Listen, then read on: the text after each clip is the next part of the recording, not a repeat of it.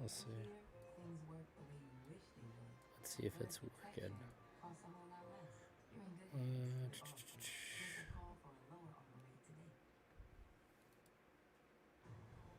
Oh wow, it is working. Oh wow, it is working. Oh, I don't want that.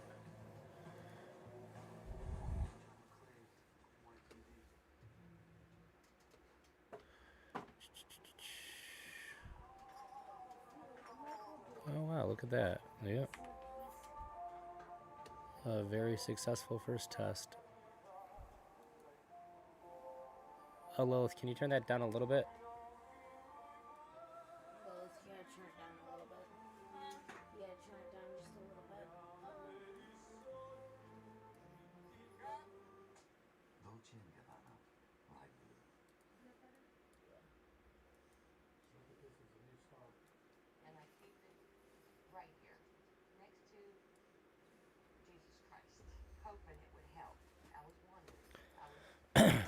Cool. That was surprisingly easy. Alright. And then I wonder if I go to Twitch. Huh. Just trying to figure out this multi-stream thing. It worked perfectly. What's up? Missing a piece. Your puzzle came with missing piece? No, I'm sure Michael probably took it off the table. Oh yeah, that cat is shitty. Alrighty.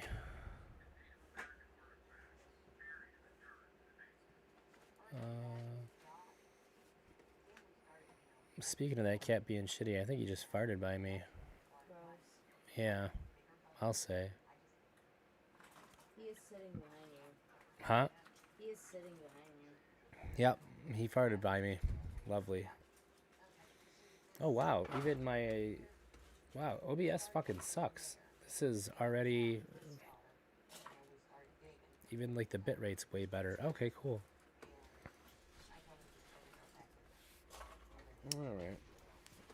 I'll probably play Magic for a little bit. And then, well, I don't like... Yeah.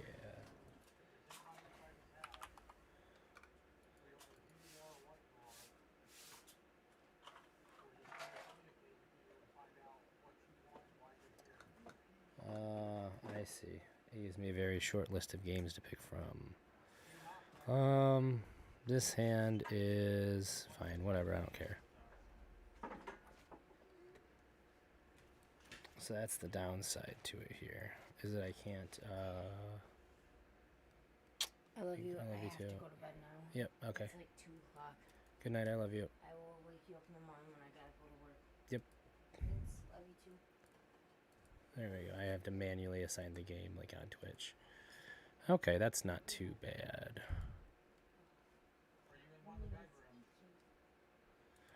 Cool.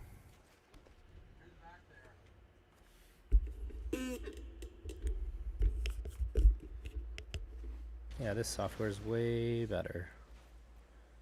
That worked out really well too. Teamer, I'll Inquisition him next turn. I'd rather get the beats down on him first.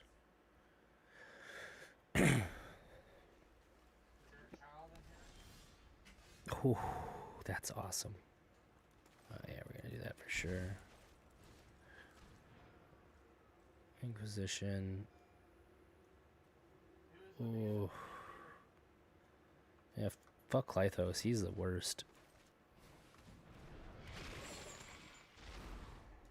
Oh wait, what is that? Is that Reborn? That sucks. Oh, I didn't even see the Tameo either. Wow, I'm missing shit. Got the Tameo. Oh, he scooped. Ha! His name is Sadness.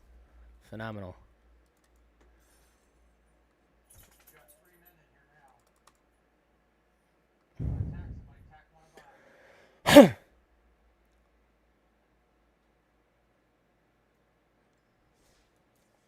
That's cool.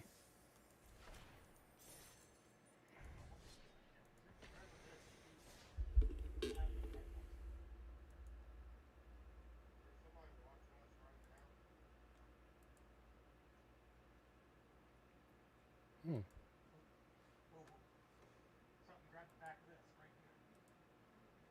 Cancel. Oh shit. Uh, even the camera looks so much better with this. That's so impressive. Wow.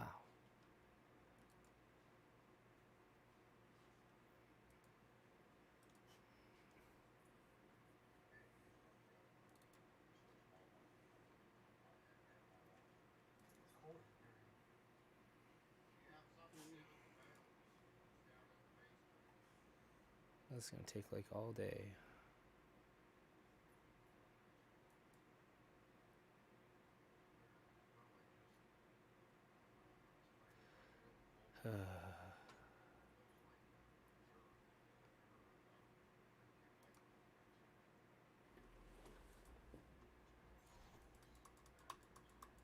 Okay.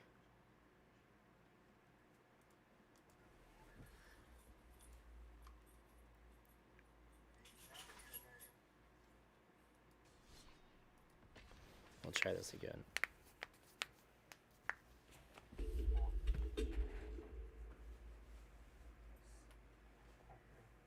Hello, banana dog.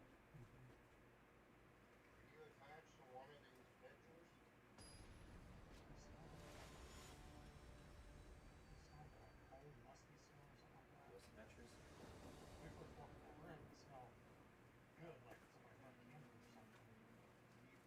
What is it?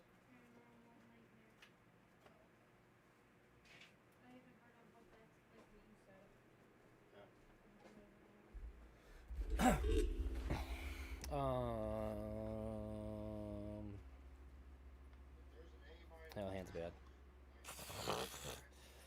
All right. I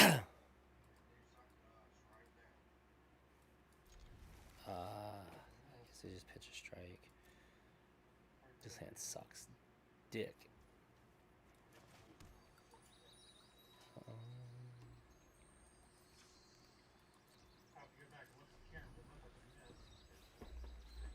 Probably want to play Darcy first, so I can get the trigger off of the Inquisition.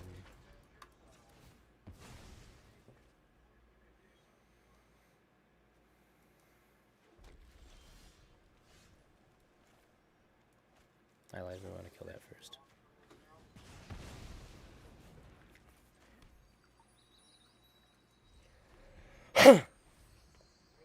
This setup's stupid though.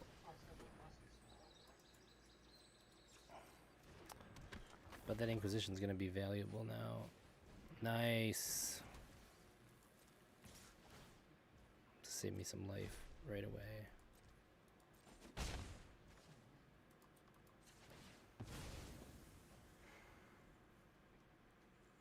Okay, swear.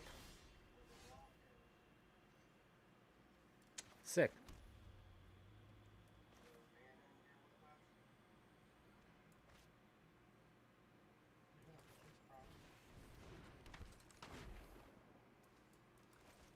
It's really hard to not just lightning strike the Bomat Courier. Oh yeah, all day. Yeah, we take the shock because we have to. I guess I wouldn't mind even just blocking here. That's fine. I don't like that at all. It's every time it attacks. Wow. That's too many bolts.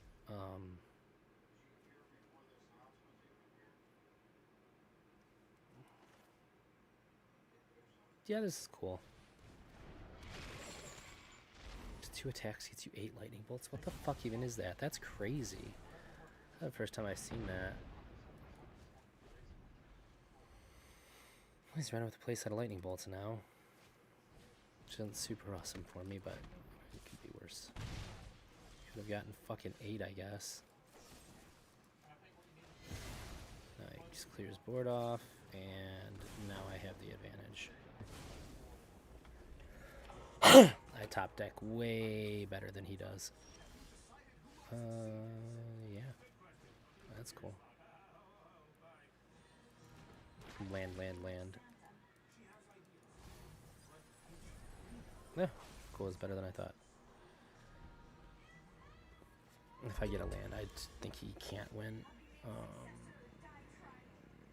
Yeah.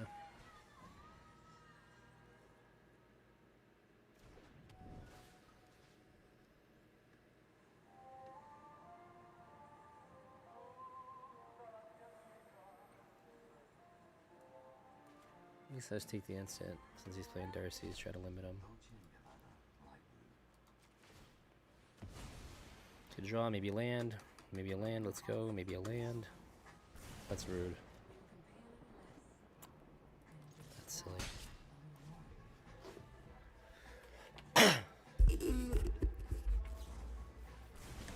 Stop though. Okay, cool. Doesn't matter.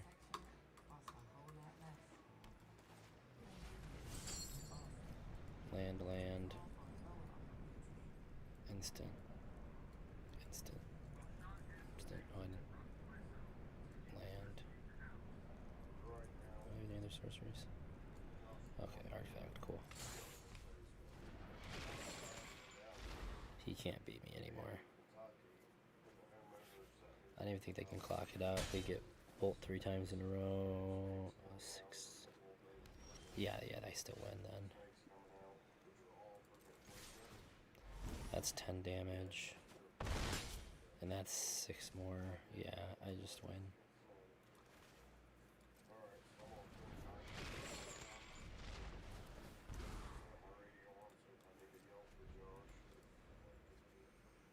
That was a friendly good game, not a shitty good game.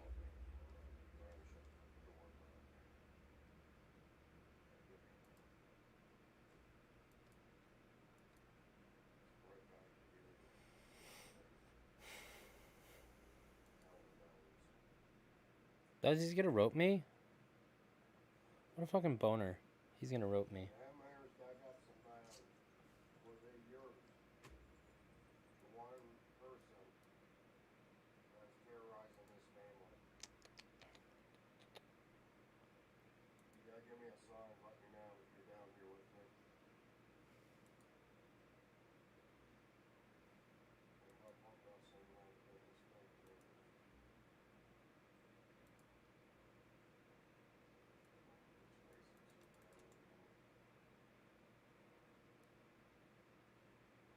He sure the fuck is. What a dickbag. I can't believe how good my fucking bitrate is. That's never this good. Fuck OBS. Like straight up.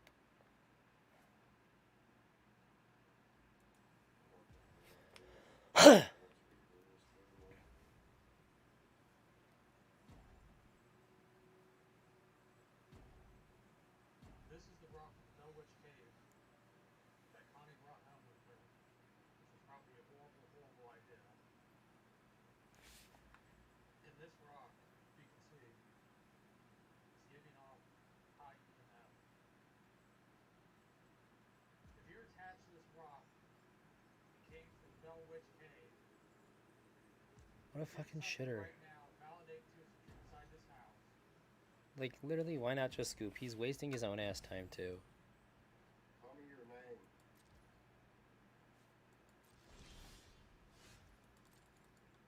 I want to give him the chance to fucking take more time. Oh my gosh. By playing that lightning strike. You're gonna do it to me again!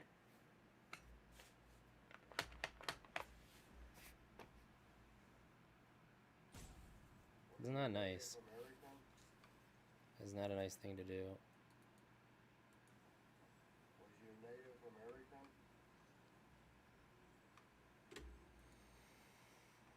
Was you Native American?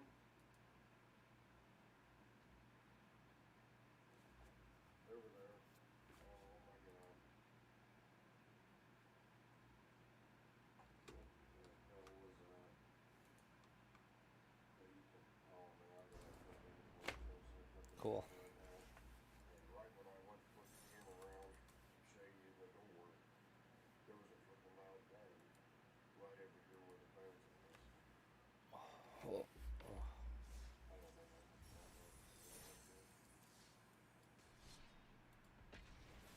got to platinum damn near the whole time using, or platinum diamond last season doing this deck. I never fucking get motivated till towards the end of the month either. I really should try to grind out Mythic one of these times. I think I basically get to diamond and just give up.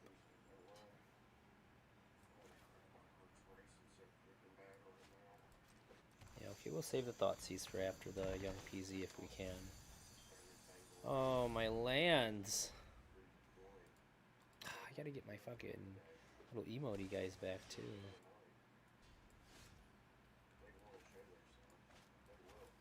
Red. We'll go with the PZ.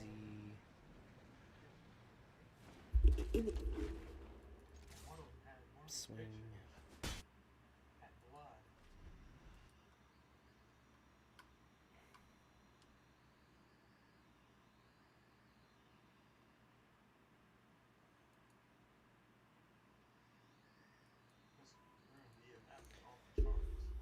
That's cool. Oh, that's not. So we'll just blast him for now. Fuck that Wolfie boy.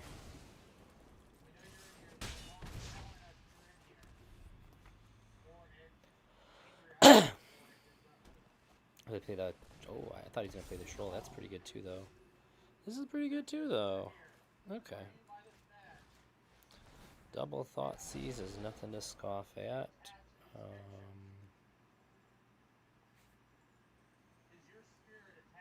So I guess I play this, and I really don't like skews, but looks like I can't do much about him scoozing me. He has two of them. I'll take away his Blizzard Brawl. So nothing we have really involves artifacts anyways at the moment.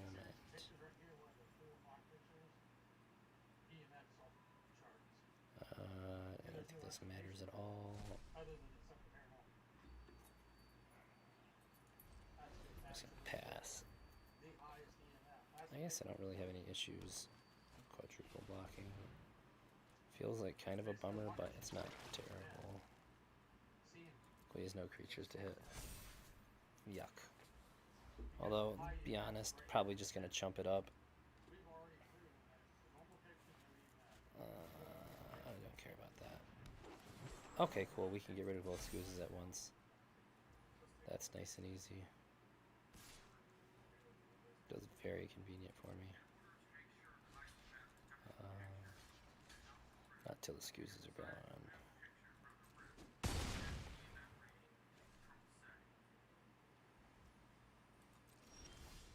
Cool. Discard and deal 2. It doesn't get any better than that.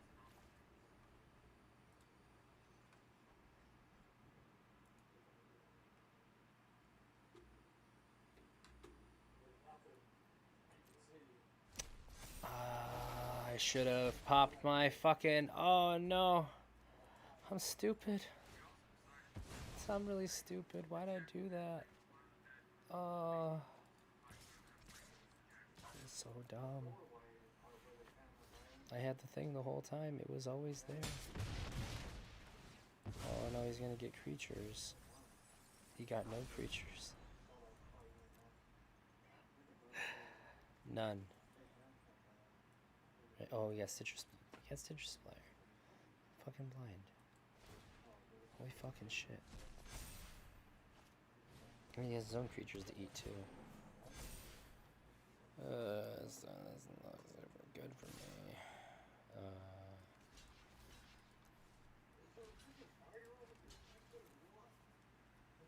I don't love it.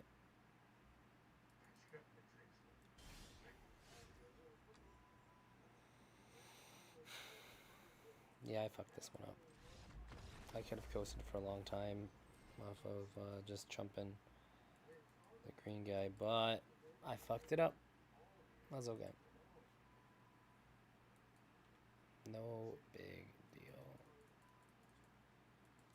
Oops, I didn't mean to do that.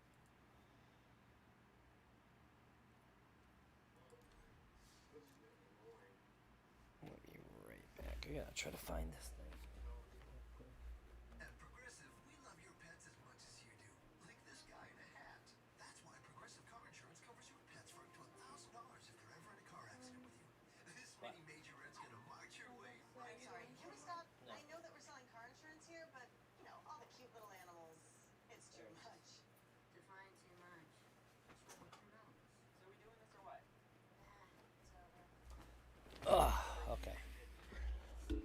Well, they play Celeste. Yeah, probably do that.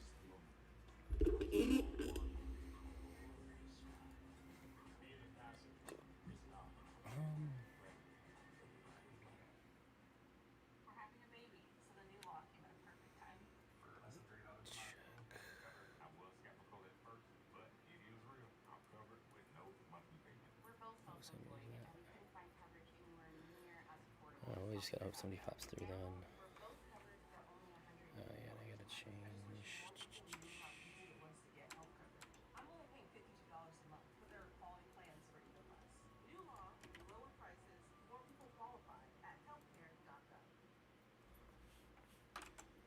There we go.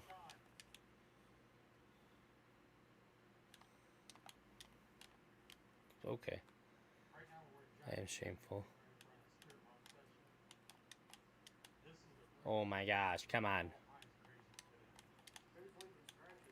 Ah! I fucking love this game so much. It just doesn't love me back. I didn't mean to hit B. Come on. Oh man, these B-side levels are no fucking joke. Oh.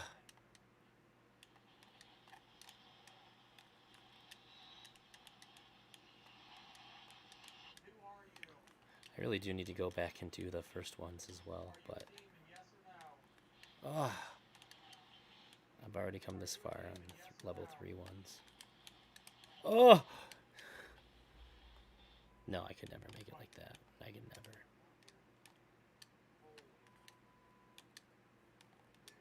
That's not what I was supposed to do. No, because I gotta make it over still.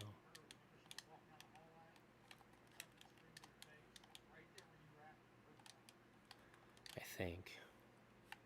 No, yeah, I guess I can use it there. Yeah, it's not a big deal.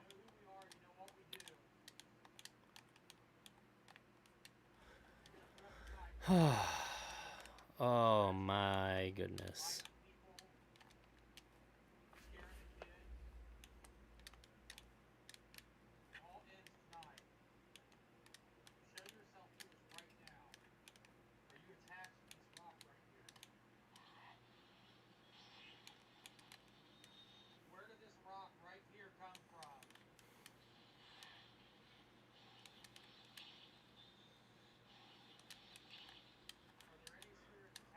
Oh, damn. Jeez. I really appreciate how fast the fucking... Oh my gosh, the reload is on death in this game.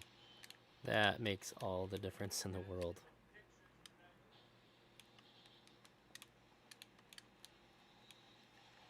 Okay. Can you slide off an edge if you're holding down while you're grappling? Oh, you sure can. Okay. I guess I never noticed that before.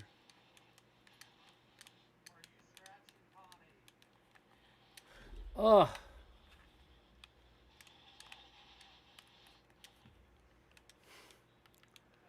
keep angle jumping. I'm not trying to. Ugh. Oh. I jumped at the wrong time. Come on. Come on, Celeste.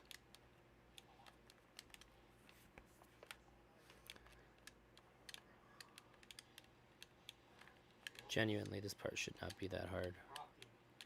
Genuinely, this part isn't that hard. Oh, actually, that part's kind of tricky. Once we get all the way over there.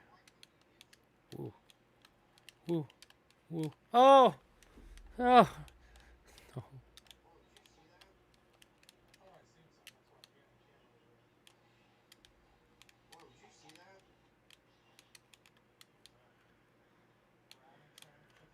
Shit.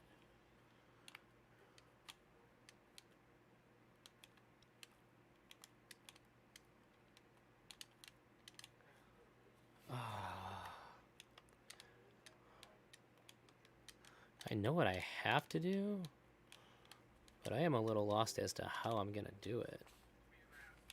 I'm pretty sure that I can't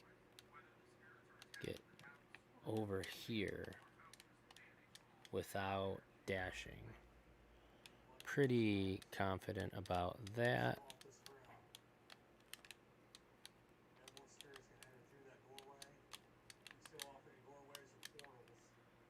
Oh, it hurts. Damn it, that just sucks. Oh, wow, what am I doing? What am I?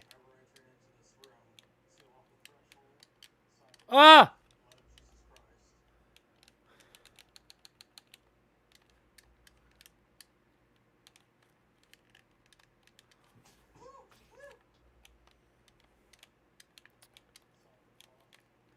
A friend of mine told me that these B-side levels are really fucking crazy.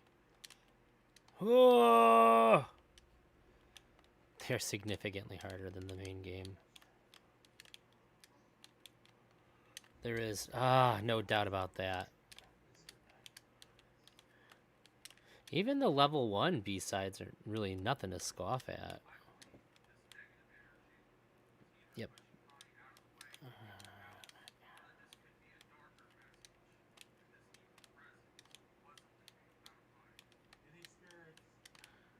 Oh! Actually, that might be the way.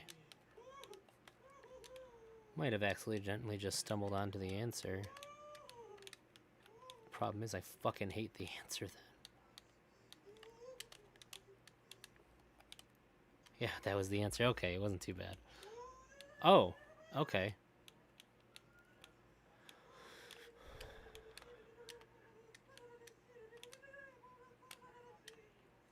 Ugh. Okay, yeah, because I need the dash to get over. Okay.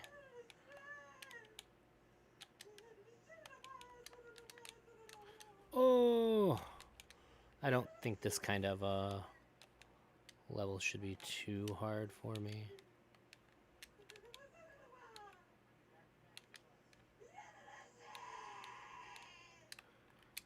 Nah, it wasn't. Oh, whoops. That's not gonna work that way. Alright, well.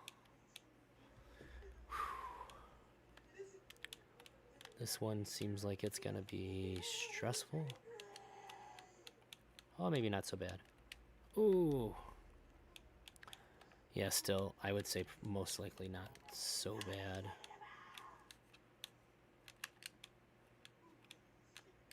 Oh, shit. I didn't grab the key.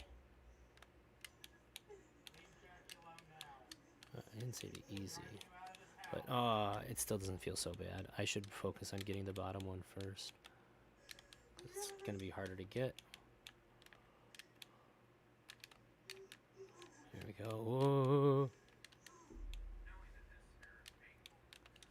I don't know why I thought I had a dash still.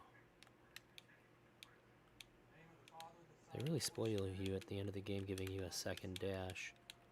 Just so they can take it away again in the B-side levels. Although I guess, in all fairness, I could have been playing the B-side levels as I went along. I just didn't know they existed. I probably would have if I knew they existed.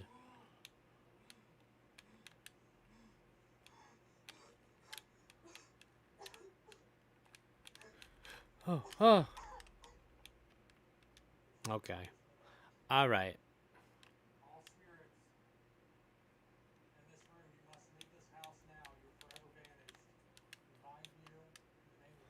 That was dumb. I should have just dropped.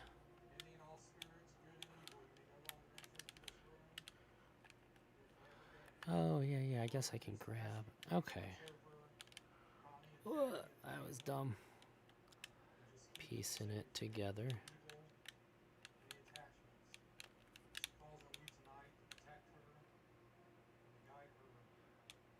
Oh, I hate this, actually. This is... I didn't consider what was going on over there. Oh, what? I keep forgetting that I have that dash available to me. Ooh! I just accidentally oohed. Ugh!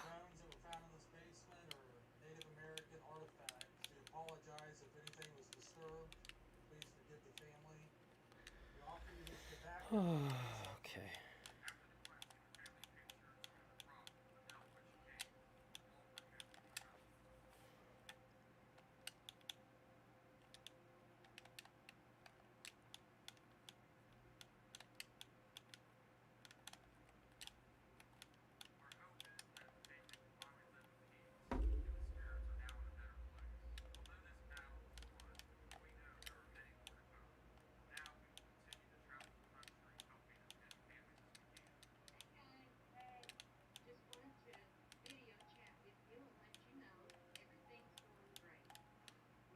do that?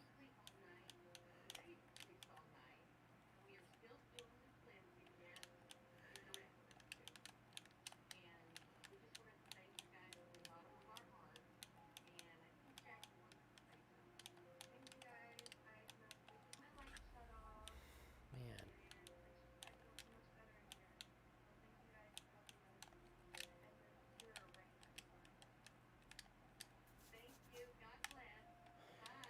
Aww.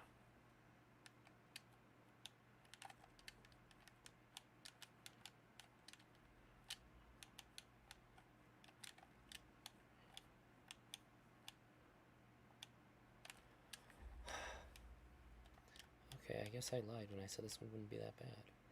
The last one wasn't that bad. And this one is actually bad. Woo! Okay. I thought I was already dead like 4 times there. Eat my actual ass. Ah!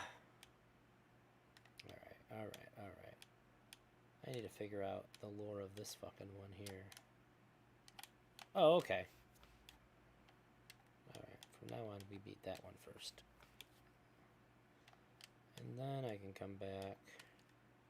Ooh. Yeah. Yeah. Ah! Of all the shit, that was the hoest. Ass. Ooh. Okay. There's okay, cool. Okay!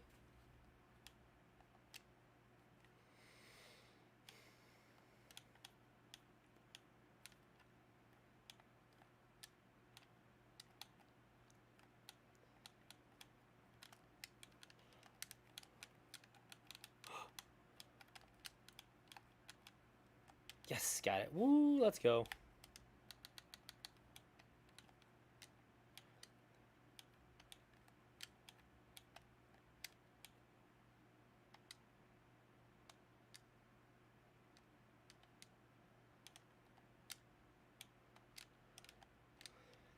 Fucking easy.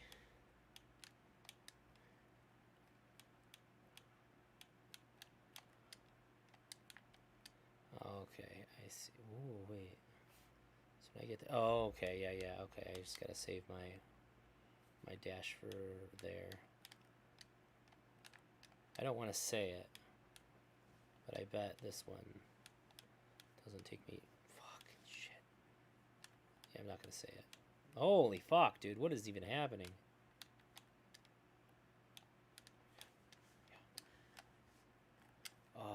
Okay. Progress is already happening. I don't like that. Oh, fuck.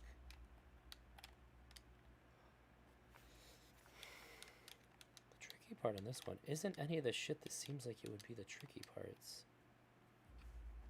It's the fucking very beginning that gets getting me. Oh my fuck.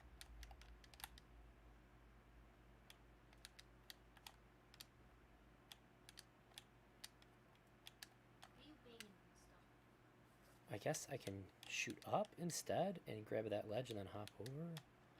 I don't know if I have enough grip time to do that though.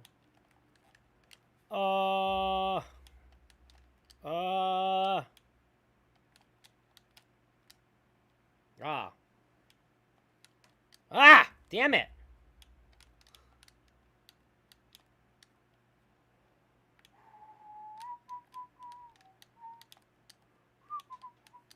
Well, I don't know why I turned around. Holy shit!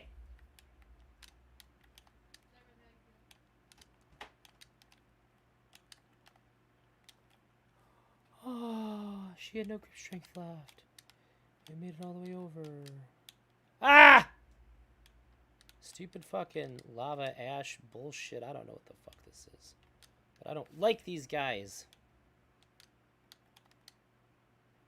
These ones move so fast. They're too fast for me. Okay, that was just dumb.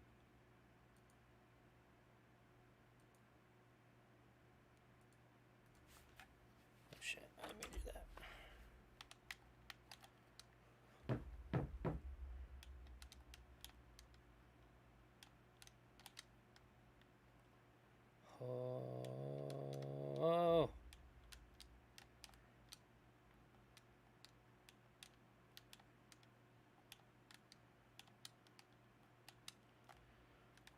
Oh.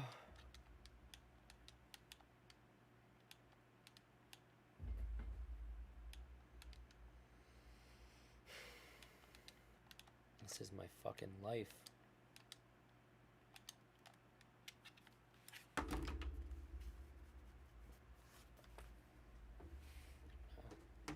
Maybe take a break and play a different thing.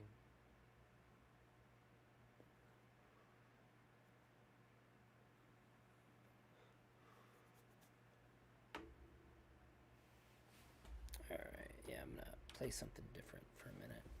I need to cool off from all that.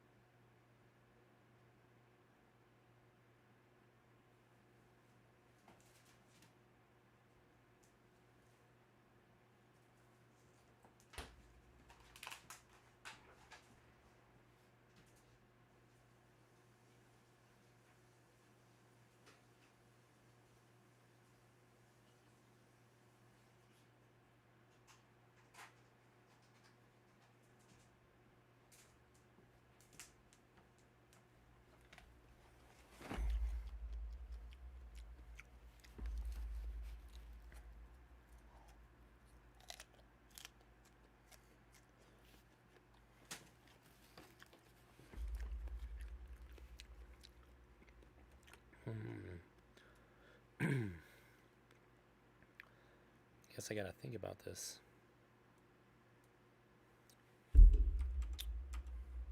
No, not Celeste.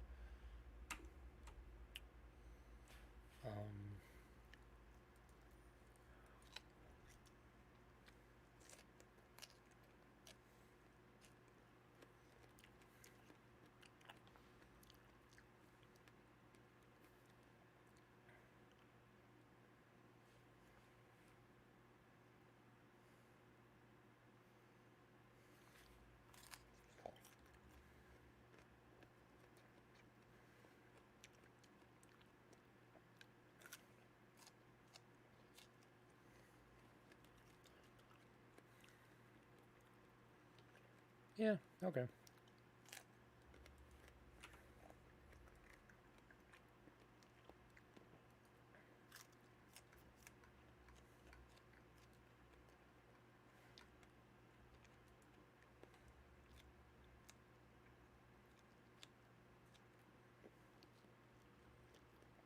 I really like to find a better Discord.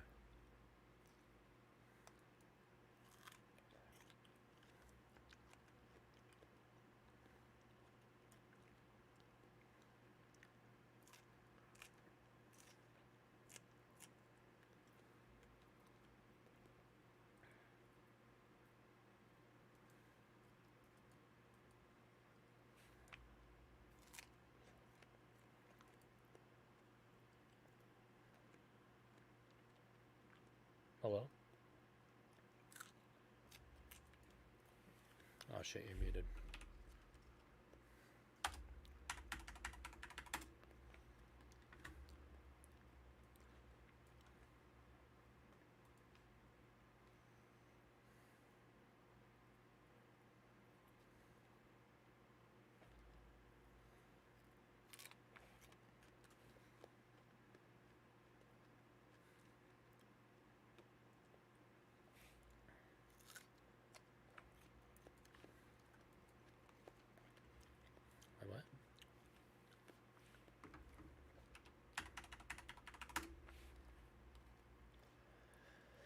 What?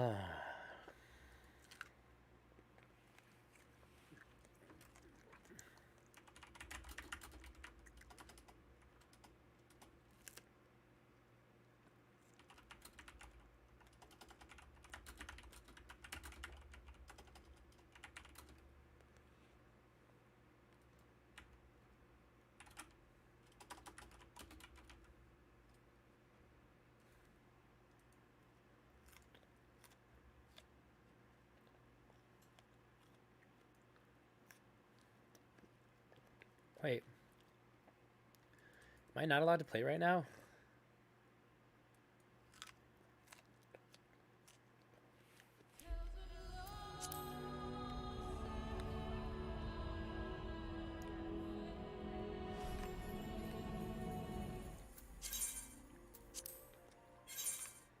Okay, cool.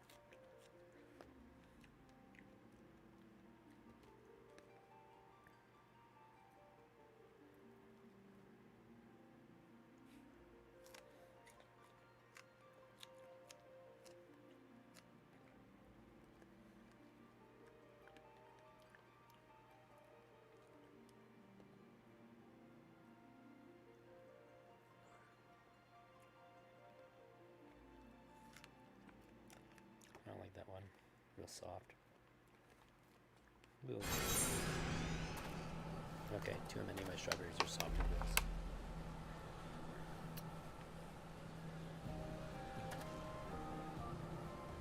Yeah, like all these discords are dead.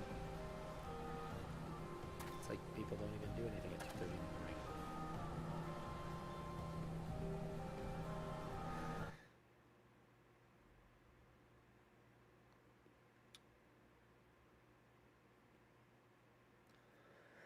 Let's go pop in here. So I probably won't get a COVID booster either. I haven't taken either. Oh boy. Well, then why you have the vaccinated role, Crunk? Well, I'm vaccinated. I took my first 2 shots. Okay, And then when so they started saying okay, about shots, The I've vaccinated. never taken okay, role. so Crunk, I have I a do question. have On December 24th, if you don't take your third shot in 60 days, you go to unvaccinated status. If you're at work, you lose your job. Whatever made you take the shot, you're gonna lose. So are you gonna take the third shot? my job doesn't require vaccinated status. Right. So why'd you Most take it in the jobs first don't. place? I took it because I was doing what I felt was the right thing. Oh, okay. At I the was time, trying to You wanted to be, protect you were, oh yeah, you're a hero. Got it. at the time, you Wow, were and like, you're a freaked out. villain, so what the fuck? Yeah, okay. This I'm not is a villain. mad I'm not philosophy sick. conversation, I gotta say. Let's go It's ahead. pretty cool. It's pretty cool. What? You don't have to turn anybody down. I don't like Senor. I can't. He just argues.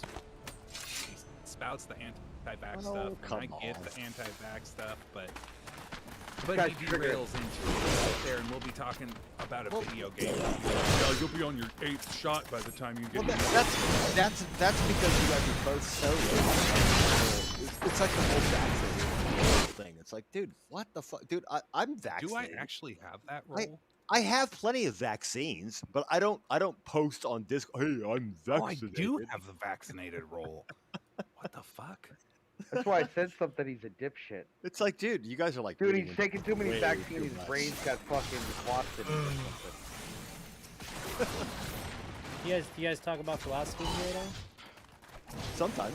No? Let's talk about the philosophy of taking 8 COVID shots this time next year. What the philosophy is that? I don't even know what that question means. I love COVID shots. I get Me them all too. in my pee hole. This is, Okay, I man, like- you know, I like that. Philosophy of taking COVID shots.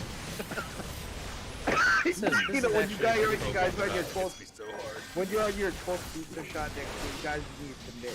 I'm gonna have to do intervention. No, I for you had guys. my booster. I had my booster last week. There are some side effects though.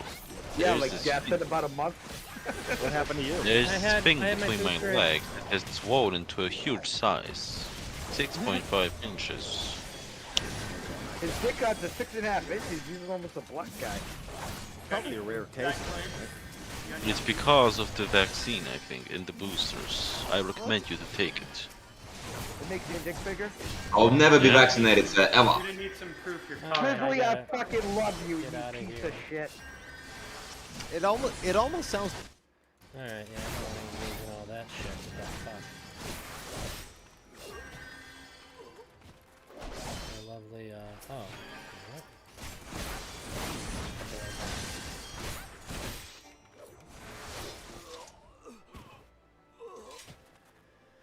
Well, that sucked.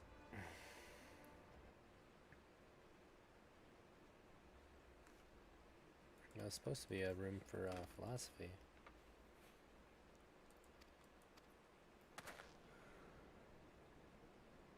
I did my best to bring it around.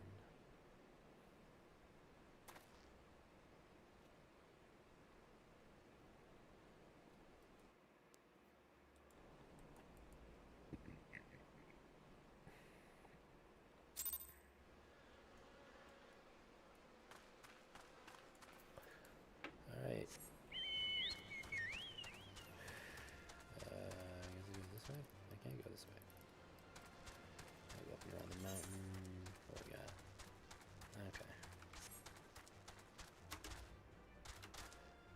Just me Hello. and Chocobob. Hello. How's it going? I think I just flexing my masculinity by telling people I like to sleep with men. Hell yeah. Do you like to sleep with men? Not particularly, but more power to you.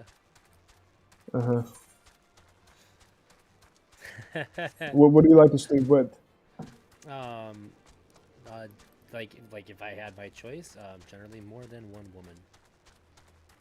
More than one woman. Yeah. That's a good choice. Yeah, I'm polyamorous, and a lot of times my wife and I will have like a partner, or just Oh, casually okay. see someone. Did not see that coming. Well, I didn't expect you to say I flexed my masculinity by sleeping Yeah, with men. yeah. Well, I was just joking. Are you serious or are you joking? Oh no, I'm dead serious. Yeah, yeah. Oh, that was good. That's good, man. That you're a lucky man if you have a wife like that who's ready to do that. I have I'm not always married. I'm boasted pretty that young, I'm but like lucky, I like a wife. and not Yeah. just in that respect. I'm lucky for a lot of reasons. My wife's super cool. Mm. But your wife does not sleep with other men, does she? No, but I wouldn't mind if she did. Okay. Yeah. If I was in your situation, everything would be perfect if my wife does not sleep with other men. I mean, I guess I wouldn't really feel like it took anything away from me, right? Mm-hmm. But like, I mean, I How long understand have the you thought been married process. for? How long have I been married for? Mhm. Let's see. 3 years, like 3.5 years. But we've been together for shit, damn near 10 now. I want to say, Mm. Mm. without breaking out the calendar here. Uh-huh. So like, I'm pretty secure in my relationship with my wife. Wait, where the fuck do I That's go good. now? So is it often you guys have one more partner? So it was before COVID, but since COVID, like that kind of puts a damper on things. We didn't leave the house for a long time, at high risk, so we waited till we got vaccinated to go out and stuff. And so we're working on that now. How do you guys like find partners at all? I mean, the best source, like by far, is Tinder. Uh-huh. The trick is just to be really super upfront. Yeah. So what do you say on Tinder? So just like, I mean, so essentially, just say like, like that it's both of us, like this is what we're looking for, and then just like an average dating profile, like say things like, just talk about ourselves, like we're both really big nerds, like these are our hobbies, just shit like that. Uh-huh. Okay. And then that's the thing that a lot of people I think don't understand about polyamory is that the vast majority of it is extremely similar to just like dating one other person. Yeah. There's just another person there sometimes. I mean, like the different kinds of dynamics, like between like different trios that we've been a part of can be like different, but like the dynamic's always different when you're like dating a person, just one person too, right? Very rare that you'll like find one person and be like, oh wow, this is exactly like dating like. Wait, you're polygamous? Polyamorous, similar but not quite the same. Are you actually polyamorous? Yeah. Well, my condolences, I'm sorry. What and why? That's so I mean, weird. where's the value in that? If everything is open and not exclusive, I mean, what do you? No, You're not no, getting no. anything from I it. think we value different things. I'm telling you that your values are insignificant and not good. You should change them. I disagree. Yeah, I know. I just don't care. Then why would you bother to tell them that? So because any chance I get, I'm going to let people know that they're wrong. So But you I don't necessarily really think that didn't I'm care. wrong? You're just like being. Wait, what did you say, Judeo-Bolshevism? I thought you said. You cut out, but anyway. Yeah. Oh shit, we got a league player in here. No, I'm just kidding, buddy. Oh, my condolences again. Oh, pro-choice. Okay. I do drugs. Okay. Oh yeah. That's. I used to. Okay. Well, I kind of still do, but not really. I do lots of drugs.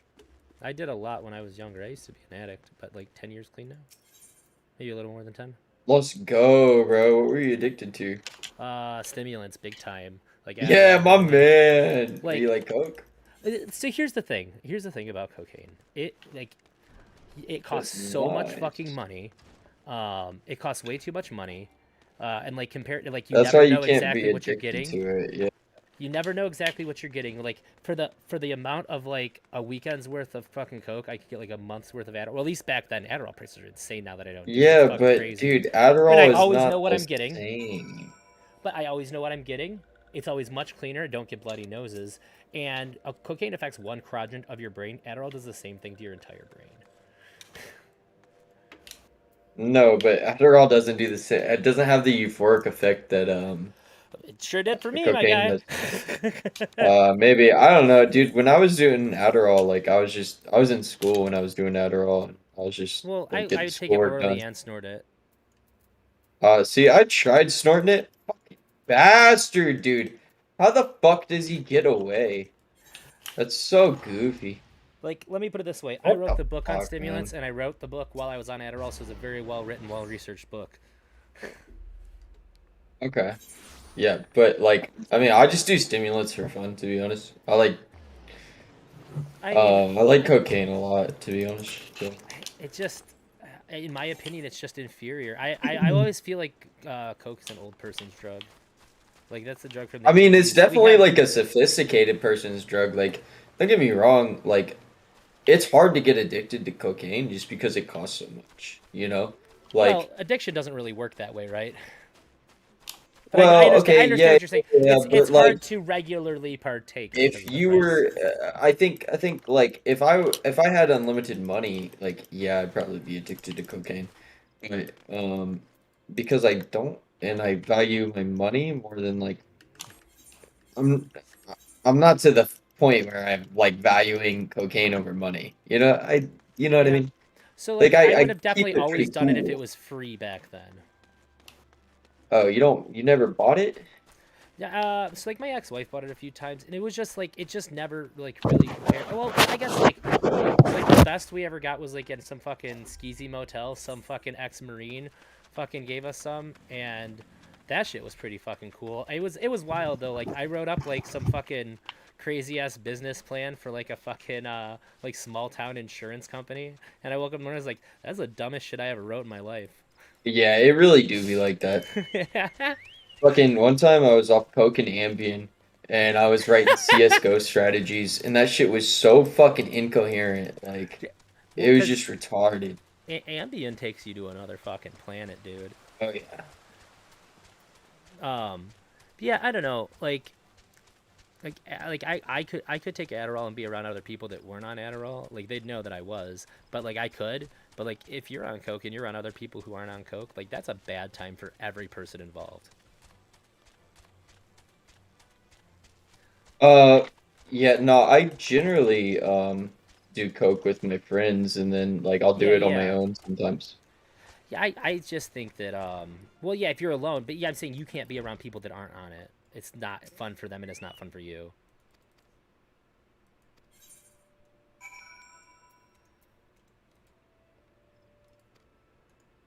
Fucking bastard, dude. That's But- so cringe. Okay, sorry. But it's been a long time. I don't do none of that stuff anymore. I stopped smoking weed 2 years ago. I can't drink anymore because I have really bad GERD. Eesh, yikes. Yeah, basically everything. How old are you? I am 33 now. Fuck, bro. Oh my god. You're 33 and you have GERD, bro. Oh my god, dude. I'm gonna fucking just kill myself when I turn 25. Yikes. I used to feel really similar, but my life's pretty cool. I'm GERD just really joking. sucks. The GERD really sucks, but I'm hoping. I recently. Did you used to switched drink? Oh, yeah. So like when I did Adderall, I drank like a half a gallon of rum a day, but I don't do that Okay. anymore. Oh yeah, because I'm thinking that like if I keep drinking at the same pace that I'm drinking, I get like that shit too. Because it's not My fully weight has a genetic, lot to do right? with You it. can bring it on, can't you? Yeah, I know my weight has a lot to do with it, but I'm 3 weeks vegan now, so I'm already losing weight.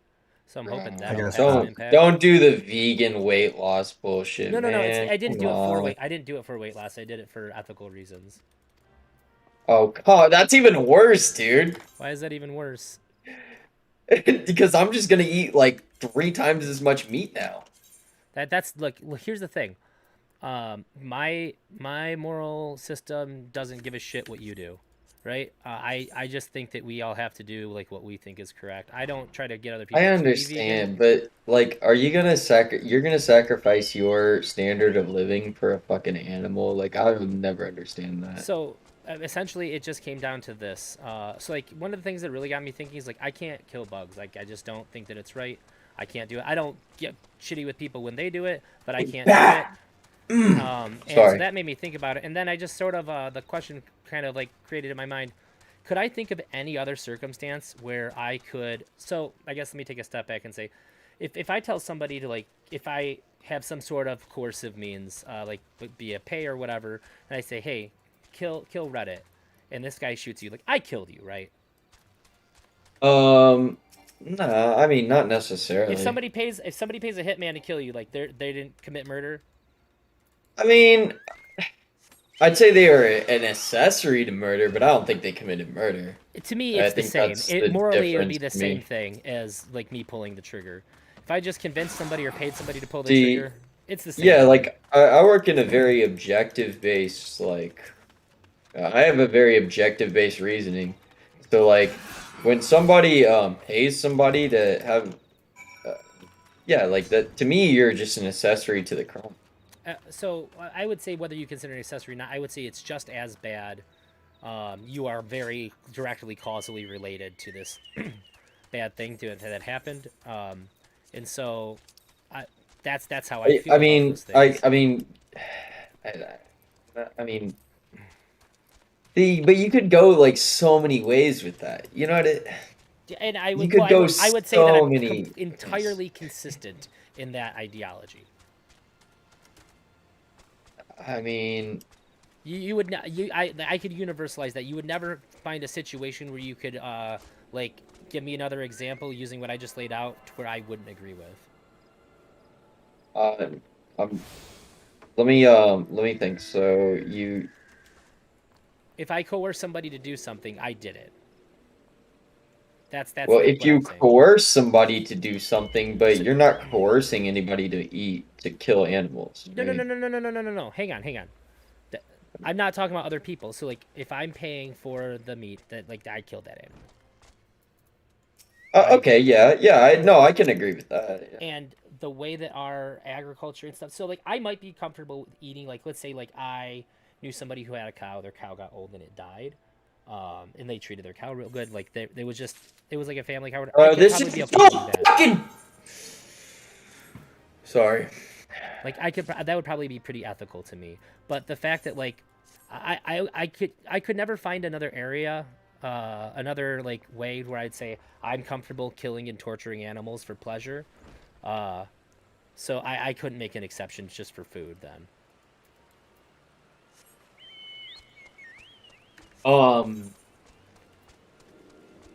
Sorry. So sorry. Can you please repeat that? I'm just pissed off So right now. what it really boils down to me is that I could never make the argument to myself that I would be comfortable killing and torturing an animal for pleasure.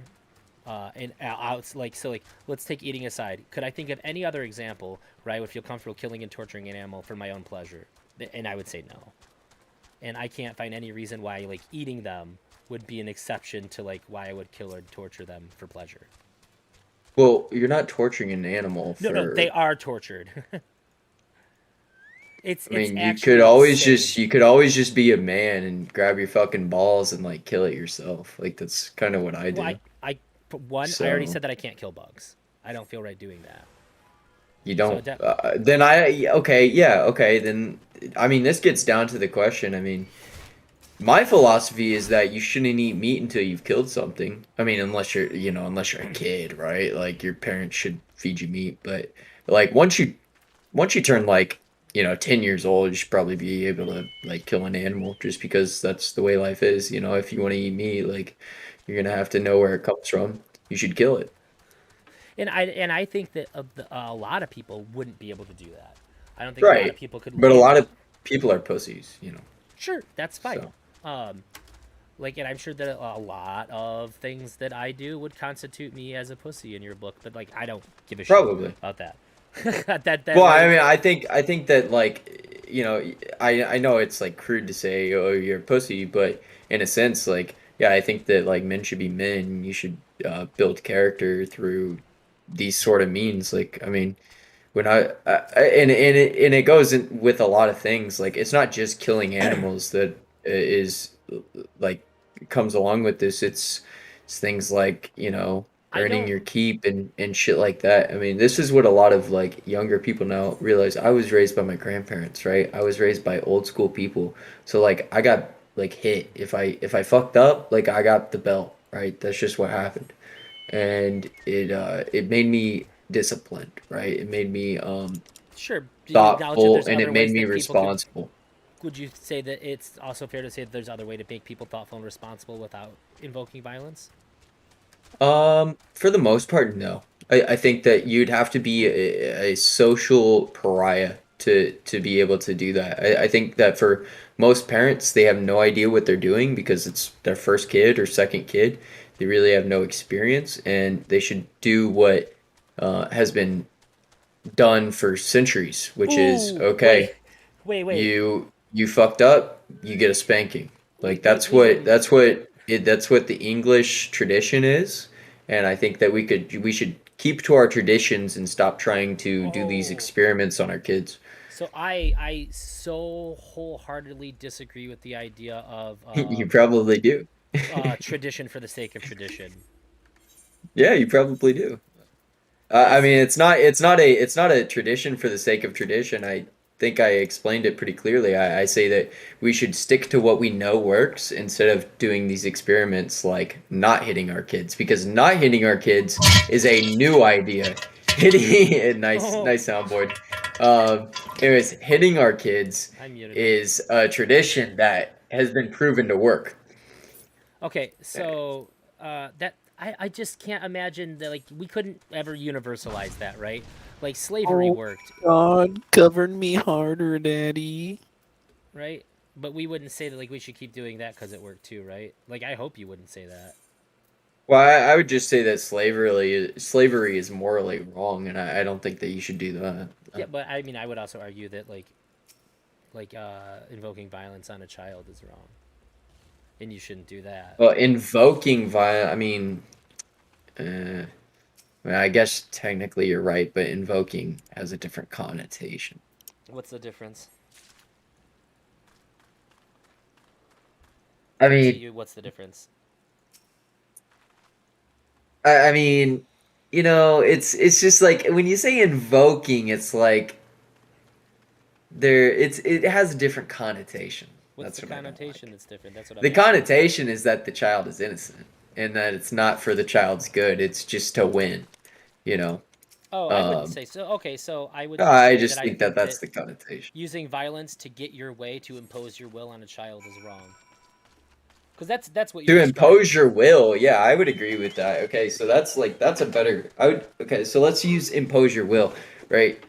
Like I think that violence should be used to impose your will on a child, just because that's what Oh, yeah. children understand, much like how a dog understands violence. That's I really mean, funny you that you can say you that. can you My can go wife- to like you can go to Dog the or what the fuck? No, it's not Dog the Bounty Hunter. It's what the fuck? The other TLC fucking weirdo. The other TLC Dog guy Whisperer? that was like, yeah, the Dog Whisperer. You know, you can go to him and probably do all this bullshit to learn how to you know, train your dog without hitting it. But to be honest, I mean, like I said earlier, most parents are new to the game and they haven't done it before, and So wait, so you're saying they you should hit your probably kids 'cause just it's easier? You should just do what's easy and not like what's could be optimal. well, it's like telling a high school graduate to do you know, Einstein level calculus, you know. No, it's Let's not. Yes, it is. Yes, it is. Let's not have the amateurs go to advanced concepts. Let's keep the amateurs in amateur concepts, and let's I do outright what's been reject this proven so to. hard. Let's do what's been proven to create good results. So I mean, I've trained my if dogs if you without look violence. at, I raised my kid without violence, and they're all great.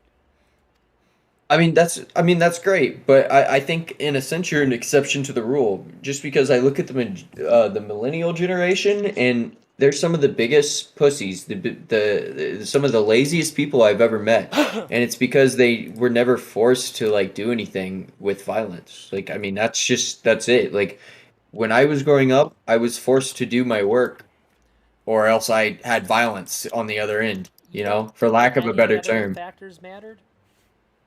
What were the? I don't know. Okay, I mean, so the only factor in my fucking 7-year-old head was, hey, if I don't get this shit done, I'm gonna get my ass whooped. So I better get this shit done. That's the only thing I that was guess going through my head. I have a huge issue with the idea that like, hey, I did something one way and it worked, so everybody should always do the thing my way. Right. But but I mean, this is how human It's weird. history did it. Yeah, but human you know? history fucking sucks. What do you mean? You don't think that for the the majority boomers? of- You don't think that the Wait, I can boomers answer like? you. Okay, go ahead. What I mean is that throughout human history, like we have like a pretty shit ass history, right? Like throughout human history, like as we've gone along, we've done less rapes, we've done less murders, we've done less enslavement of people because we've learned and changed what we were doing. The idea that we should just stick to No. what we were doing before is just like it is the The most. And like I hate the slippery slope argument, but like that is literally like No. the slipperiest of slopes. So you could use that argument for so many horrible things. No, you're making a false equivalency. Like we're not talking about the enslavement of people. No. What I'm talking about is the upbringing of children. Okay. So then maybe you can just, say that like back in the day people were meaner and they enslaved people. Okay, yeah, that's wrong. Let's not do that anymore. But when it comes to bringing children up, we used to spank them. And when I look at the generations past, and they seem to have a better head on their shoulders than the generations of now. So two things. One, I don't necessarily know that they had better fucking heads on their shoulders, but the other thing is that you're saying that like I'm gonna look at all these factors, like these countless different ways the world has changed since then, and I'm gonna hone in on this one thing, and say that this one is definitely the right thing. This is definitely the thing that made things better. Like, and I just don't understand like why that has to be the thing when there's so many. Well, there's other factors. Don't get me wrong. There's other factors, but I think that's one of the things. And I think, I mean, you were the one haven't that justified said it, though. you don't agree with spanking your children, and I just think that maybe you should. Yeah, but my kid's great. Why would I have to?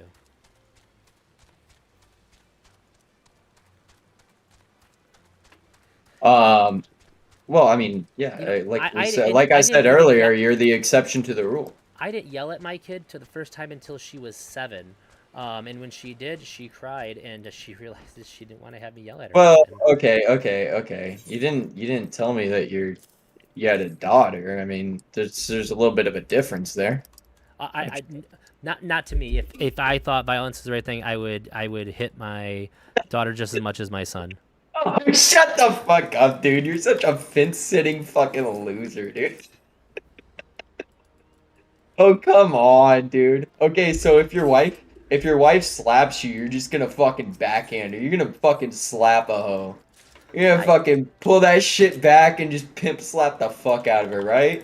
No, you're gonna be a man and have some fucking rational thought and say that a woman is weaker and she doesn't exactly think the same as me, and so maybe I should come to an understanding. I think we have diametrically opposing worldviews. Apparently we do, bro. Yeah, I don't believe in. What is on my favorite people? I'm back.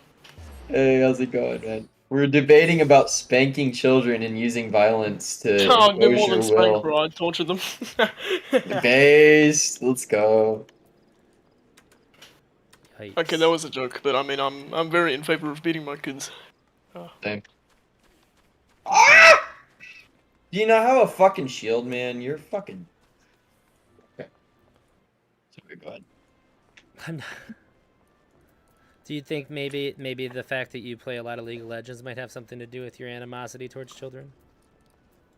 I don't play League, but I think if you play League, you have a higher, like an increased chance of being a faggot.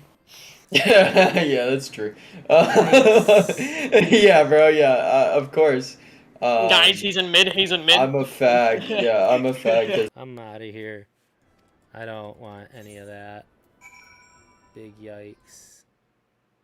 Holy fucking shit.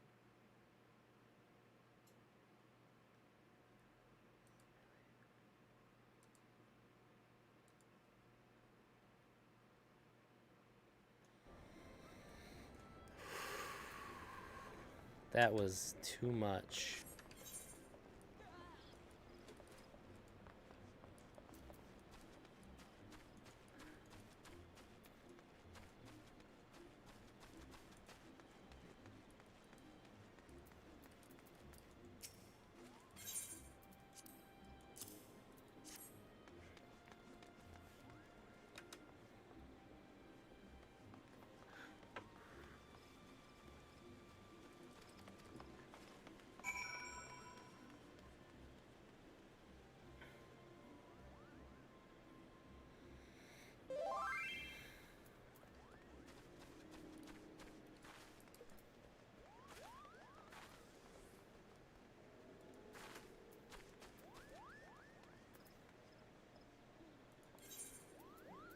Oh no. Alright. Where am I at?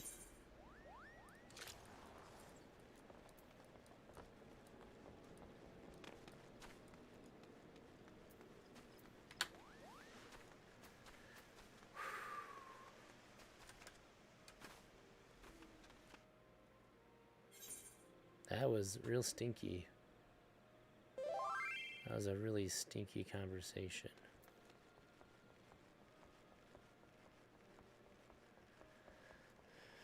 Oh man, that sucks. I really think I would really like to think that that's just like an old way of thinking that younger people don't really share.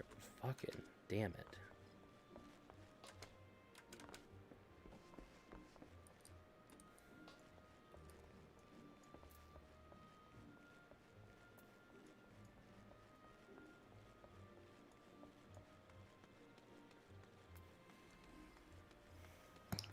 Hello?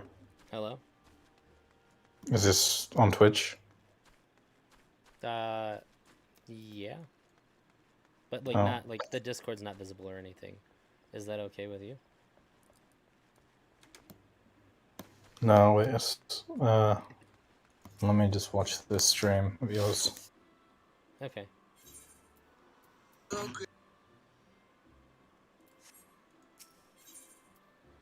Not doing anything super crazy or exciting or with a lot of people watching. I don't get the Final Fantasy thing. Well, like, it says Final Fantasy 16. 14. It's Oh. it's an MMO. I'm so I boosted my level up really high, and now I have to go back and do all the main storyline shit.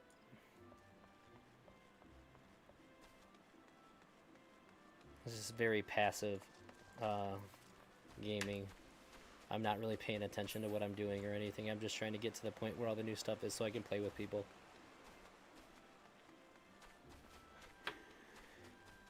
Nice. I just had a very really wild conversation I had to dip out of. People started dropping F slurs and stuff, and I had to dip.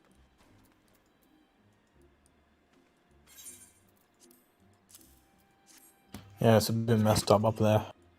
Yeah. Some crazy people. Yeah, we was having a pretty chill conversation. It got really wild and out of hand super fast.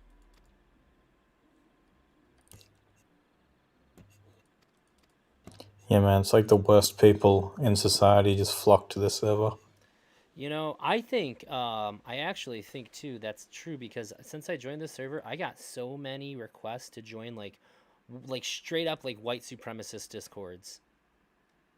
Like that's like not an opinion, like it's very clear, like there's no like questioning like this is what the purpose of the Discord was, and they had to be from here because like they was the only mutual server. Yeah. Some of them would be like sometimes- titled like debate or something like that, so I'd go into there and I'd read their shit. I'm like, oh man, this is wild. I'm out of here.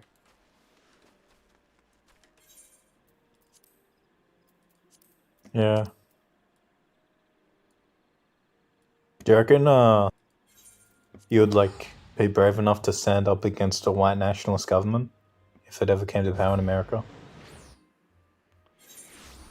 Like openly white nationalist or just like systemically? No, like openly, like Nazi type stuff. Do you reckon you would like give up your life in the fight against government like that? I think it'd be more likely that I'd try to flee. But like, yeah, if it came down to it, I'm certainly a person of principle. Do you reckon most people, like, just say if the Nazi type regime took control of the military, do you reckon most people would try and like stop it, or like most white people? I mean, So do you reckon they'd go away? I think most people think that they would. I think that most people feel like they would, but I think that when it comes down to making uncomfortable decisions that would like have like pretty negative consequences for them, I think it's a lot harder than people understand it to be. So I feel like most people wouldn't. Do you think that's accurate? Which is why, like I said, I'd probably try to flee. Because like odds are like you're not gonna fight for the cause. You're probably just gonna die for that cause, right? Yeah. Are you like person of color, or? I'm Italian, so that used to count as like not white in America, but now I'm white, I guess. Wait, so even though you wouldn't be persecuted by this, in theory, by this government, you wouldn't want to be around it. No. Probably not, because like one thing I'm pretty confident about is that I wouldn't be able to keep my mouth shut. I think like at most I would at least in passing like reject it and stuff. It would probably get me in a lot of trouble. I certainly wouldn't be able to stand by and do nothing while like injustices were happening in front of me. So it'd be best if I just got the fuck out. I have certain duties to my family and stuff. Be just better off fulfilled if I left. But barring being able to leave, like, yeah, I can't do nothing when something fucked up is happening in front of me. And I've definitely gotten some lumps for that in the past.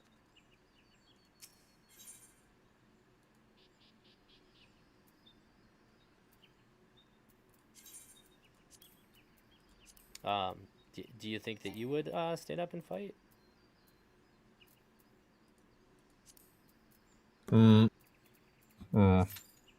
Well, like no judgment. Like I definitely understand the idea that like I would like to, but I probably wouldn't.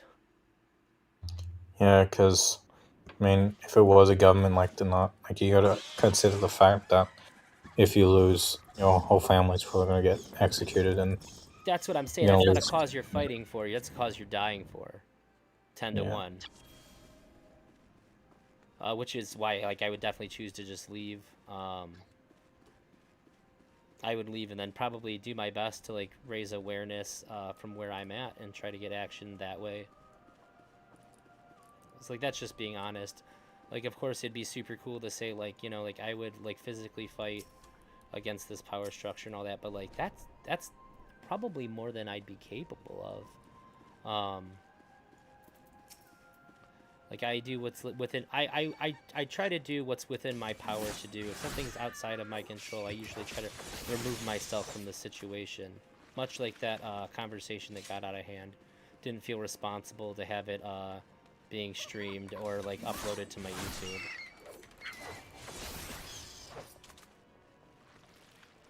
It was already getting pretty edgy, and then once people started saying the F slur, I was like, okay, I'm good. This is only gonna get worse from here.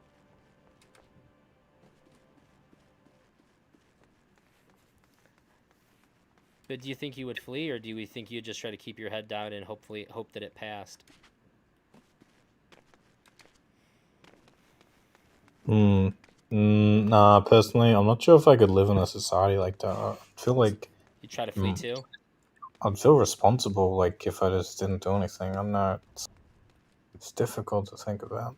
It is difficult to think about. And of course, we wouldn't know if we weren't in it. But I feel like pretty confident that I would attempt to flee. I certainly wouldn't. I would definitely die before I was like co-opted into it. Because that's just not a life I could see myself living.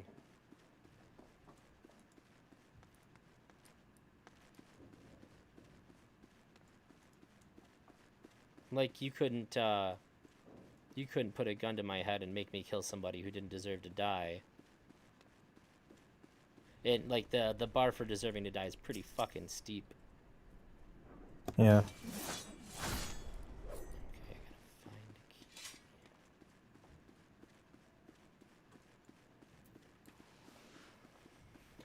a key.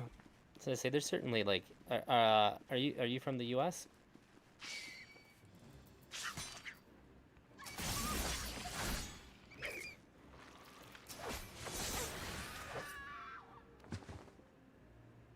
Oh, shit! He dipped.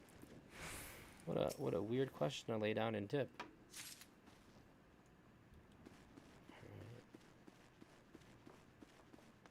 Okay, I got a tiny key, but I need a green key. Okay.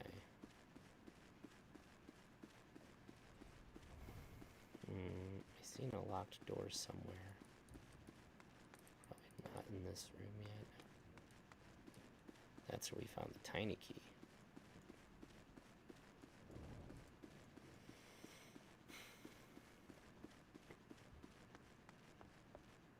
Ah, locked door. Yeah.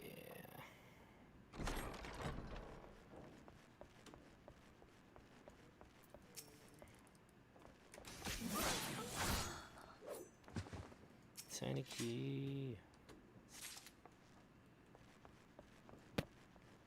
Oh.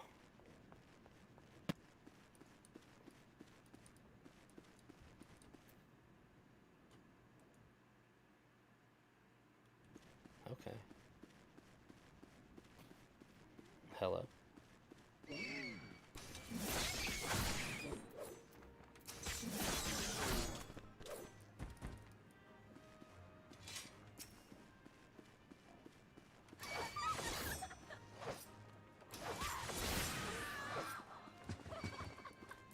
Oh shit. Oops,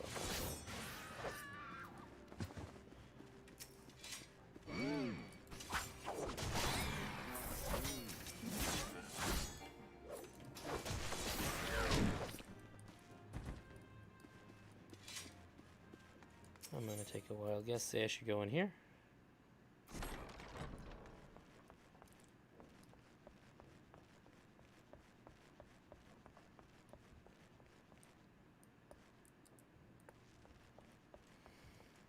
Hey, I found the treasure chest. Let's go.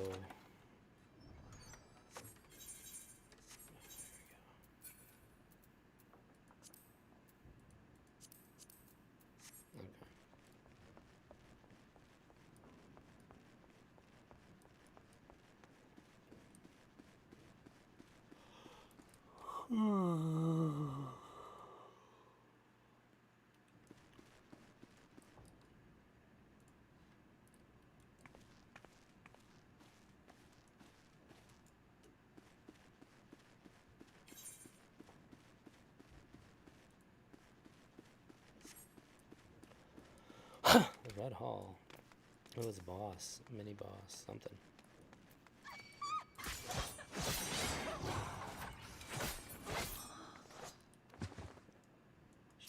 Should drop the green key. Nice.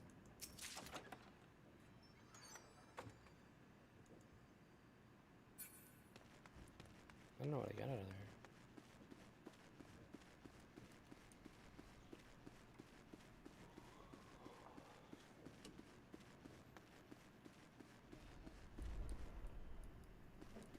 This isn't where I use the green key, right? No.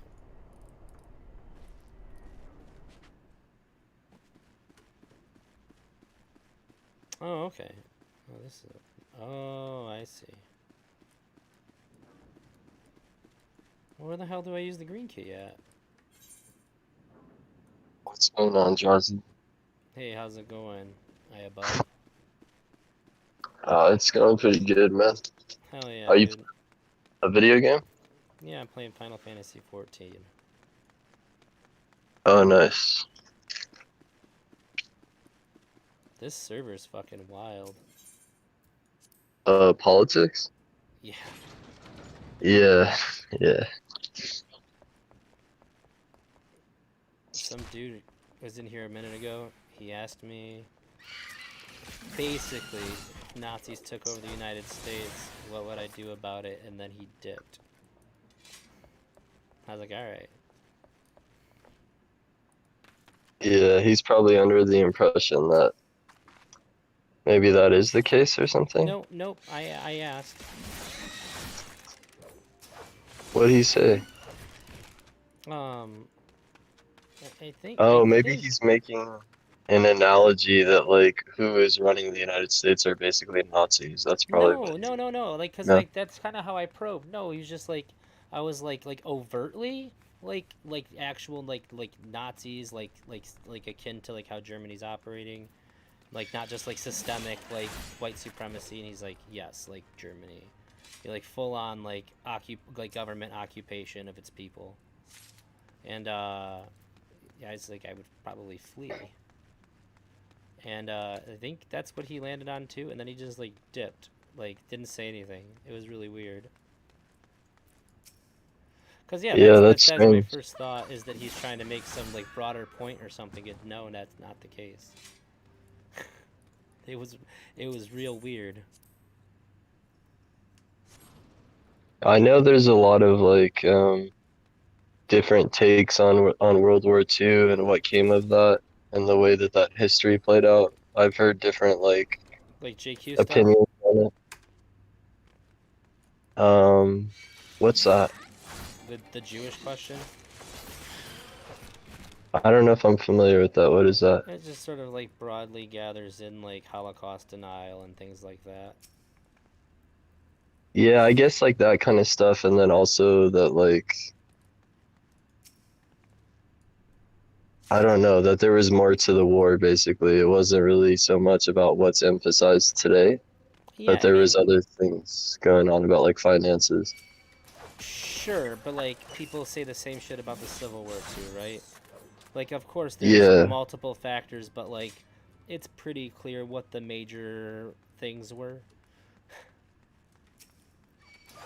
Like, I don't think anybody denies that like Germany was like in like economic turmoil and things like that, and a lot of people blamed like Zionists and stuff. I think it's not very hard to understand like how these things came to like be accepted by the general public and stuff, but like no war has just like one single reason, right? There's a lot of things, but like it's pretty easy to figure out what like the key components were.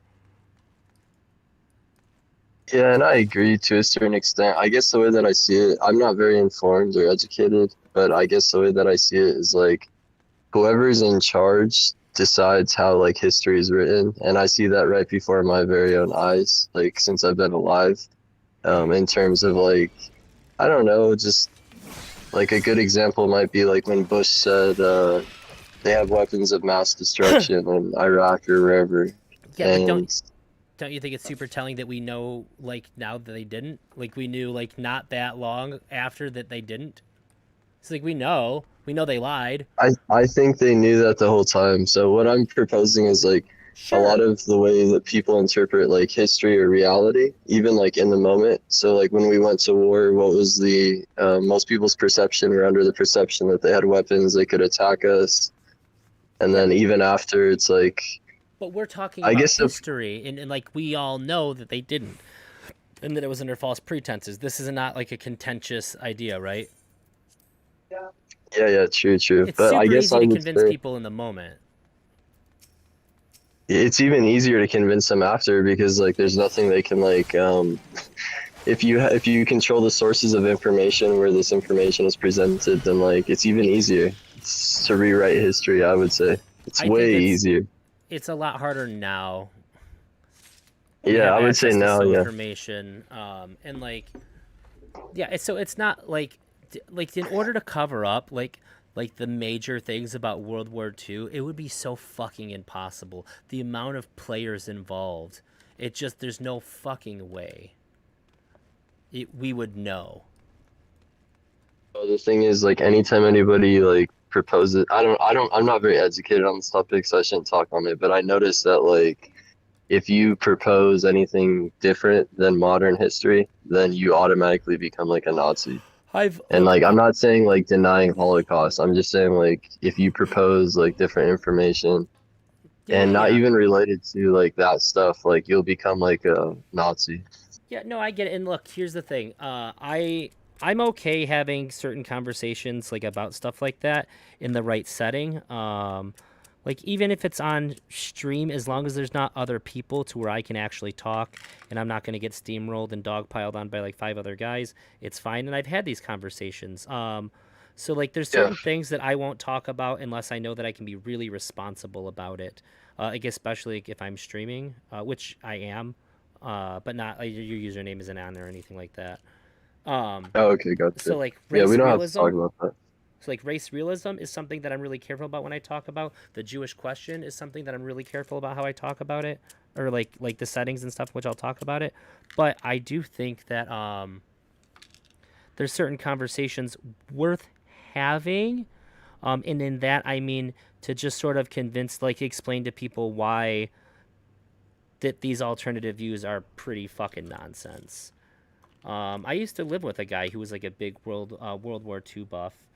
And actually 2 different guys who were like really well versed on World War II and stuff. And like nobody who's really educated in these things, like you'll never meet like a historian who's gonna like tell you that these things are like radically false. They might tell you like some people misunderstood this thing or that thing kind of deal, but like these broad understandings that we have as a society are generally pretty accurate. At least in like since like the industrialized world. You might be able to go like further back and find out we could never really know, but like information has been really good. We have really like high caliber people that would escape to like make sure that like the areas and make sure that like the truth was being told and stuff.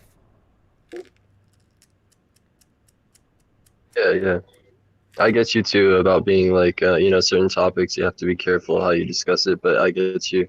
I guess I would say like, if I can see them control the narrative right here in front of my eyes in terms of people's perception, it's very easy to write history within the context of whatever narrative that is as well. I know like that was a bad example, I guess.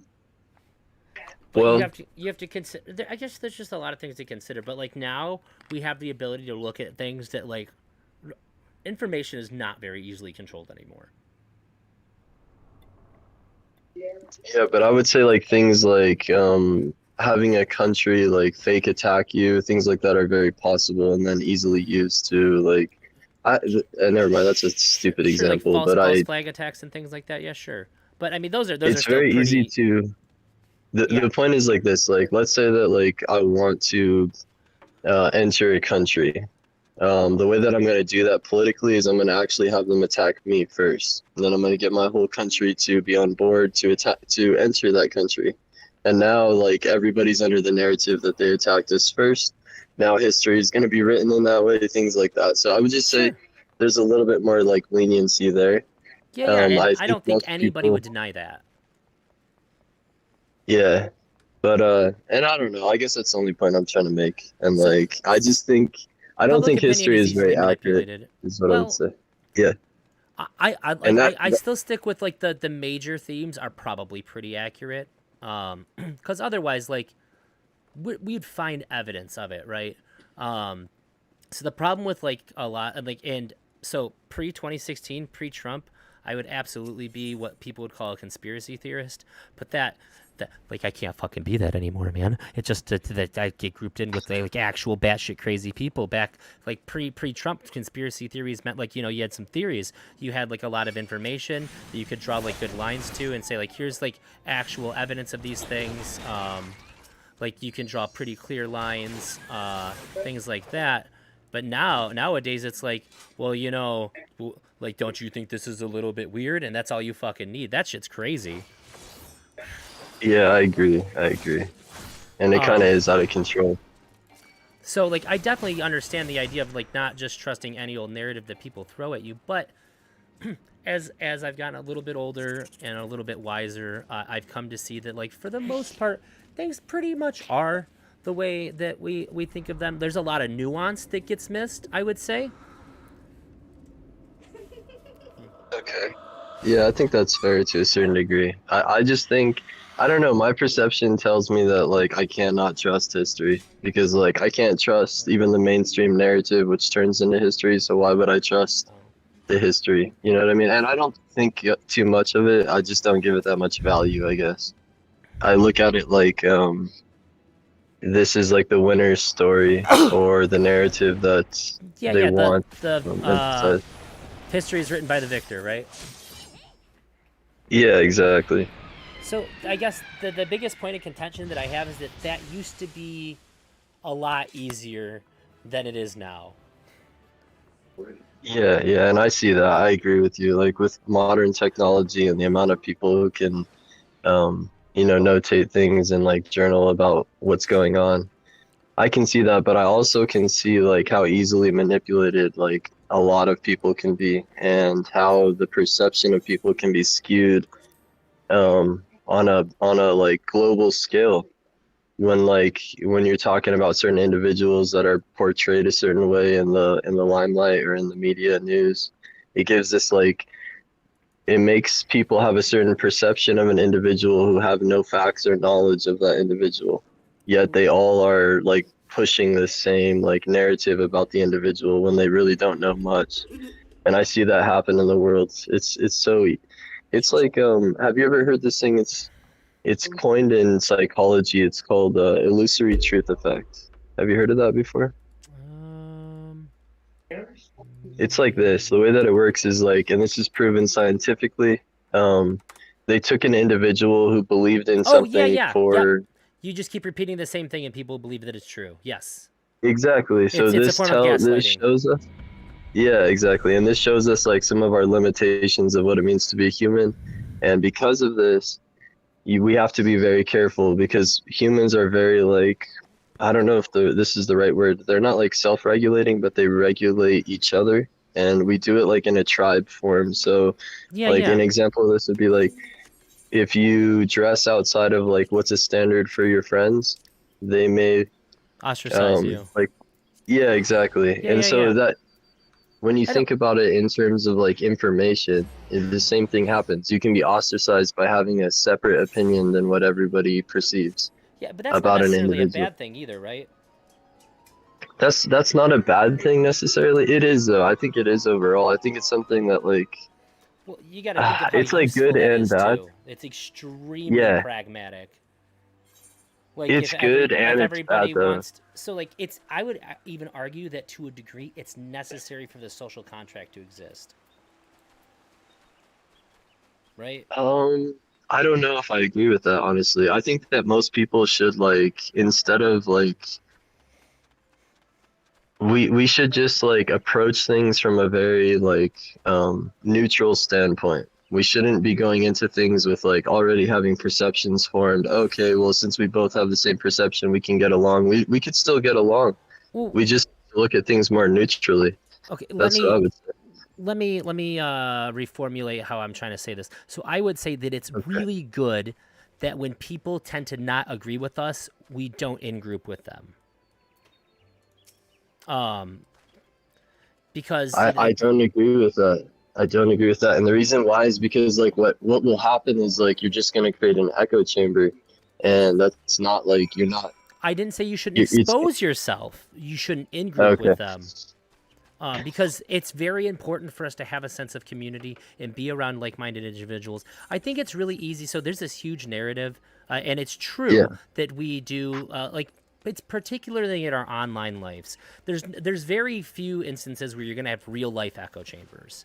Like, obviously, your group of friends that you hang out with and stuff, but, like, when you're in the real world and you go to work or you go to bars and you go to social gatherings, you're going to intermingle with people that don't believe the same shit as you.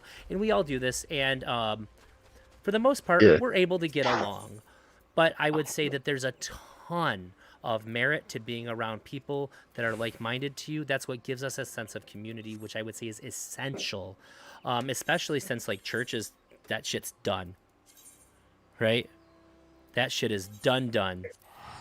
That's over. It got canceled. It's not coming back. They're just playing reruns.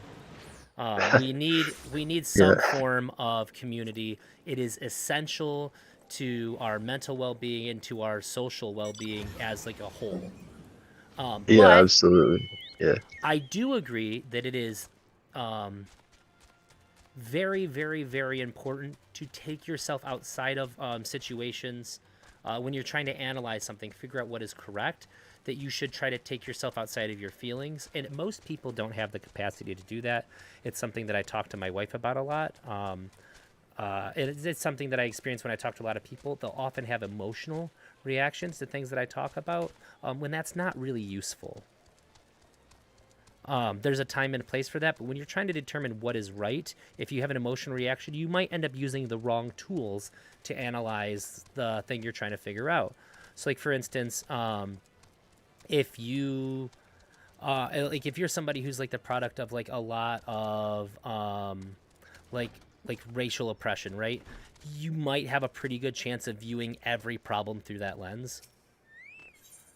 And say like, well, there's no jobs in my area anymore. And it might just be the case that some of the major companies made bad decisions and now they don't have any money and they had to shut down, and now there's 30,000 people out of a job, and it had nothing to do with race, but you're going to be really likely to view it through that lens because that's what the majority of your life has shown you.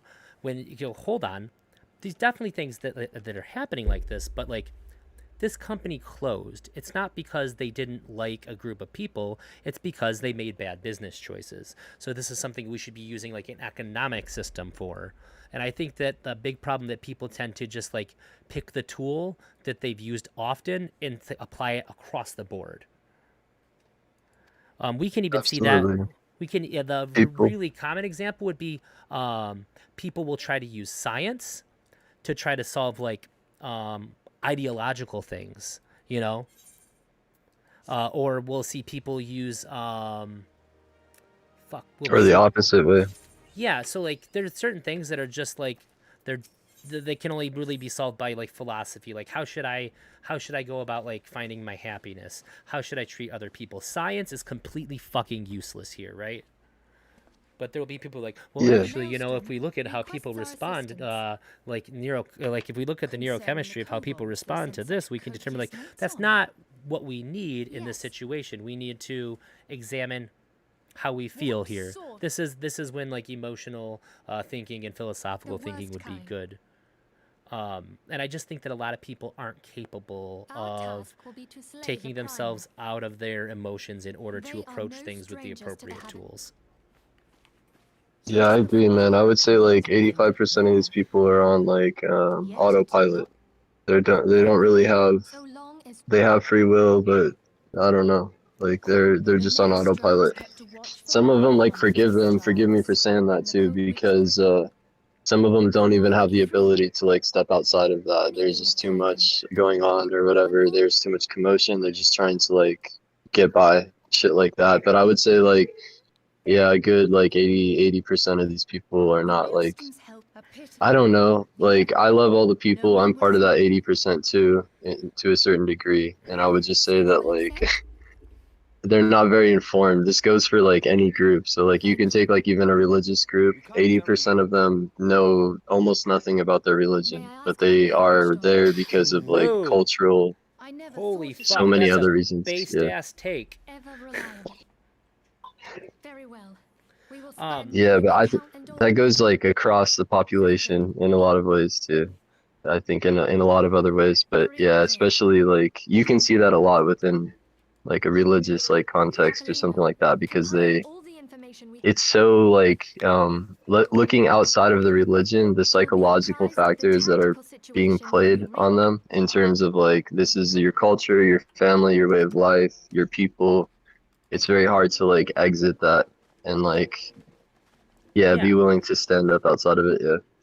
So I really like the whole being on autopilot thing. This is really cool because I've been trying to find a more philosophical conversation in here. I think that what's happening there is that are you familiar with Kant at all? He's like one of the most boring authors in the entire world, but if you look up his stuff and not from like fucking him, it's like some of the most important philosophical work ever done.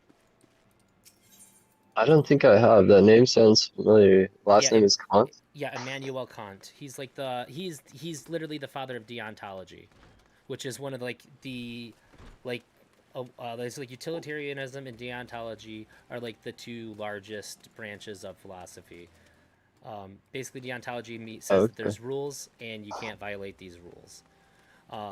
And one of the things that I really like about Kant is he talks about one of the points that he makes that I really latch onto is that the only way that we can truly be free is to assess, basically to lay out rules for ourselves and follow them to a T. This would be like the basis of deontology, because otherwise we're not actually behaving in a free manner. Instead, we're sort of a slave to our biological imperatives. We're just going to respond the way that like our body like biochemically will want to respond, whether that be through our brains, like just sort of like how we're going to react. Like if you want to like take a really deterministic idea and say that like we're just like chemical vessels sort of like having reactions to the things around us, but if you decide ahead of time, if I encounter this thing, this is how I will behave, that's real freedom.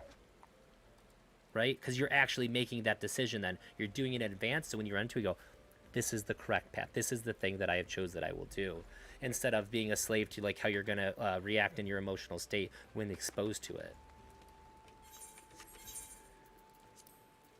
Does that make sense? It does to a certain degree. I think it's all perspective though, because like I really you could look at it. So I'll The give you thing an is, like- example. This is something that you value, that you do, that would follow this.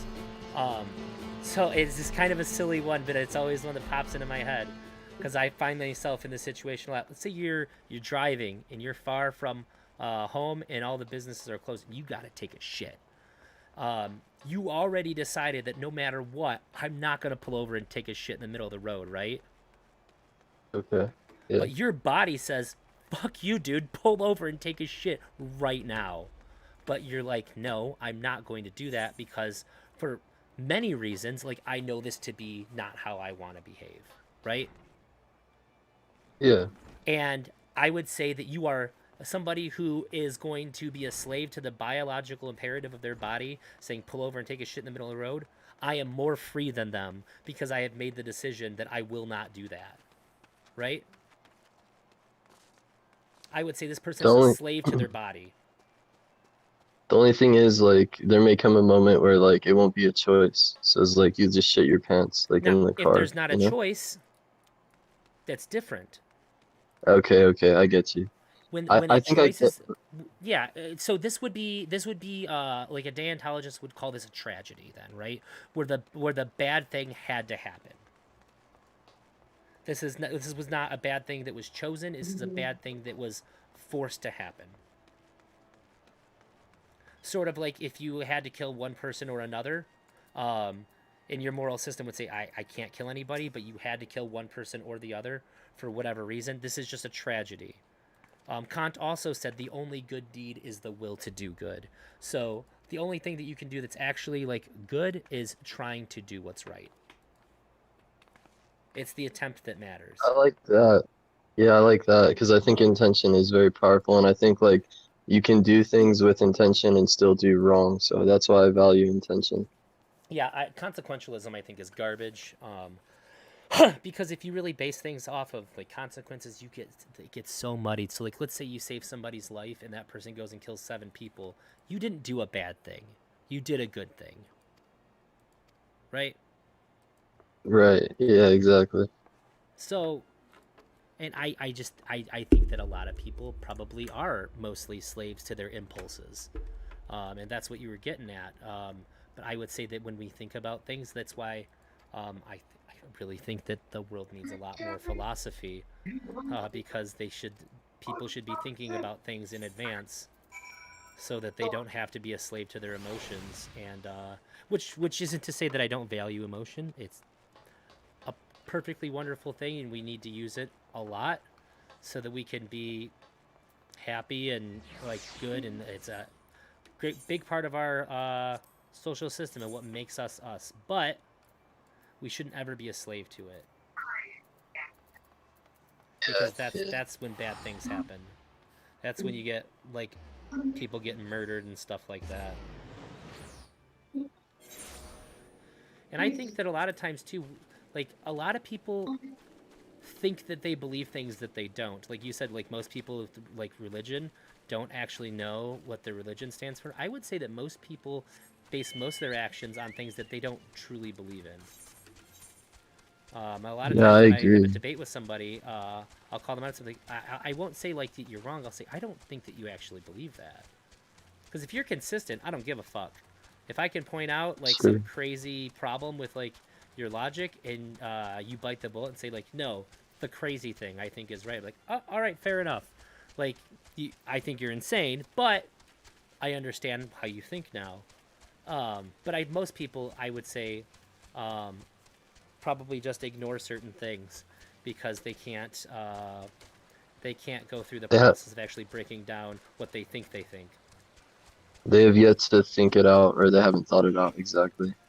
Yeah. They don't have like a good understanding of like where does that logic, how does that is play it actually, into like, other consistent? scenarios? Yeah. Could you? Yeah, and, exactly. And that's another thing from Kant too. Kant said that any categorical imperative, which would be something that like must be done, no matter what, has to be universalized. So like if you were to say like it is wrong to kill, then it must always be wrong to kill, right? Or you could say it would be wrong to kill if you said it was wrong to kill unless self-defense, then that's fine too. Then it would always be wrong to kill unless in self-defense. And if you could point out an area where you then agreed that it was right to kill and it wasn't self-defense, then that is not then that's not a useful ideology. You should discard that too and reformulate it. But I think that most of the time people have an idea and you just can't universalize them. Yeah, exactly. They have a lot of ideas that are in contradiction in terms of logic. I would say most people, myself as well, before I started to play with philosophy. Even still, I probably contradict myself, but yeah. Yeah, and I can say it definitely leads you down some uncomfortable paths.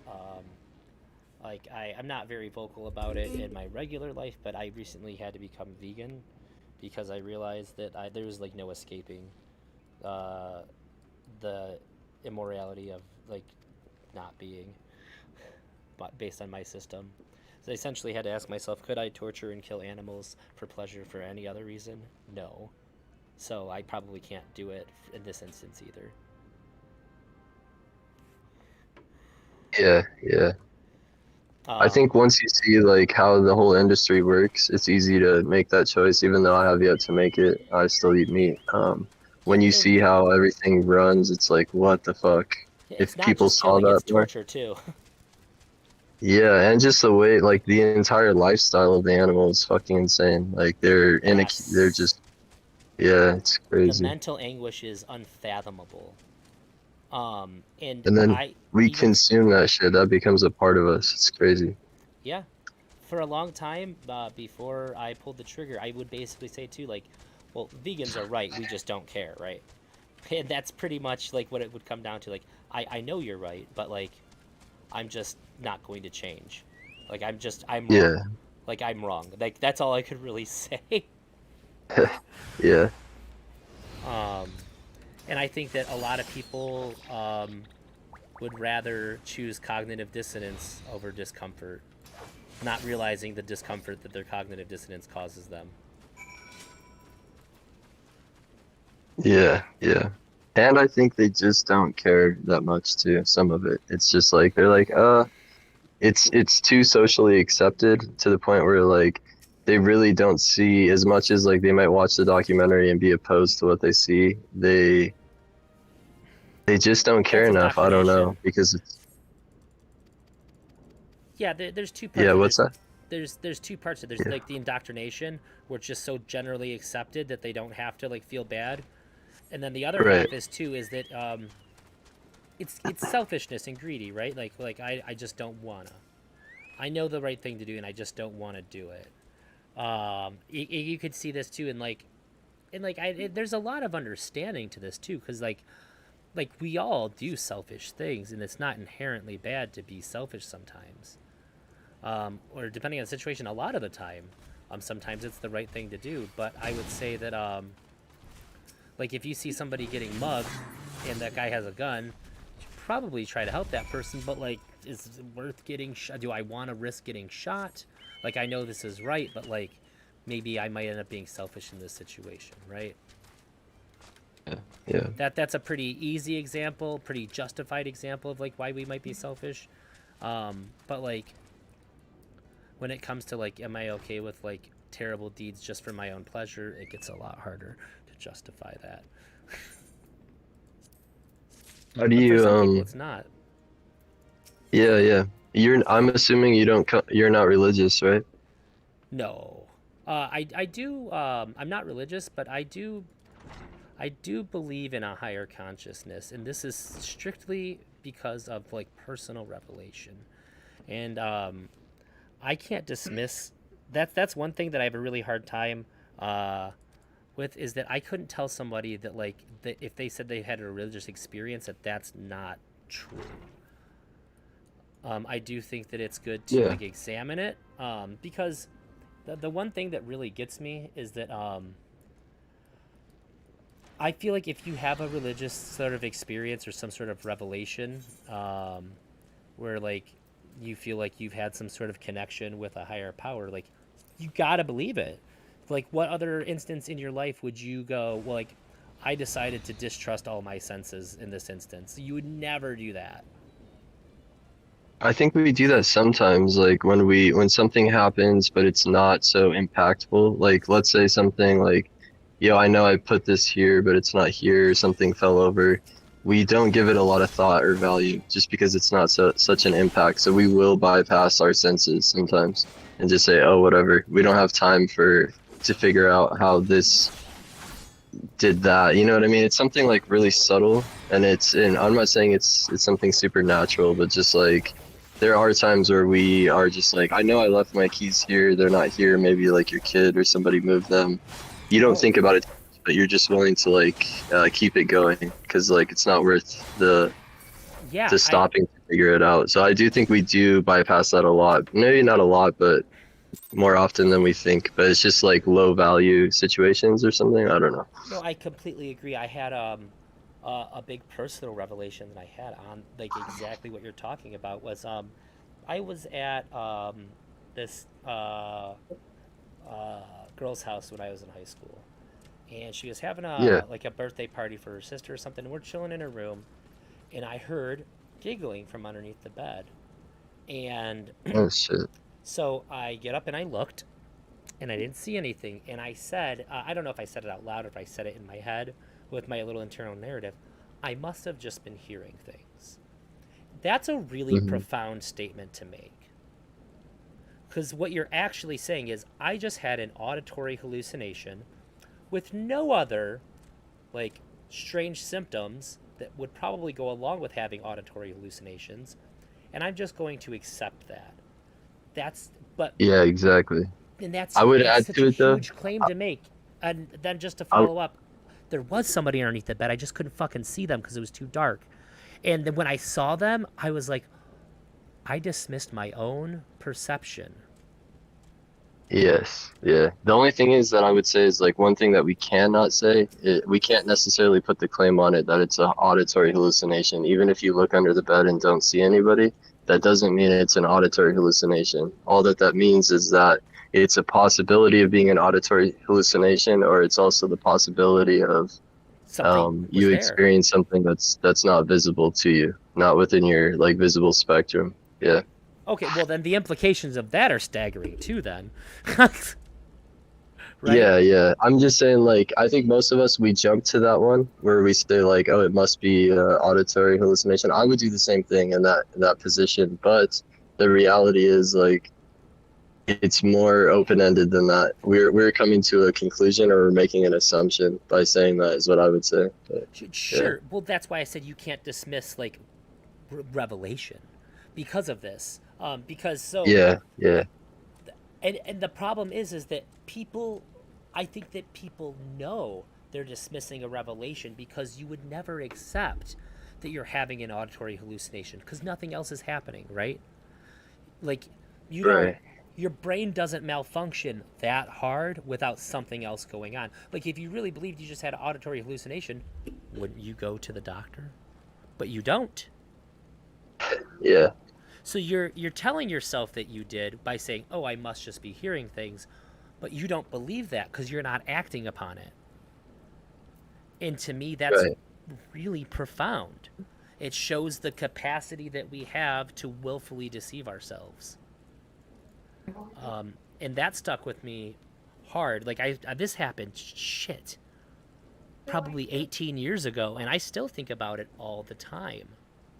Because that was one of the most eye-opening experiences I've ever had as to like how I operate and like engage with reality. Yeah. I'm curious, were you ever religious at one point or no? So when I was a kid, like I guess I believed in like the Christian idea of a God. And then for like 8 years or so I was Wiccan. I really liked that. And I did a lot of like small ritual, like a bit of praying and things like that. And then I was like LaVeyan Satanist, which is like a non-dogmatic religion, not devil worship. That's right. Yeah. And then I sort of fell out of that, although I still hold a lot of those ideas, and I still hold a lot of pagan ideas too. But now I think that like there is a higher consciousness. I like you can use the term God. I prefer like the collective consciousness of the universe, because that's what I feel comfortable saying. Because I guess I broke it down like this: I know that I'm matter, right? Yeah. And having that said, I can take the next logical leap and say I'm conscious matter. And then from there, I can go. In addition to that, I'm self-conscious matter. I'm matter that is aware of itself. And so I can understand that, like, how. Like, I'm enormous compared to the collections of atoms that make me up, right? Right.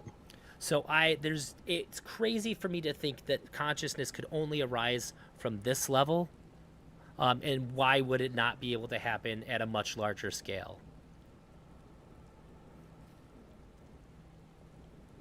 Yeah. Yeah. I can see that. It would be like irresponsible to dismiss it when I have the evidence of something so fantastical happening at my scale, and then take that into the account with the revelation that I've had, which by this I just mean like I had an experience like I was seeking, and like I guess I found what I was looking for, and I would think that so basically my idea of this is that I think that there is probably a higher consciousness. Well, I believe that there's a higher consciousness that probably wants to have some sort of connection with consciousnesses like my own, and not like seeing like I'm special or anything, just like with like human consciousness. But I don't think that God is the kind of petty thing that says there's only one path. Like, I think that people that are Christian probably can find God. But I don't think that God would be such a petty thing that says like, if you don't talk to me in the name of my son, then I'm not gonna have a connection with you. That seems so detached Doesn't make sense from what I would picture this entity to be, right? Yeah. Yeah. I would imagine it to be like an unlimited number of paths, and any of them are useful if you find them useful.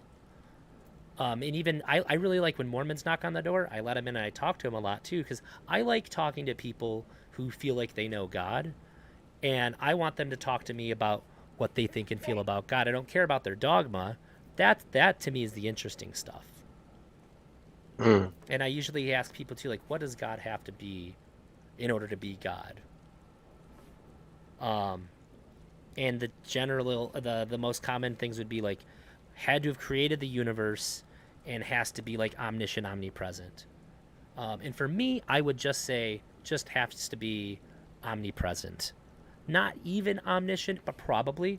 I would lean towards like it would seem likely to me, but I couldn't know. But omniscient probably have to be able to like at least in terms of consciousness. I also think it's really really weird for people to like think. So like I think that if somebody were to hear like the quote unquote voice of God, that it would never be like a voice in English that you could hear with your ears. I think that it would be different, right? Yeah, I know people personally who make that claim, and I find that very hard to like digest and bring an understanding to what they're experiencing. But yeah, I've met a few people that tell me that, and they really believe it, man. They say like, yeah, I talk to Jesus, and he sometimes I hear him, he talks back. They say things like that, and I imagine like it's just their imagination getting the best of them to a certain degree, but they really like swear by the shit. I think and it's either likely that it's their imagination, because so put it this way, even by Christian standards, God is not a physical being, right? I'm not sure, how do they perceive him? Like, I guess not. Like maybe when he was in the God, form of Jesus. Like there's nobody like leaning over their shoulder and like saying words because God doesn't have a mouth to talk to you, right? He doesn't have a mouth. He doesn't have vocal cords. How could he speak? I don't know what their perception is. I guess they might say like, oh, he's God, so he has the power to do that without having a mouth, is what they would tell you, honestly. But yeah, I get you. So yeah. I guess it would just seems to me that it would be foolhardy to expect a non-physical being to respond to you in a physical manner. Yeah, that's a good point. I guess it depends on their perception, but yeah, I do think that it's likely they don't see him as a physical being in the sky or something. Yeah. Well, I think a lot of times they picture God as a physical being in the sky, but when they say they heard the voice of God, I don't think that they think that there's a humanoid figure moving lips and speaking with a human voice to them, right? But somehow, like That's somehow, what they hear. Yeah, they convince themselves that this is what they hear. So to me, if I'm reaching out and trying to have some sort of like communication, I would expect for things to be awfully fucking coincidental.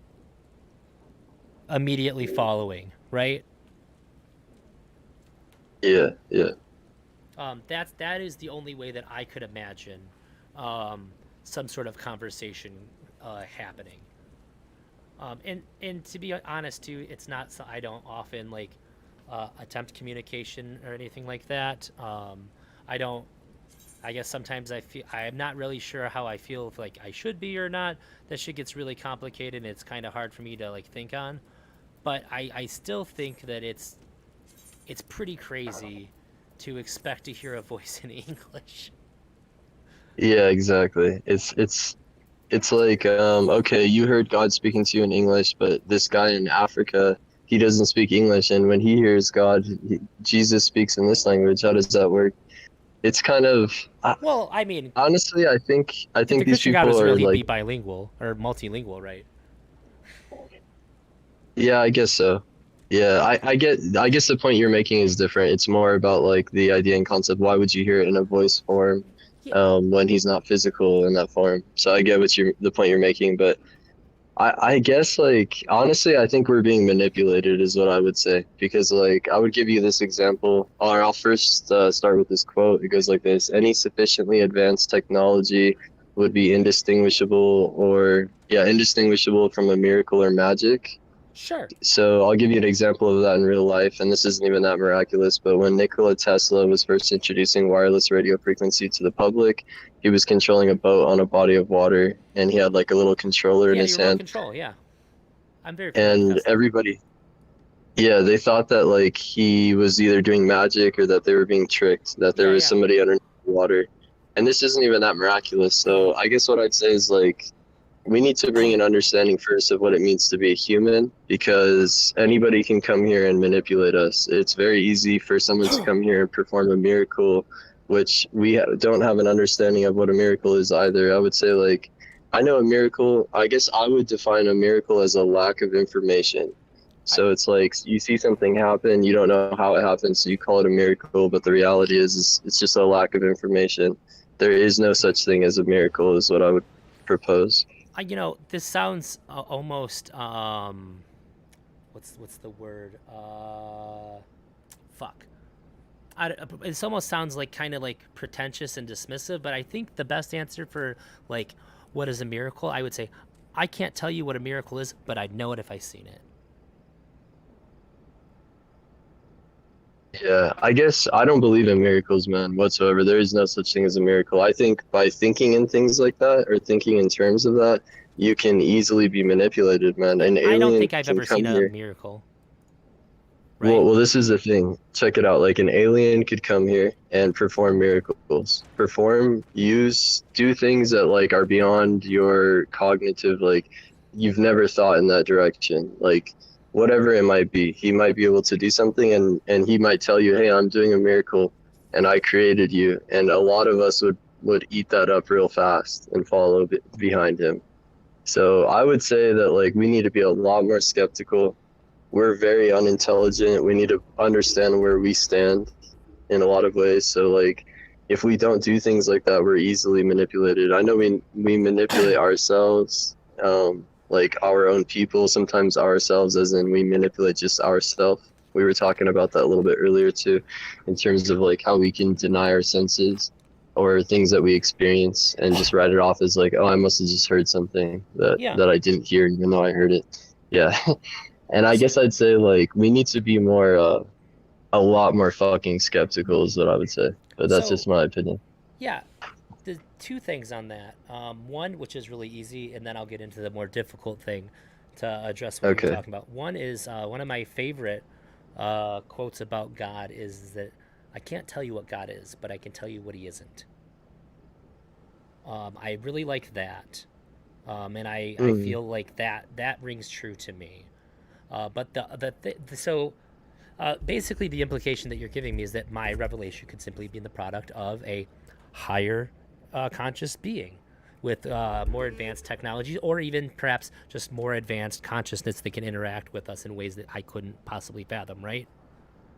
Right, yeah. So then what's the difference between that and what I've given you as my definition of God?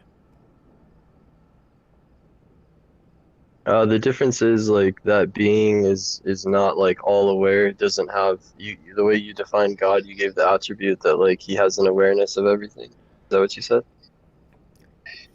Yeah. Okay. And that being doesn't have that. That's fine. Oh, hang on. What was that? Okay, no, we're good. And that's fine. Then I would simply argue that if I can't distinguish the difference, there's no pragmatic reason for me to behave any differently. If it's so advanced that I couldn't tell the difference. I agree with that. So yeah, I the end agree. result 100%. would still have to be the same. And if it seems like I'm benefiting from engaging with this, and I would have to believe, even if, regardless of which option ends up being correct, there would have to be a benefit for the entity as well, be alien or God, right? Otherwise, they wouldn't fucking do it. Not necessarily, honestly. Well, think about this. Nothing does anything that they don't desire. I don't believe that, honestly. Well, I don't believe that. This is like philosophically provable. So you say like, well, I did that, but I didn't really want to do it. But one of your desire, or like your desire was to do it. That's why your desire not to do it didn't win out. Well, some people would tell you that, like, based upon their religious belief, that they very much don't desire to do the things that they feel they are required to do, but they still do it because they feel... because they desire to follow their religious beliefs more. Okay. Let's see. Let's break that down. Yeah, I think you might be right there, but I'm trying to see if there is a little bit of leg room because. I promise. Let's see.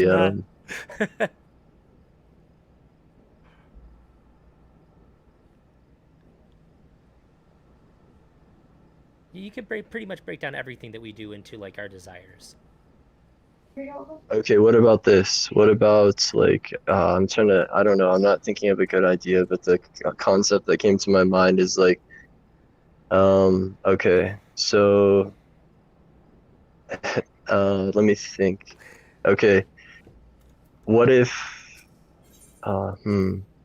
wait, what was your original statement? You said people don't do anything that they don't desire, right? I would say that no conscious entity would ever do the thing that they don't desire. If they choose an action, whatever action is chosen is due to the desire that thing was desired greater than anything else, any of the other possibilities.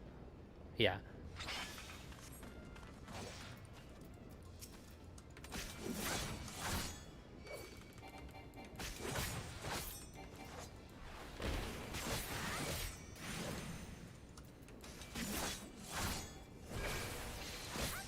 I think I don't know. I think that's probably right. I was trying to think if there is something or a way, cause like it doesn't make sense. So I think that's right. What's in my head doesn't make sense, but I think what you said is accurate. Yeah, so regardless of which entity it is, I'm getting my desire fulfilled and it's getting its desire fulfilled. So pragmatically, we're basically in the same boat. And I guess like.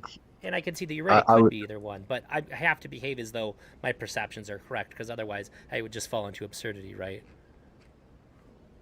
Well, what I would say is like maybe we still have like more to learn. Instead of just assuming like, oh, this must just be absurdity, maybe there is something here that like we can't with science like physically measure, but we need to bring an understanding to, like something metaphysical or something outside of our perspective. Maybe we need to make a camera that has the ability to collect like data outside of what we can visually see, and then turn that data into information where we can show that there is something there even though we physically can't see it. I don't know, things like that is what I would say. But until that's presented, I must rely on my senses then. Until something that can supersede my senses is presented to me, it would be actual madness to not accept my senses. I don't know if I agree with that, because this is what I would say. So I would compare that to an individual who looks from the current state of like of what we have the ability to see, like with okay, so like I would say this, I would compare that to like a person who looks at the world and puts a limit on everything based upon like the current limitations that we think we have in terms of like physics and science and our understanding, when we know that in so many years from today we're going to reprove ourselves, and that is going to open up, and the science will open up more opportunity and understanding. So I would say it's actually good to look outside of those things, because those things are not absolute. So well, we're talking about experiences. You're jumping to like scientific potential. These are very different things. Well, the thing is, it is the same thing. Different. Okay, it's not the same thing, but hear me out for a second. It's not the same thing, but what I'm trying to show you is that like your interpretation in the same way that science interprets things is the same thing. So when you have your experience, the way you interpret it is going to be a lot different than how you interpret it from 1,000 years from today, when our technology has advanced and like maybe we have an understanding as to what that experience actually is. Sure. So the way you interpret it is very much like there's a limitation there. Like you're interpreting it from a perspective of like you don't know, and so you're writing it off like, okay, it's in my best interest for me to just like not bother with this or not worry about it, maybe something like that, when in reality like we could be studying this, we could be bringing more understanding to it, we could try to understand it better and bring a different interpretation. But yeah, but by that logic, you would say that if somebody 1,000 years ago who insists on a TV isn't mad with all the information they're not mad though. They are that's mad. The thing, they're not mad, my brother. Have that's no reason just like to think this. What do you mean? They have no reason to think that. They're thinking it. So what other reason do they need? Like, what do you mean?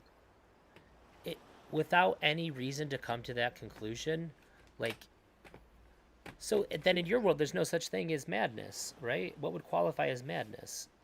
I would share this really good quote with you from Dave Chappelle, and it goes like this, like, or I don't know if I can remember it now off the top of my head, but it's kind of like, how does it Paraphrase, go? I can find it. I'm a big Chappelle fan.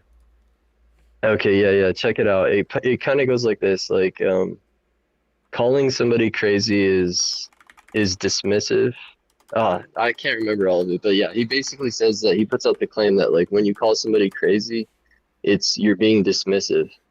The worst thing is and to then call he somebody crazy. It's dismissive. I don't understand this person, so they're crazy. That's bullshit. These people are not crazy. They're strong people. Maybe their environment is a little sick.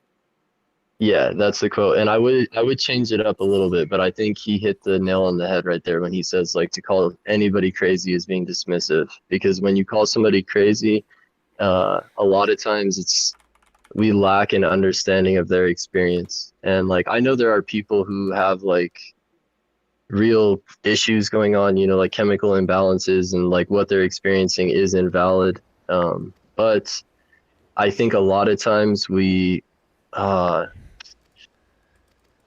drew a line and we are now like conformed to that line. Whereas like I would tell you things like there's a possibility that like when a psychologist would say, hey, they're experiencing hallucinatory auditory hallucinations, maybe there's a possibility that they're not experiencing a hallucination. Maybe they're actually experiencing something that's just not like that we can't see, something like that, something of that nature. So I guess I would say like we have to be cautious where we draw that line, because once we put that line in place, it's easy to just throw everybody in there and say, oh, they're fucking crazy, and then be dismissive of like anything that they're proposing. Yeah. What you're proposing is very scary to me, because so if we can at least agree that there are people out there that are mad, right? Yeah. This exists? Yeah, Okay. absolutely. So if the rejection of your senses in favor of something else isn't madness, I cannot imagine what would qualify as such. Okay, rejection of your senses over something else, but I'm not proposing that. What I'm proposing is like that these people are experiencing something and that they are not bypassing what they experience, but they are when they are told like you're hallucinating or something. And I don't know, maybe that's not a good example because I don't know enough about Well, I would say that hallucination is real to them. It's well, just what I something would other say people is like can't it may not even experience. be it may not be a hallucination. It's possible if you were in the room with them when they had that experience, you would have heard it too. You know, things like that. We don't know. You know what I mean? It depends like on this particular individual. I do think there are people who are experiencing shit that like, you know, through a chemical imbalance that's like not accurate to reality, and they have gone crazy to a certain extent. Like they're not experiencing what everyone else is experiencing, even if they were together in the same place. But I think like we have to be cautious how we approach that, man, because it's very easy to like okay, when it comes to something like this isn't a good example, I don't think, is hallucination stuff. I don't know if that's Can I correct this real quick? Because I think you're misunderstanding me. I would say strongly that until you showed somebody evidence that a chemical imbalance is causing the thing, that they would be mad to reject the hallucination.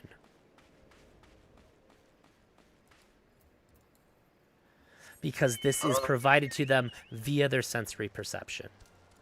Yeah, I hear you, this is the only way but we at have the to same time- experience at all. But at the same time, like, what if they're in a room with somebody else and they're saying, like, do you see all the spiders? And the other person's saying, like, no, I don't see any spiders. Then what do? Then they should reject what they're experiencing, I think. Not necessarily. I would say now is the time to probe it. And I would say, well, can you interact with the spider? Can you touch it? Can you feel it? These would be the questions that I would ask then. Okay, and maybe it should be a little bit more open, but I would say that, like, if other people are not experiencing it, who are there, like, present, that would be a time to start questioning, like, what you're experiencing. Because, like, what you're experiencing is not what other people are experiencing who are there with you in the same reality. So, but yeah. I think maybe we got a little bit off topic too for a sec, but Sometimes it'd be like that. yeah. I want to go back to that point that you made before. I'm still thinking about that for a sec. You were saying that like a true expression of like freedom is to do what you've already like premeditated to do when the situation arises versus like reacting in the moment. Yes. Because that's you actually Okay. making a decision. When you decide how you're going to behave outside of the situation, you can do it without being a slave, like without being influenced by your biological imperatives and your emotional response. Yeah, yeah. But what 'Cause- about the value? Sure. Oh, okay. I don't know. I'm still trying to like grasp my mind around that because it's Now, like, you can sit there and say, well, there might be some value to having an emotional response. Sure, but it doesn't make you any less influenced and biased and to a certain degree enslaved by it. You could even argue, like you can just like you can argue that there are certain values to being enslaved. I don't have to make any decisions. This is nice. Yeah. Some people actually choose to go into servitude for other people for that exact reason. Like, please just tell me what to do. I don't want to make decisions. This is something we could fathom somebody choosing. But I think most people of sound mind would say that this is not the way that we should choose to be. If we were going to make a declaration of how we should choose to be, I feel like this would be very low on what we should choose. Right? yeah, yeah. Because personally, I would like to feel like I am as much control of my actions as I possibly can be. That to me What is do you what think? freedom means. Yeah, you don't believe in like hard determinism or anything like that, do you? Or are you like a compatibilist or something? Or what do you think about like? Do you think you have free will or just the perception of it? So, this is what I think, and I don't think it's a very common idea. So I would say that there's something metaphysical about consciousness. It seems because like if anything has, well, let me put it this way: if anything has the potential to be metaphysical, it would have to lie in consciousness, right? It is the most metaphysical thing that we know of. There's nothing that even comes close to this. Like, we can Yeah. literally create worlds in our head. You can create anything you want in your consciousness. And a lot of times you can manifest these things. Like, you can think about a TV and then, like, from that thought, end up having that TV, like, in your hands. That shit's bonkers when you think about it in those terms. It's definitely possible that everything is predetermined. And I think that you get into this trap that if you look at physics, you might like sort of see like how things like how deterministic things can be and like how it's really like related into probability and all that. But at the same time, I think it's really important to take a step back and look and go, physics doesn't explain consciousness. So you're trying to use a system to explain something that this system can't explain how the thing that your system can't even explain to begin with, how that operates. And I think that's an extremely faulty logic. Right? Yeah, I think there's a good point there. Yeah. It's like trying to use geometry or geography to explain how an engine works. This is the wrong tool for the job. Right. Geography is a perfectly valid tool to use, but not here. I would say that physics is a perfectly good tool to use in a lot of ways. I'm a big fan of physics. I'm a big old physics nerd, quantum and classical. But I think that it fucking sucks when it tries to explain the human experience. Yeah. What do you think? I had this idea like pop in my head at some point in the past, and I'm curious what you think about it. But I get your perception, what do you think about this? Basically, like I had this idea that maybe what we have labeled like consciousness is maybe actually a form of artificial intelligence, for lack of better words. So obviously artificial intelligence is defined as like man-made intelligence, but what I would propose is that like when we actually create a true form of AI, we're going to redefine that word, because we're going to have a different perspective and understanding or awareness even of like ourselves. We're going to actually see that, or I guess this is just a possibility, but I have a feeling like we're going to discover that like once that is actually created, like a true form of AI, that is that we may reinterpret like what it means to be a human in ways that people would say like, oh, a robot can never be like a human. Actually, we're going to find that a robot can be like 1,000,000 times more understanding of what it means to be a human than a human can, because they would have I the would say ability person to live. rather than human, right? I mean, I'm not just playing semantics here, because like I feel like human is a descriptive term of like our species, but like to be a person is something entirely different than to be a human, right?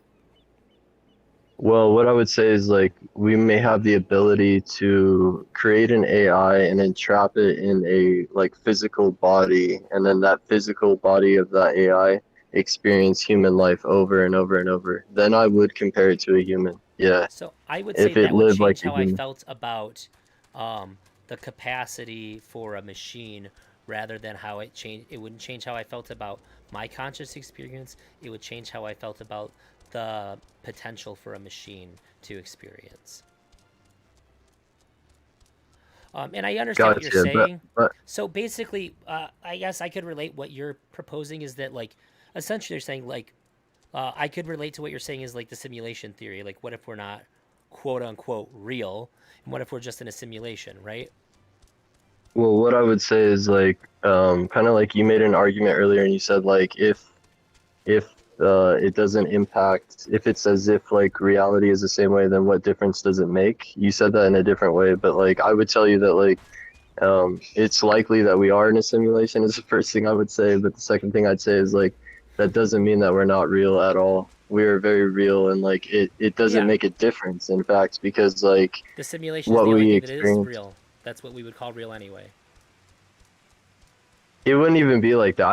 I think like I think if they end up proving something like that one day, they probably wouldn't tell everybody, just because like people wouldn't be able to.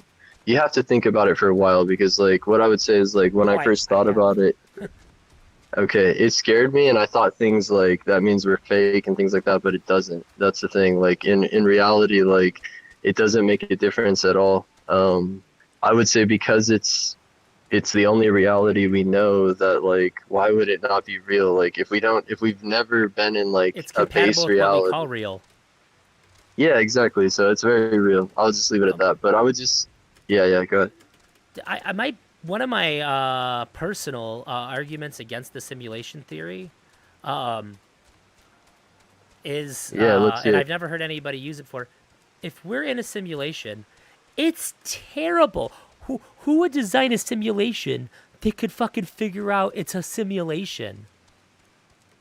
Okay, so I would say that you're assuming too much, because a lot of people say that. They say like they would never let you know that you're in a simulation. Not necessarily. I think it to be interesting. Like I would like to create a simulation today where those like beings or consciousness within there have an awareness that they're in a simulation. I'd like to see what do they do when they have that awareness, personally.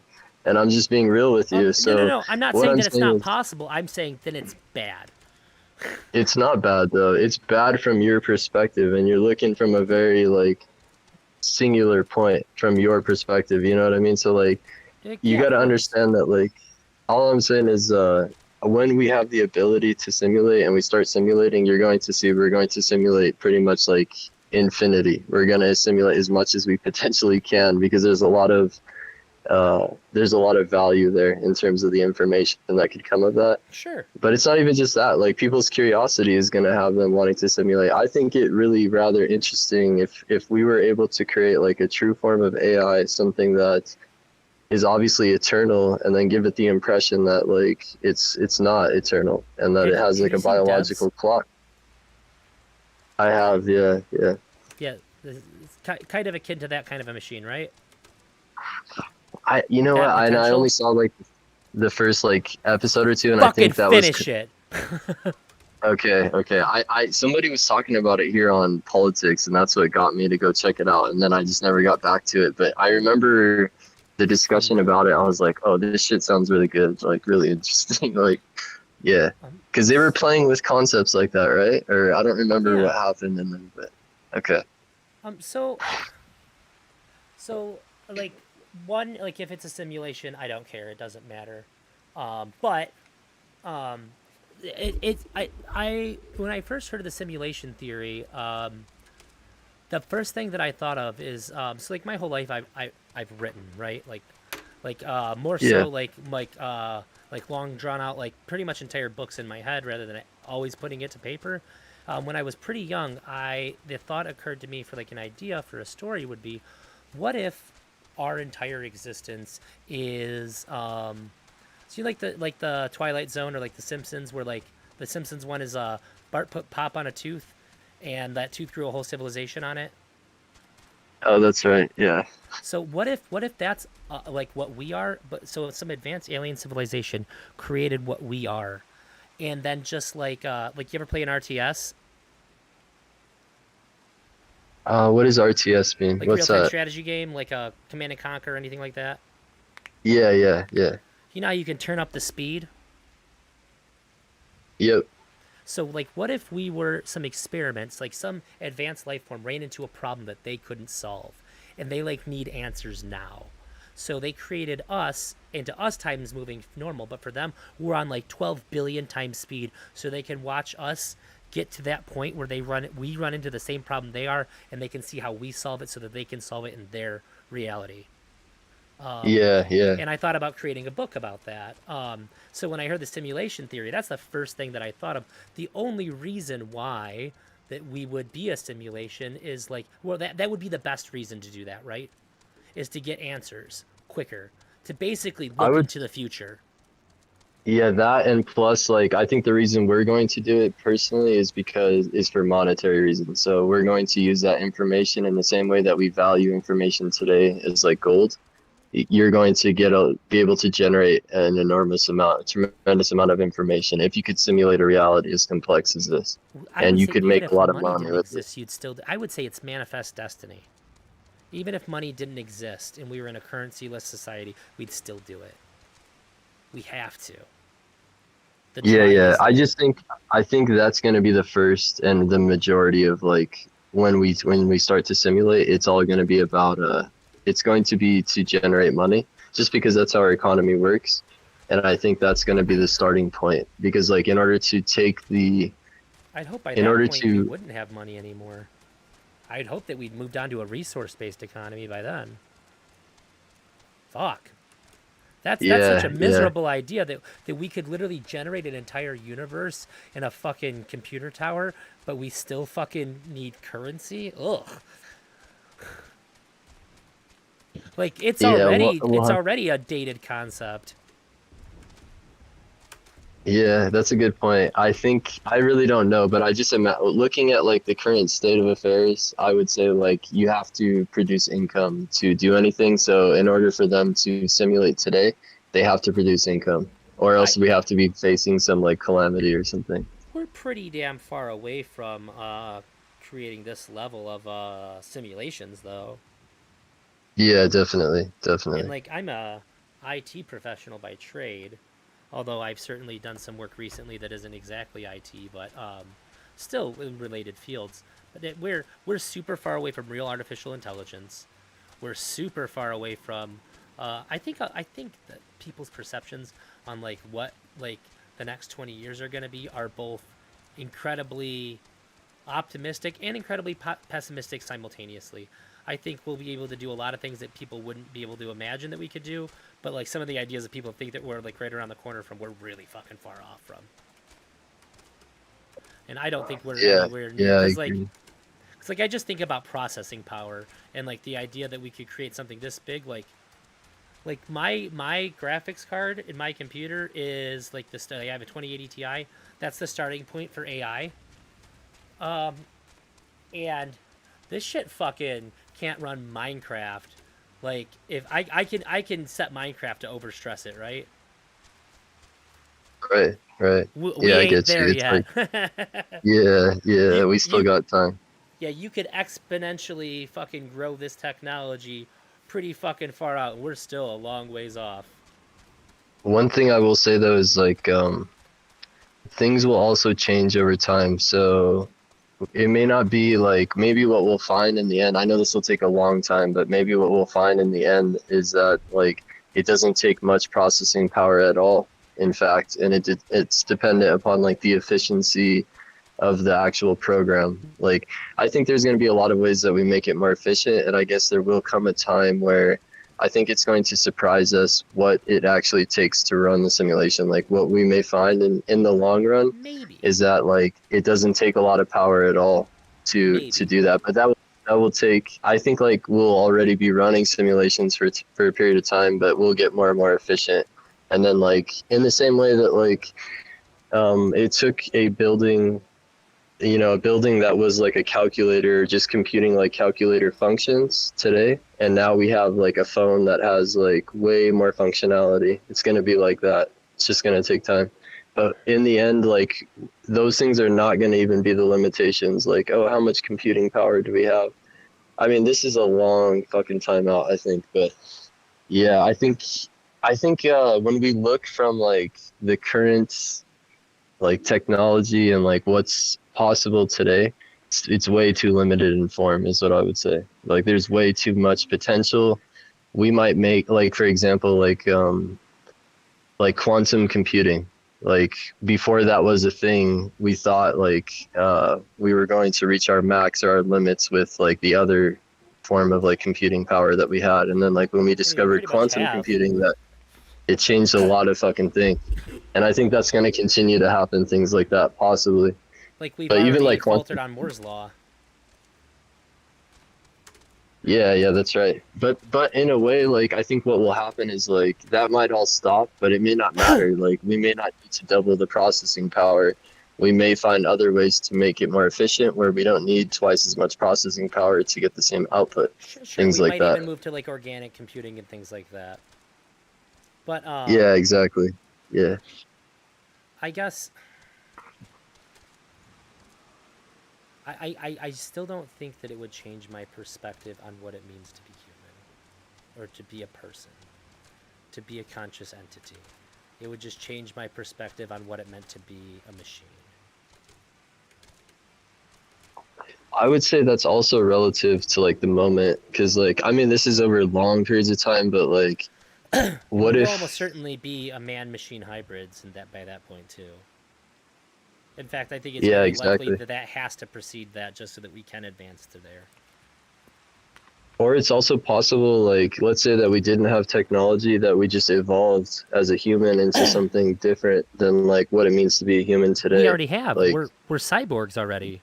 Yeah. Or even outside of, like, the whole, like, technology, though. I'm saying, like, look at a human a couple thousand years ago and look at them today. It's a different No way. experience, different individual.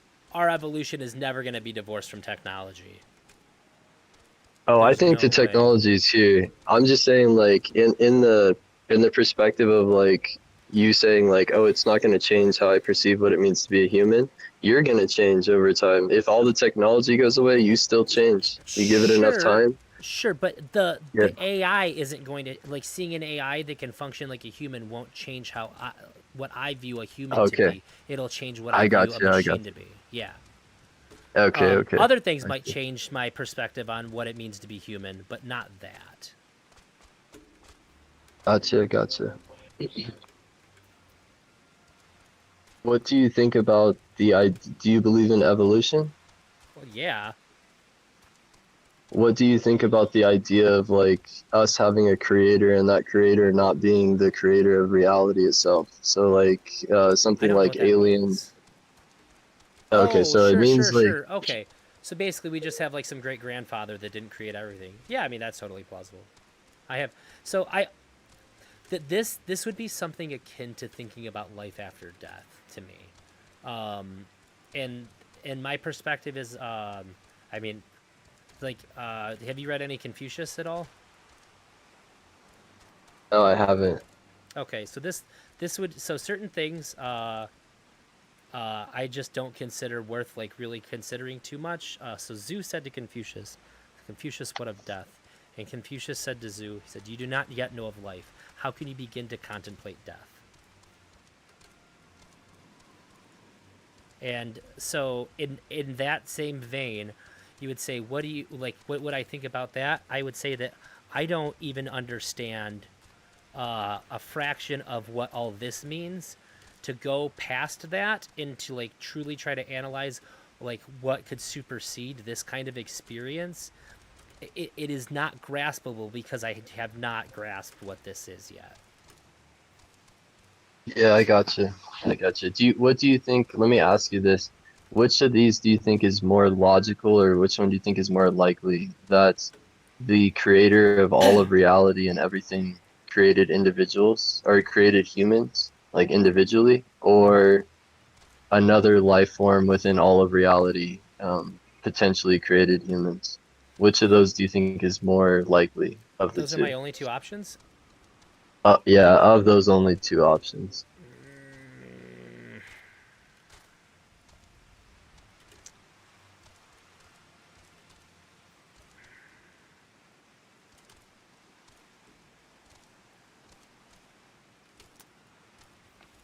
So it's basically you're saying, is it God or aliens? Which is more likely? Is that what it was boiling down to here? Yeah, pretty much. It's like, yeah, it's just proposing that, like, yeah, which sounds more like plausible and logical just from where you stand right now. It's not like you can give a right or wrong answer or whatever. It's just which Well, of them seems more plausible. I guess it almost seems like a silly question, because if I said aliens, then we would then like just have to say, well, then what created the aliens, right? We would just be asking the same question again until we dialed all the way back to, did God create? Well, we could say this. We could say that the aliens evolved naturally, just like the humans were evolving naturally before they were genetically modified Well, by the aliens. Yeah, but then where did the aliens? But we're not talking about evolution. You said created. So the implication here is that something from nothing, like life or from not not necessarily. life. No. Oh, my bad. No. I'm proposing that not created, but like genetically modified. Oh, then I would say that God is indistinguishable from the aliens. So I would, right? In this scenario. The scenario that you had for me, I couldn't tell you. I couldn't answer because, like, God and the aliens would be like literally identical beings. Well, the difference would be that like God would have a lot more attributes. So I would say, okay, so it's like this. Sorry. Well, they both would have all the attributes they needed to create to like make us. No. So check this out. So the aliens, the only attributes they have is they have an understanding of a lot of this reality and the ability to like modify and manipulate it. So they could take like, let's say that they don't have the ability to create, but they can take something existing and modify it genetically in some way to like create something different, but it's really just a modification. Whereas like God can go outside of everything, every limitation that we have in this reality. Okay, he has so all those specifically attributes. talking about the Christian God. Well then, I guess I would have to lean towards a creator God, which I don't necessarily subscribe to, anyways, just for the sake that like, it seems weird to me that aliens are interacting with beings that already exist. That like. Why is that weird? You see humans doing the same thing. Well, wait, hang on. Yeah, go ahead. I don't like the implication that like that the humans were just it almost seems to imply that humans or the predecessors of humans just always existed then.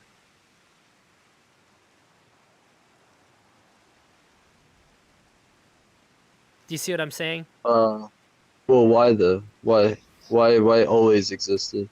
Well, okay, so my issue is you're saying, did God create humans or did aliens create humans? So which means that there was something that wasn't human that eventually evolves into human, which I don't have a source for how that came to be. So we have unknown sourced aliens, unknown source beings. Aliens interact with these beings, they become human. Or I have one explanation for like how all being comes to be. I would have to lean towards that one just because it's neater, it's cleaner. Like Occam's razor. With so much like weird unknowns and stuff, I would have to lean towards Occam's razor in this instance. But you've given me really specific parameters. Yeah. Okay, that's fair. That's fair. Yeah, I'm just curious what you might propose to that. Yeah, that's the only way that I could go about that. And I just say that like that question. I guess for lack of a better way to put it, just like it just rubs me wrong because there's just so many like weird things that like I have to like take into consideration that just like end up leading me into like weird like logistical roadblocks, you know?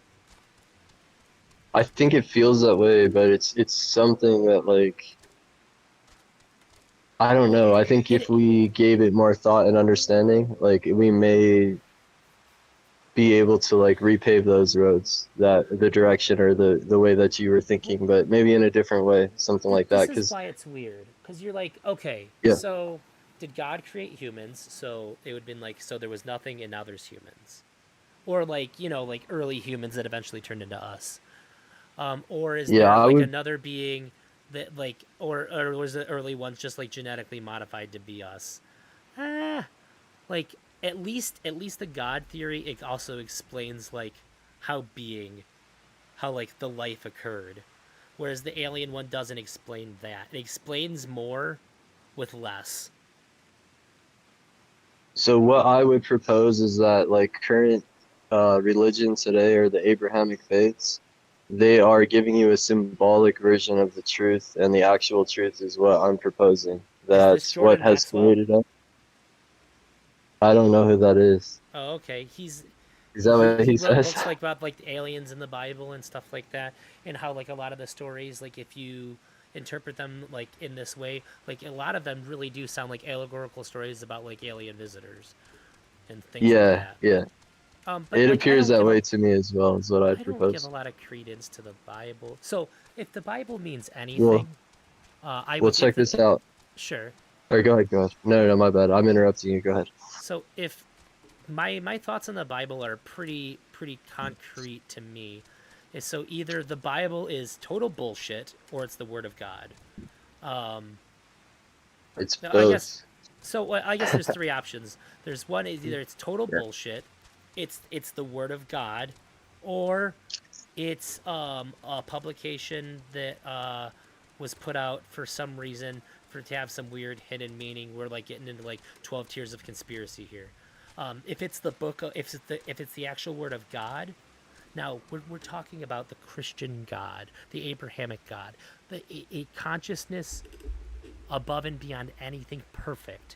It would be written in a way, it would be spoken, like it would be created. There we go, in a way to where no matter how many times it's mistranslated, no matter how many times it's printed, how many different weird ways it gets twisted and not, any person could open that book and get what God needed them to get out of it at any point in time.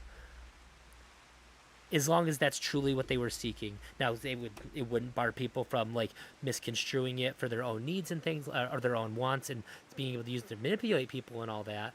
But if it was truly the Word of God, it would be so incredible. Like I said, you could always pick it up and get what you needed out of it, like God intended for you to get out of it at any point in time. That would truly be like the miraculousness of God, right? I would say that that's the miraculousness of your brain, because the reason I say that is because like you can read this book when you're 14 and you can take a certain interpretation or what you think had value at that time. You can read it again at 32 and you're going to completely reinterpret it and take a whole different value, and that's because of like your perception but or your mind. If it was the Word of God, you would be getting God's message to you whenever you read it, is what I'm saying. I agree, but I will say this. No matter how it was mistranslated or anything, that God's Word would withstand any kind of twisting and contorting by man. I don't agree with that. And the only reason why is because what I'm trying to say is like, even if like both he of wouldn't be us had the God. best. Well, it's not that. It's not about him not being God. It's about the fact that like the way the human mind works, and that if both of us are like Well, when I say the God same in type, this let's say that context, we're. Christian God. Sorry. I get you. But I guess what I'm saying is like everything is like subject to interpretation. So depending on like what people perceive when they read it, they're going to come to a different like output.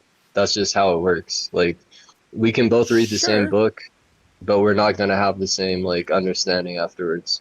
Right, but my Right? argument would be that if this is only dependent on like the Christian God being real, and it also being like the word of God.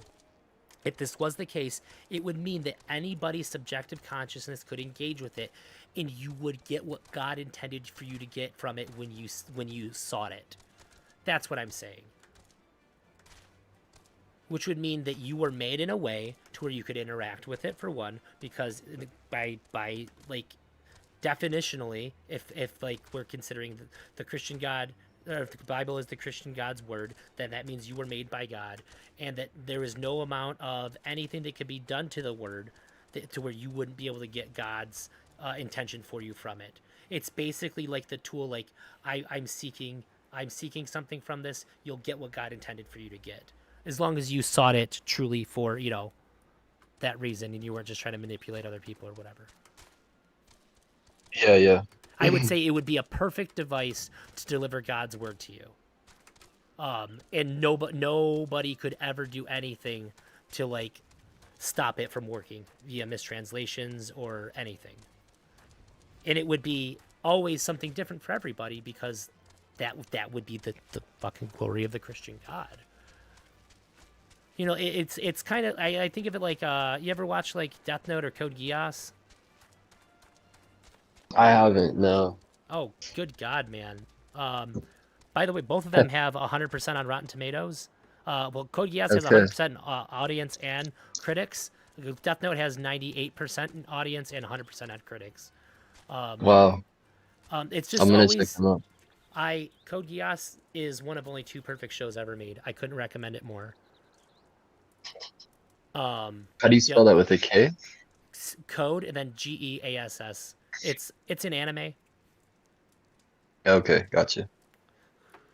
I figured it was anime. Yeah. In all fairness, like, I am a big old weeb, but I watch plenty of stuff that's not anime too. I'm comparing this against everything. The other perfect show being Breaking Bad, obviously. And I had a friend who was halfway through it, and he's like, I don't know if I would say this show is perfect. I was like, where are you at? I was like, oh, hit me up tomorrow. He finished, he was like, I'm sorry I doubted you. It was perfect. So it's just like this like, I guess just imagine a scenario where like, no matter what you do, there's just like this guy who's so much smarter than you. Every time you think you're getting the edge, like, everything you do is literally just playing into their plan. Like, you go 7 levels deep and you're like, I got this, and they're like 1,200 levels higher than you. That would be how the Bible would operate, through any kind of like twisting and contorting or like subjectivity and all that. It would account for everything.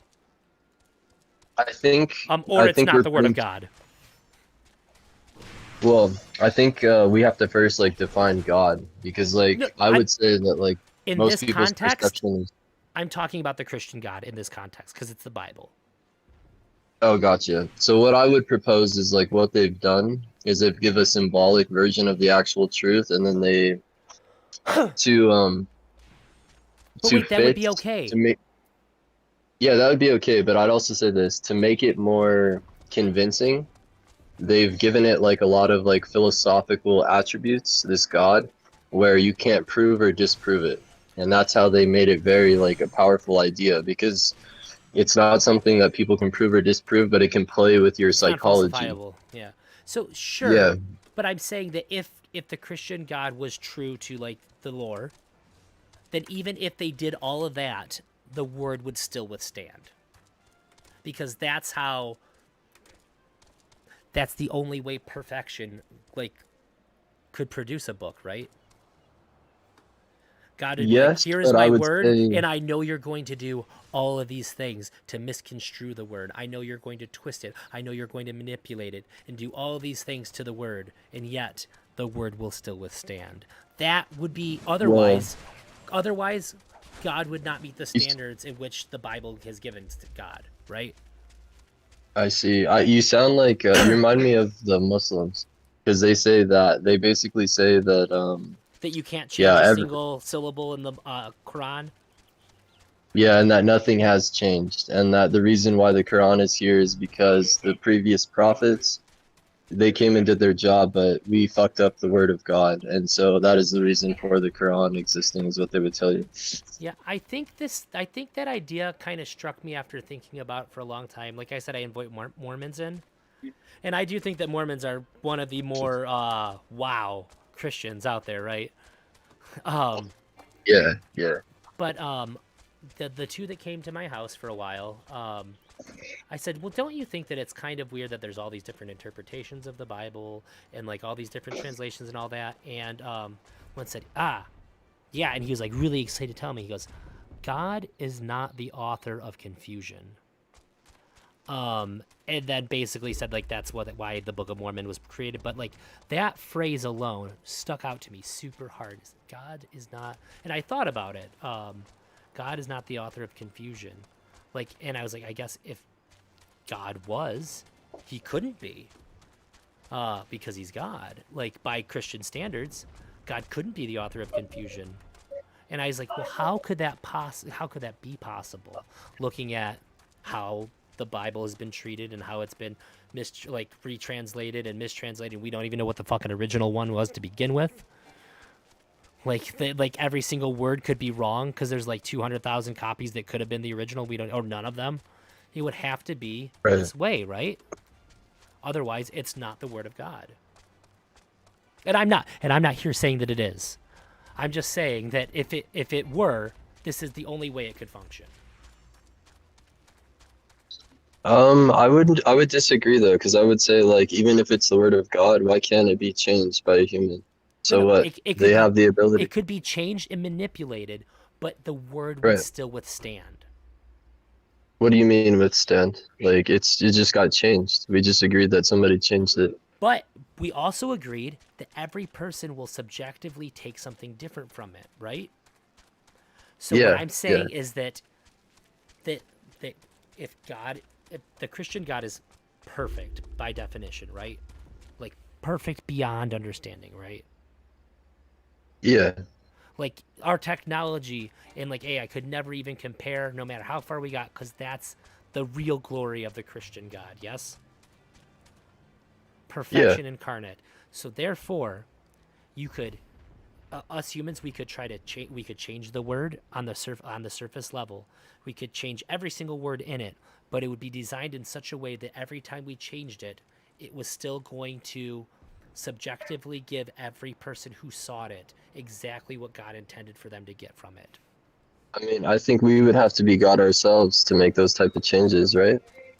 No, I mean, you could change the words and stuff. You could erase them and rewrite them, but it would be But in order for people to interpret it the same way or as the word of God, I don't even think we have the ability to do that, man. Like, I think wait.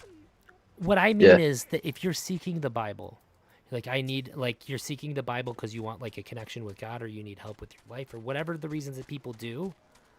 That you're going to get what God intended you to get in that moment when you sought it, no matter how it's been changed.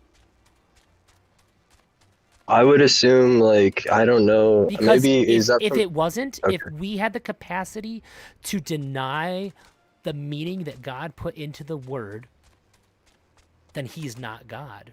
He's not. It's not that we're denying it. It's that a human changed it, and because they changed it, we don't have the ability to actually read what God wanted us to read. So that's what I would say. Okay, I don't think you're seeing the flaw in the logic. So if God's perfect, we couldn't fuck with it. True in any way that mattered. That's not true. God can be perfect and we can still fuck with it. Why would that? Why do those not? Okay, so why? Because then God failed. No, he didn't fail. Well, how Maybe not? that's his intention. He understands that, like, when I give this to the humans, they're gonna fuck it up. He knows that. You don't think he knows that? Right. So it would be written in a way to where, no matter how they fucked it up, Not necessarily. Not then necessarily. he's not all powerful. It's What? you're giving him attributes. You're saying that like his No, I'm word not. must These are be the same. these attributes are what makes the Christian God. Perfect. He's still perfect, even if the message changes. Why is he imperfect? No, Tell me. I don't. The message itself isn't what matters. It's what people get from it. Okay, You watch. see? Hold on. Let's give this scenario that like they change it to the point where people are not getting what they're supposed to get from it. Then Why is God- God imperfect? Because he put out his word so that we could get that, and we're not. And means he the failed. humans fucked it up. That doesn't but mean that that means he's he failed. imperfect. Yes, it does. That doesn't mean he failed either. The No, it objective doesn't. of the Bible then failed. Okay, so I would say- let me put it to you this way. Let's say that I am,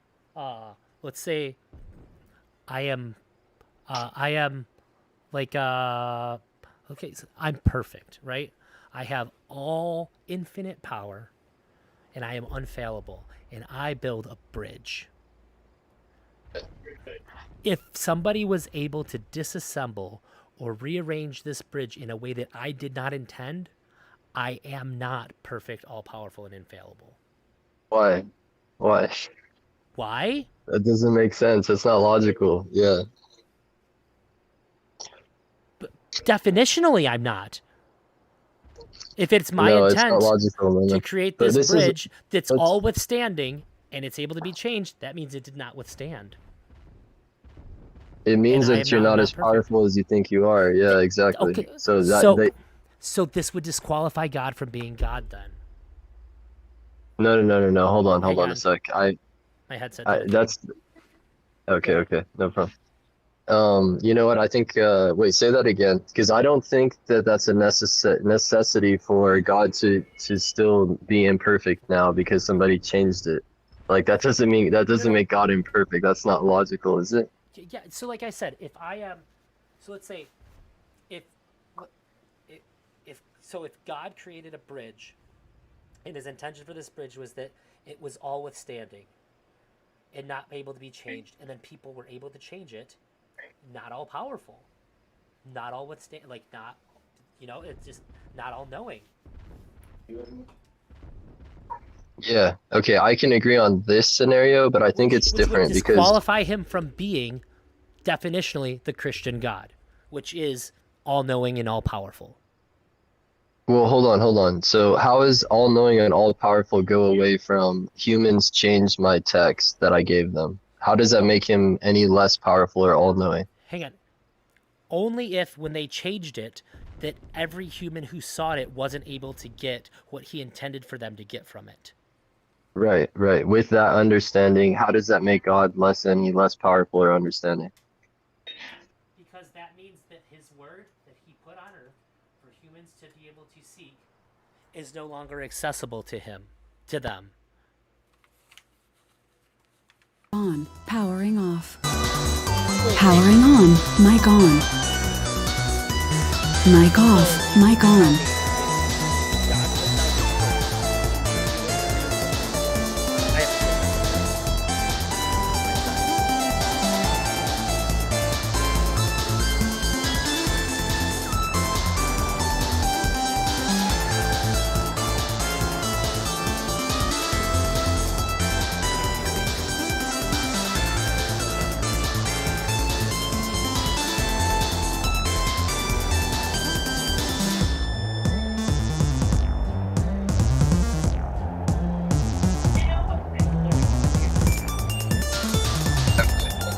Can you hear me? Yep. Yeah, I can hear you. Okay.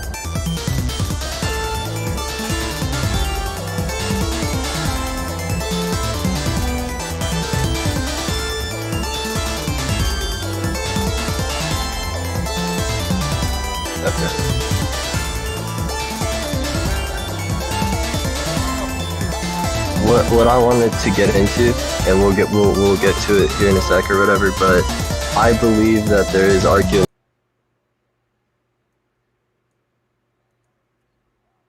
and things like I'm proposing when I tell you that like, what do you think about the idea that like another life form created humans and that is our God? And it's not an all-powerful, all-attribute God. It's literally just another creator that we may even be in that position one day if we live long enough. I would certainly say that it's events. Then select from the list of accounts that you have available to you. Yeah, I don't think it does either. What I would tell you is like my perception tells me that like what has created this reality does not partake in it. But that's just my perception. I don't know. It depends. New platform here, and I can toggle these on or off if I want. I can also create. I also believe in the possibility of many creators, not just one. I honestly, I look at things as like potentials, and I don't hold anything to be absolute, or I don't really believe in anything for that matter. Like certain things, like I do hold at a much higher value when it comes to like logic and like mathematics, etc. I would say things like the only things that you can really prove here are things that you can prove with math, like or.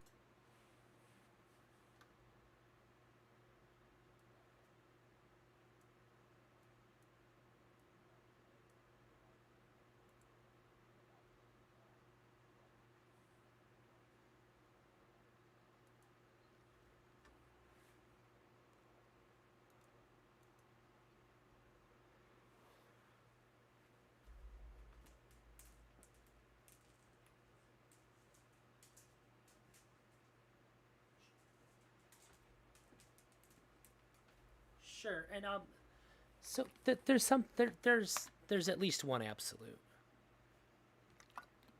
And I've boiled this down a lot, and just real quick, are you familiar with Darth Dawkins?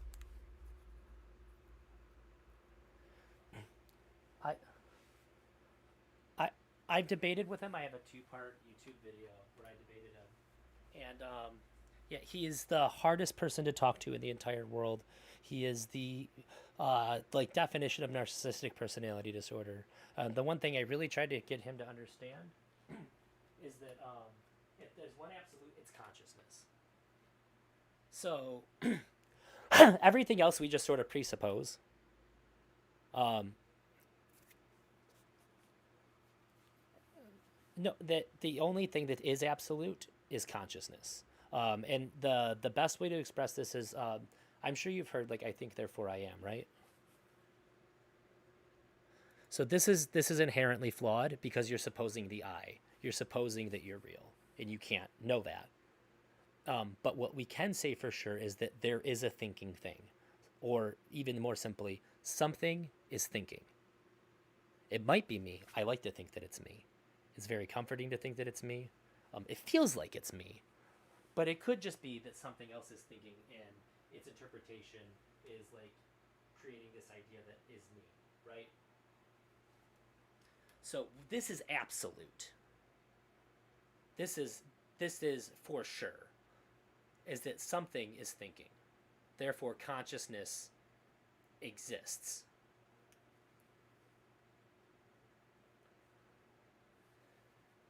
Everything else is a presupposition. These are just things that we sort of accept so that we can exist in a way that's not awful. Like, so like one of the really, like one of the most common presuppositions that we all share is that we suppose that we're real.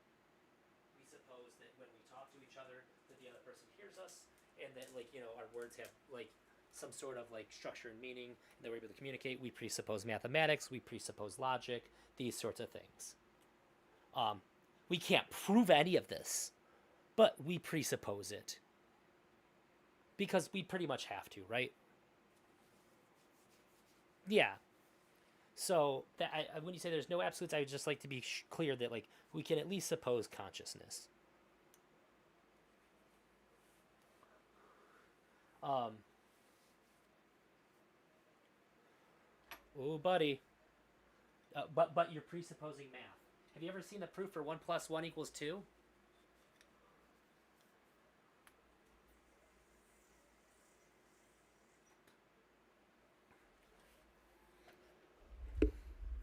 No, logic is presupposed too. Because so in order for logic to be true, we're presupposing some sort of reality to be consistent. And it might very well be the case that it's not. We just don't experience it. But it could be the case. And I know I'm getting really deep down the meta-ethical like rabbit hole here, but we're already getting pretty deep here, so I just wanted to be really clear. And it's essential to presuppose logic. I would say that's one of the most fundamental axiomatic beliefs that we can have, and it's extraordinarily important and valuable, because if we didn't presuppose logic, existence would be awful. It's just not justifiable is all I'm saying. Because the only way that you can justify logic is by using logic. Although I guess I've heard some philosophers basically use like logic and consciousness almost interchangeably. I don't know if I necessarily buy into that. Yeah. And just so you know too, when I well,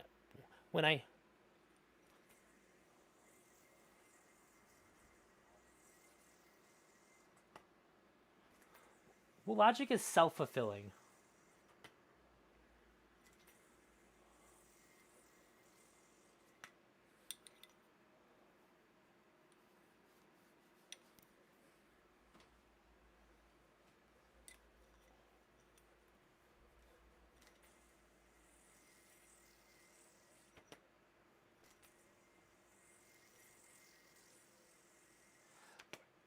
But that's the thing, as far as we know, which means we're presupposing it.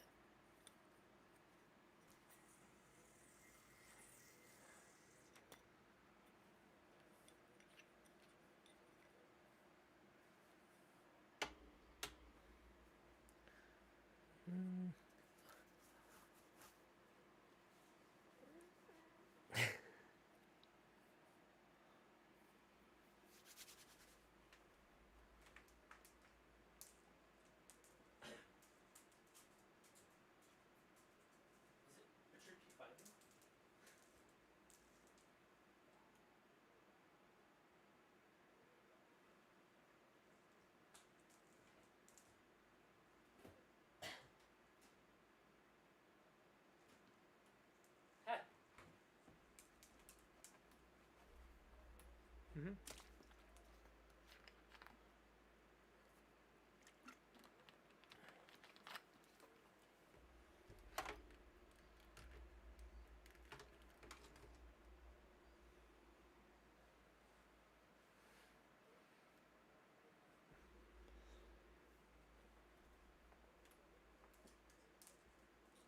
Yeah, but that only shows me that. Well, sure, there's a tie between our consciousness and a ton of stuff. I would just suggest that means that brains are good at math.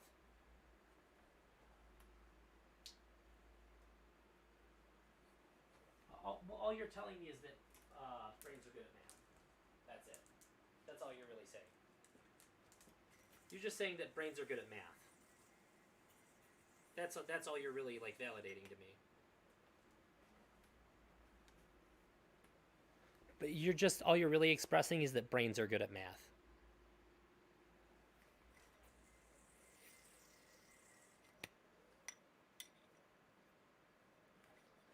No, I would say we have a part of our brain that's really good at math, and we have part of our brain that's really good at, because we have like the logic part, and we have the emotional part of our brain, like left brain, right brain thing. Just because they're really good at it, I don't. It's hard to conflate what we're capable of and what our brains are capable of with consciousness, because we don't even know that consciousness like exists in the brain. Like I said, consciousness is like the most metaphysical thing that we know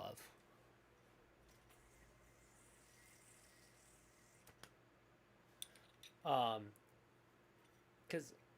And I would say that it's really easy to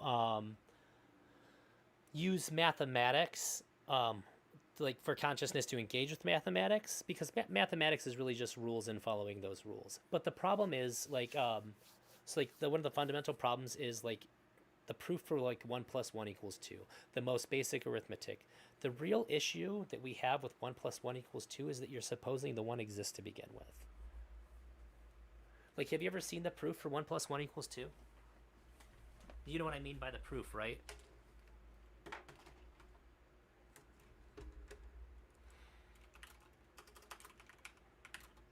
Yeah. Correct. Yeah. But that's what a presupposition is. And so, like, the problem is that 1 + 1 = 2 cannot be proven. It's axiomatic. And the so like if you Google 1 + 1 = 2 proof, you basically get it's axiomatic. It's a mathematical proof about showing that a claim that can be logically deduced from axioms. Those are our presuppositions.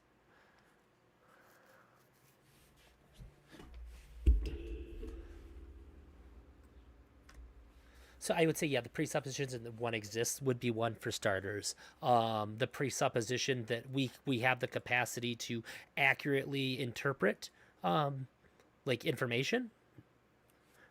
Because it could be the case too that like math actually doesn't make any sense at all, that we're actually wrong because like the way that we're perceiving and interacting with reality is wrong. Like on some fundamental level, and it just so happens to be the case that math is like some crazy coincidence. But it's really, really useful to accept that it's correct, just like logic. So we presuppose it. And I would strongly encourage everybody to presuppose it, just as much as you presuppose that you're real. We're almost treading into the waters of like, our presuppositions are about as valid as we might be in a simulation, but what the fuck does it matter, right? Because without them, we're lost. We're not even us. So, yeah, like I said, we're really far down into like the metaphysical like rabbit hole here. I just get a little bit uneasy when certain claims are made. I just always have to clarify because we're getting into really deep stuff. So it's important for me to like make those clarifications. And it's not even to say that like I'm not taking anything away from any of your arguments or anything like that. I just want to be really clear when we're using like this kind of language.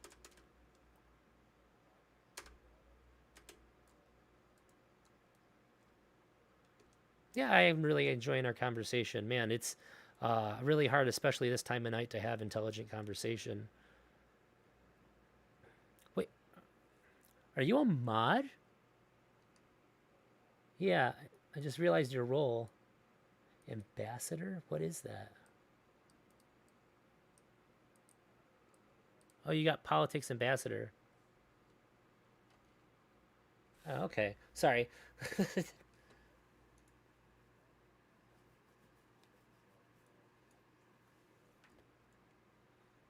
Gotcha. Oh, I'm a journeyman. Okay.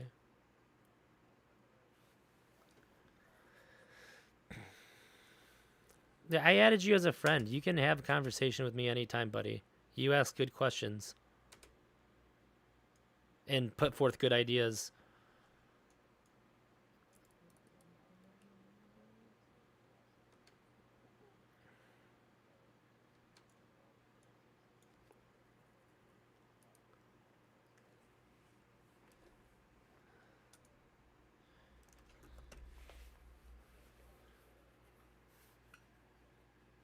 Less bias.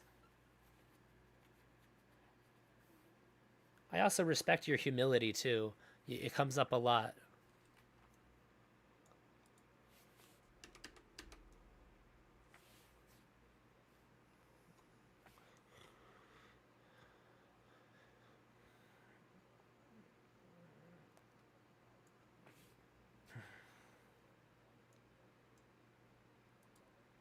I mean, we just had a debate.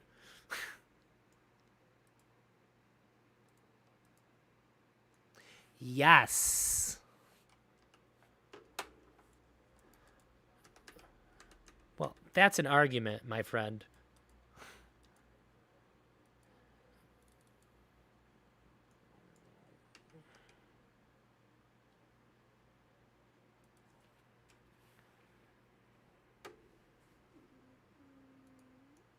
I like debating, but always in good faith. When I'm convinced that somebody's not in good faith, that's when I stop.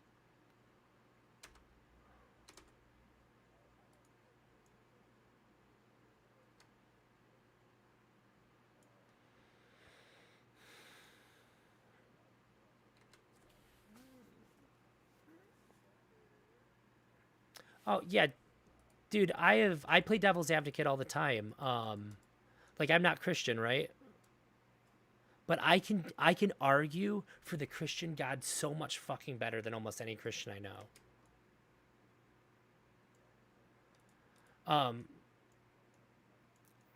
Yeah, like one of my favorite ones, and I've never heard a Christian bring this up. I even wrote a paper about it too. Some of the arguments. One of them though is that like people say, well, there's no proof, and I would say, well, there couldn't be proof. If there was proof that God or Jesus was real, God would be betraying you.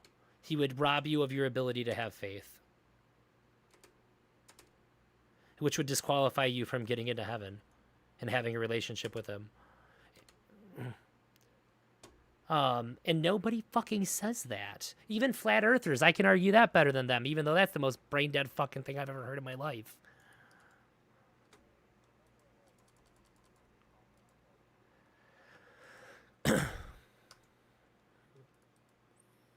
Sure.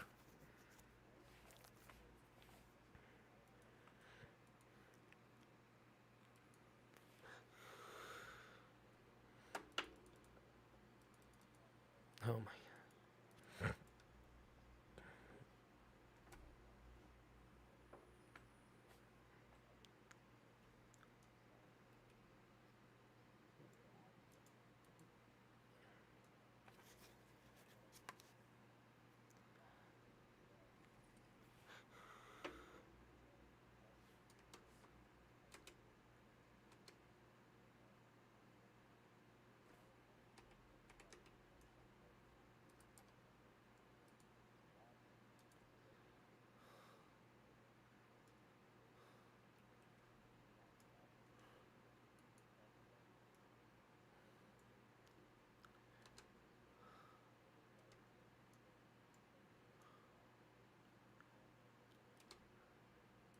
Yeah.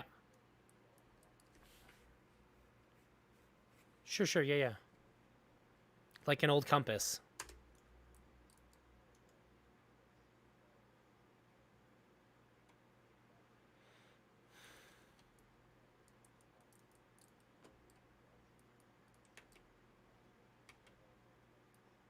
Could just mean that their experiment's flawed too. I mean, I'd have to know the specifics. Like I said, I'm really big into physics too. But there's really simple tests for the curvature of the Earth. So there's like obelisks that are spaced like 100 miles apart, right?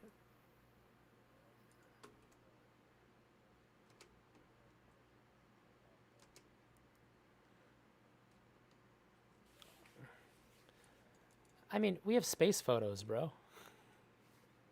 We have photos from space. Like, I mean, right there, like, checkmate.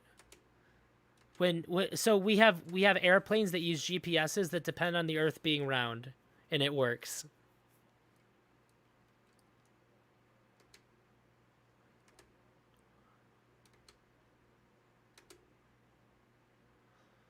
Yeah, okay, so the biggest problem with the flat Earth is like, I've never heard anybody give me a good reason. Why in the world would anybody lie about this?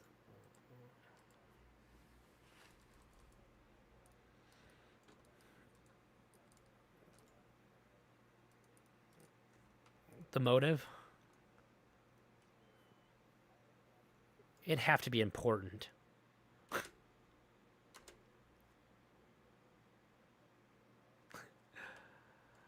I really hope it's a thing that I'm thinking of. Go ahead.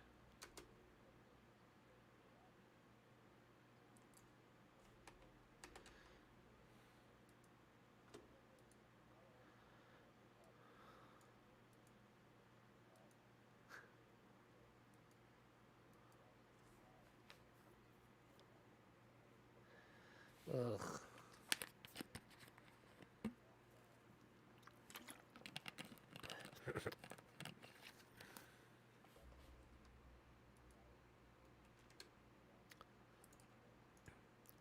So it is what I was thinking, basically, because it's easier to control you.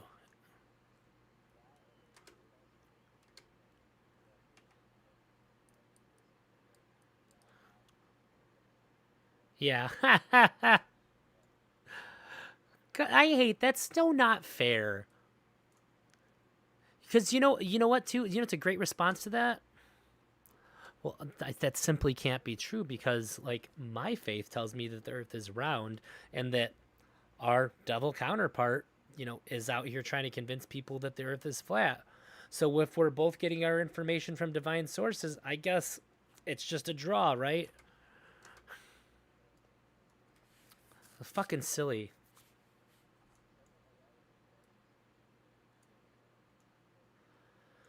That's so important.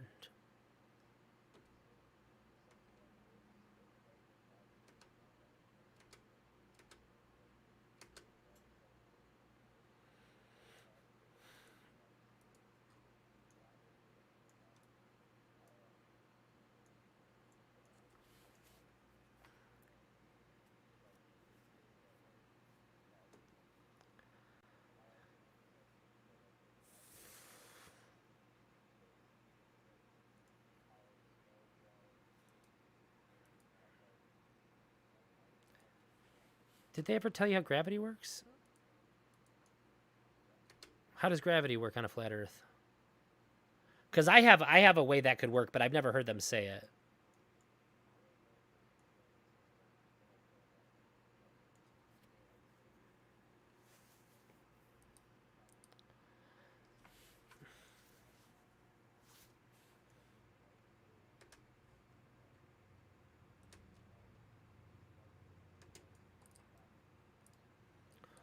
But we have so much.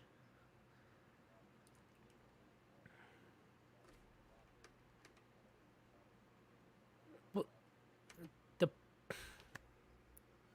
no. We thought the Earth was flat because of a lack of information. We got the information to validate that the Earth is round.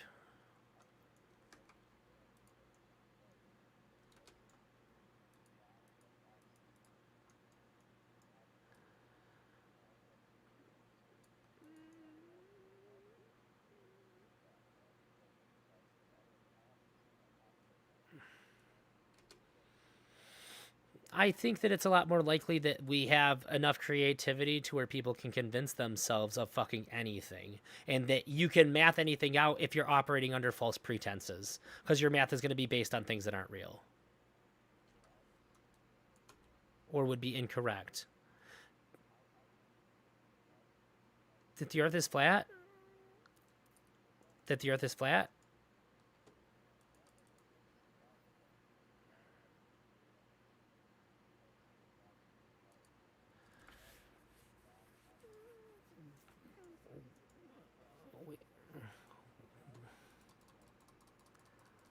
Wait, it's...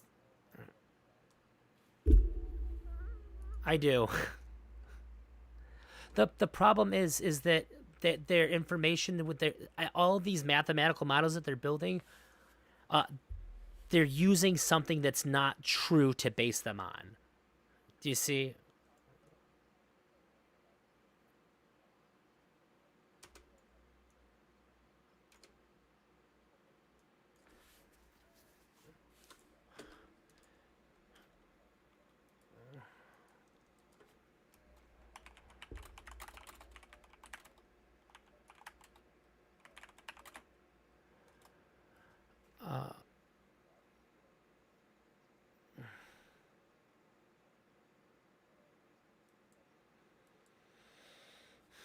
Okay, so I'm looking at the laser experiment online right now, and so basically the idea is that you might expect a level laser beam to stay the same distance above the ground. On a curved Earth, you might expect a level laser beam to increase its distance above the ground. In reality, it's not that simple, and this is really true too. Light behaves really, really interesting ways. So for one, laser beams get wider the further they travel. And atmospheric refraction bends light. Also, one thing that I don't think these guys are really super keen on talking about is that light is also affected by gravity. Hence black holes.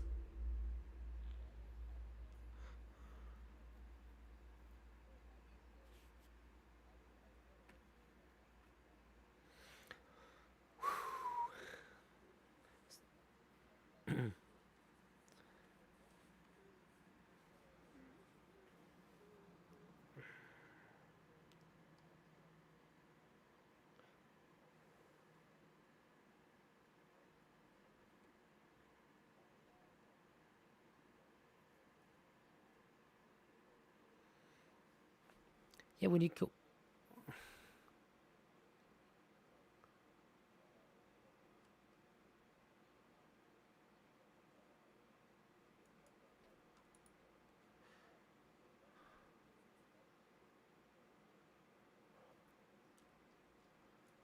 So why is nobody went to the edge? Do you know what a great reality show that would be?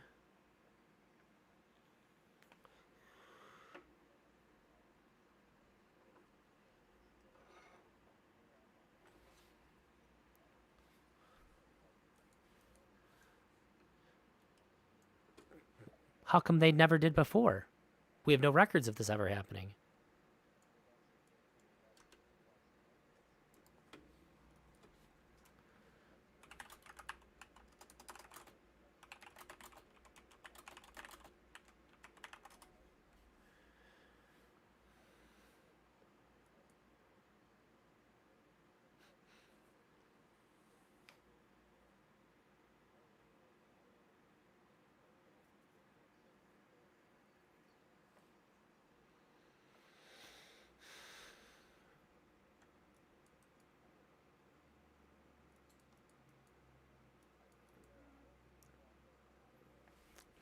It's a globe.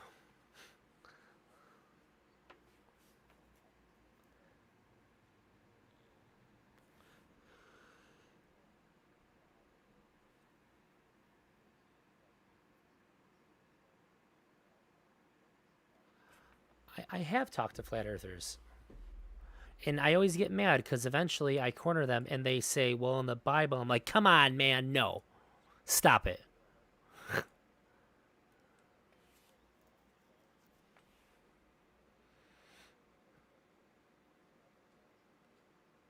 Yeah, but there's doctors that don't believe in COVID, dude.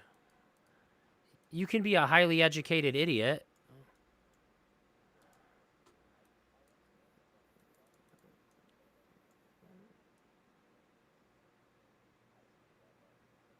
No, not at all.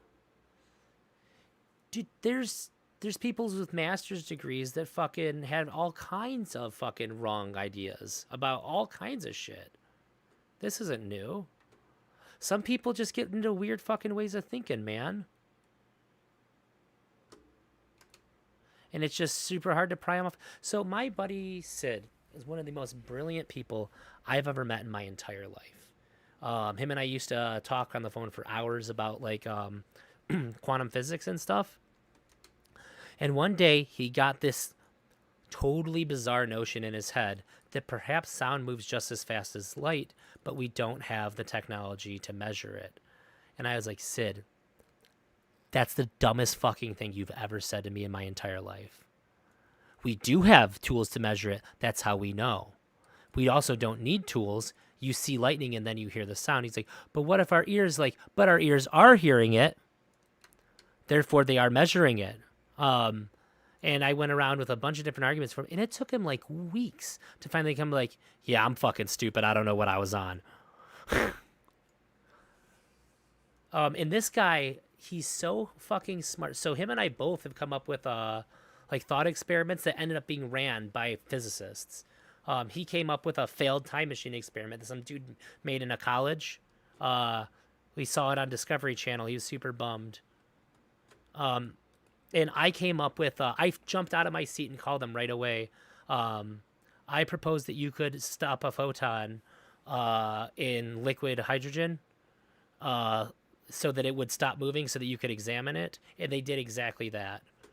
And it fucking sucks because that's like the best idea I'll ever have, and somebody else did it.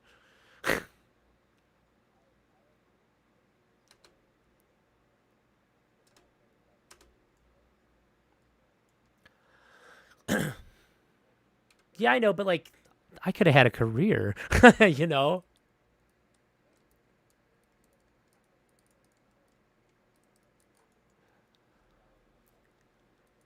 It just sucks.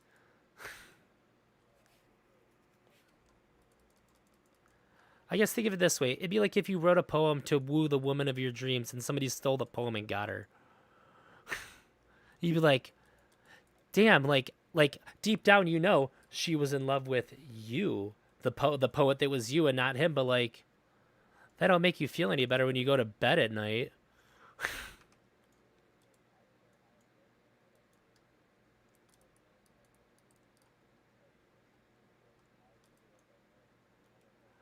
I'm super proud that like not only was my thing thought of by somebody else who was super brilliant, but like that it worked. I'm super happy about that. I unfathomably proud, especially since I worked it out only in my head. I didn't have anybody to help me. I just talked to Sid about it. That was huge to me. But like the ramifications that somebody else like beat me to actually doing it still sucks.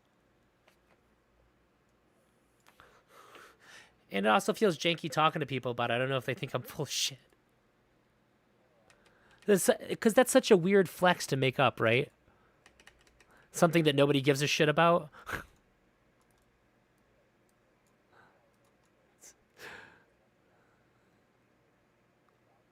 Fully understand what I'm talking about?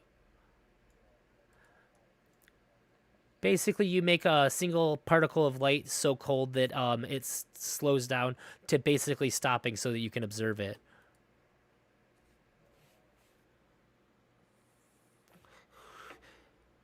And it was exactly my experiment.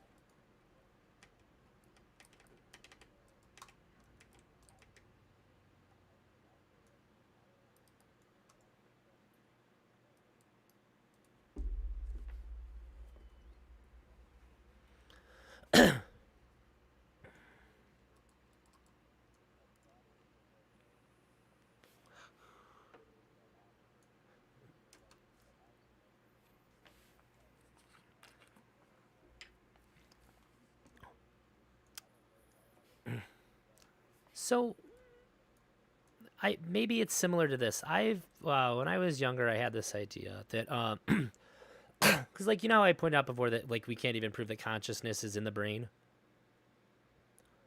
So I tend to think of the mind and the brain as two separate things. The brain being an organ and the mind being some metaphysical quality. Like consciousness, I think is, like I said, it's practically magic.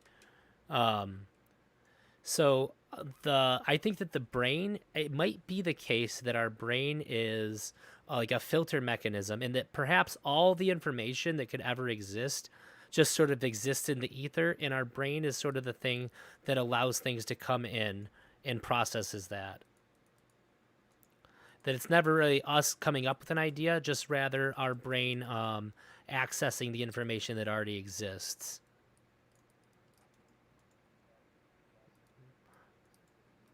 Is that anywhere near like what you're getting at?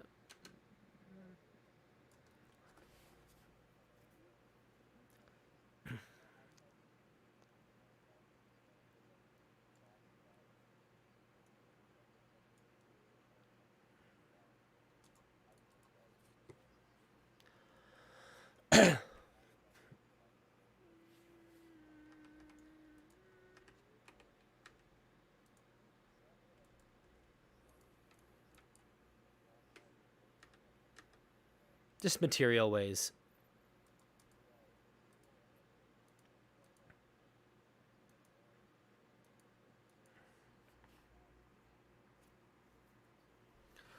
Well, I guess it's just I just wanted it. That's all. But it does feel nice to be validated by it.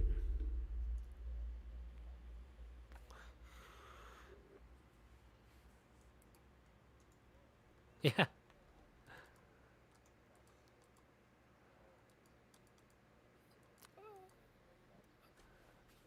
Sid and I definitely, like, I guess, celebrated in a sense.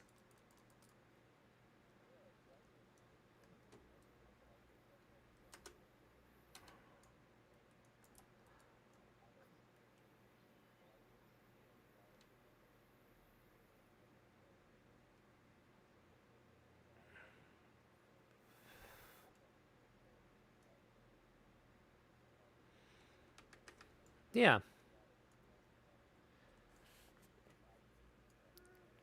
I guess.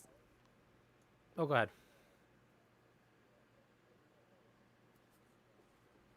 Well, I was gonna say, while we're on this topic, can I share with you like a really heavy idea that I came up with? I think I shared it with Sid. Him and I don't talk anymore. But I basically, and I was really young, and I even tried to like call like a physicist, like contact like the physics department at MIT to talk to somebody about this. So I was very proud of what I came up with. So the idea here is that it's a theoretical equation that proves that the universe always existed. Are you familiar with what omega represents in quantum physics? So it would be like all the matter in the universe. So like we have this huge issue that omega doesn't equal 1. And so like after the Big Bang, like there's not enough matter. And so they come up with things like dark matter and stuff to like try to, and like WIMPs, weakly interacting massive particles, to try to make up for the fact that it seems like our universe is way more empty than it should be, especially if we consider that the Big Bang had happened. And so I took into consideration the energy. So like if E equals mc squared, then that means that like, so energy equals mass times the speed of light squared. So basically saying that like we can convert matter into this much energy, which must mean that like energy like has mass. We consider it to be massless, but it has mass. It's just that small. Like it would be the reverse of E equals mc squared. And so if we accounted for all the mass of the energy, that we could basically get omega to equal 1. And I represented this idea with omega equals 1 does not equal 1. X does not equal x times 0.5 does not equal 0. Essentially saying that like if you took the potential mass of all the energy that was released from the Big Bang, we wouldn't need like all these extra things that have sort of been made up, like dark matter and all that. But then I just recently, I guess, I have a really hard time grappling with it. They proved that dark matter exists. I don't know if that's been peer reviewed, but that kind of throws my whole theory out the window.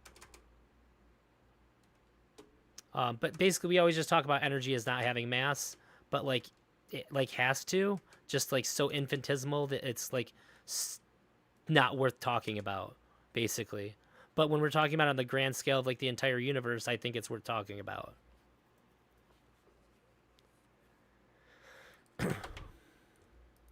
Yeah, so yeah. Does energy have mass? And this was back in the day before we had internet like this too. Oh, okay. This is actually what Einstein was proving, is that all energy has some form of mass. Light might not have rest or mass, the weight that describes the heft of an object. So modern view mass. Yeah, so like we don't talk about it in modern times. Like physicists never use this. And they never discuss it when they're talking about the missing mass of the universe. And that bothers me a lot.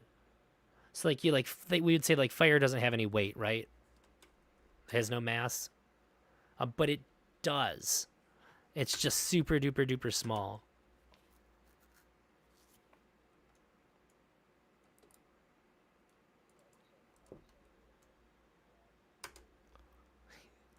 The nonsense I'm gibbering about. Yeah.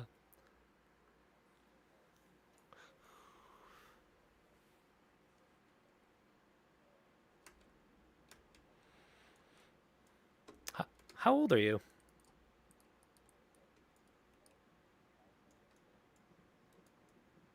Oh, sure. Okay. Just a little bit younger than my wife. Well, that's really good. You're on a good path then. I think that's not a lot of people, not a lot of people in general, really consider what should they be thinking about, which I think is like important as fuck.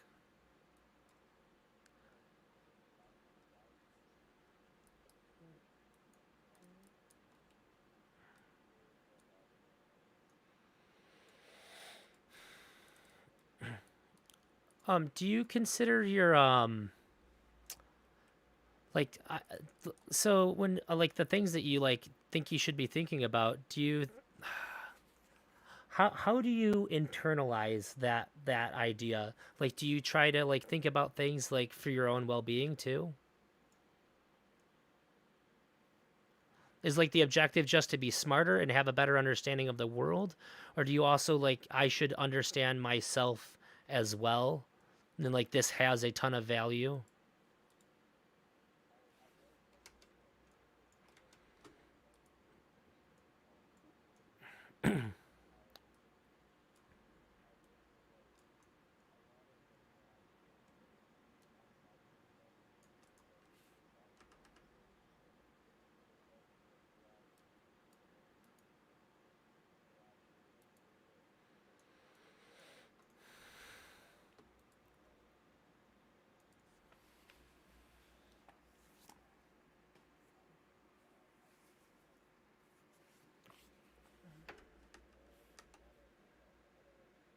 Cool, that worked.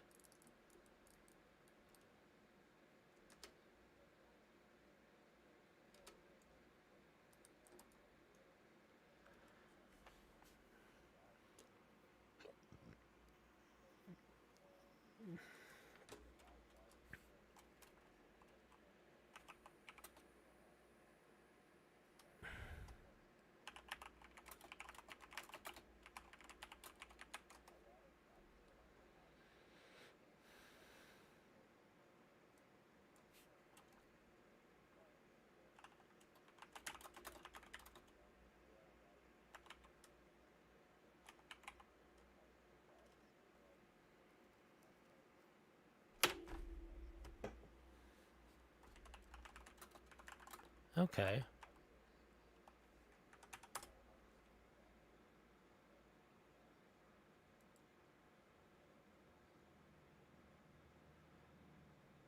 No, I no, what you said made a lot of sense. I got you. I at least I think that I did. Um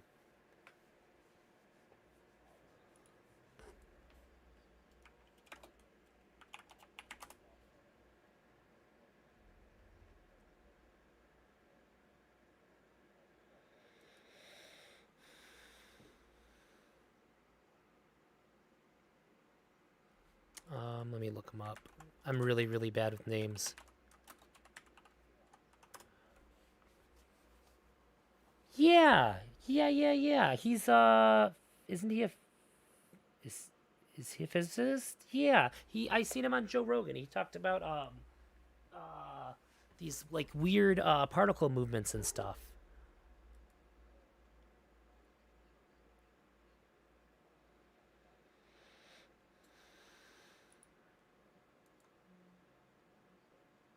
Hmm.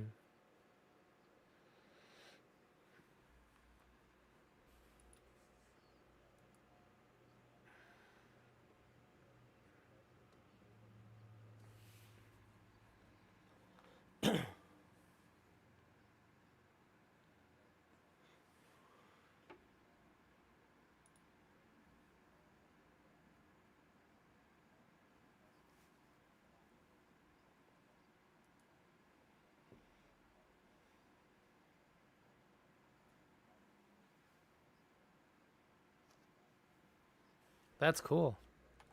Oh.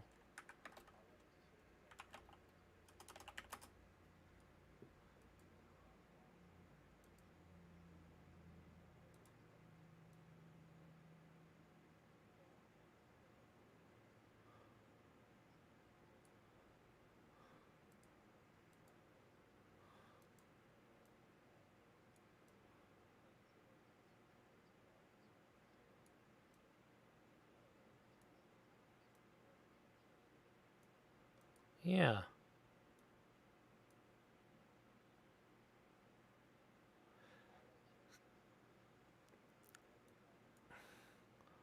What did he come with?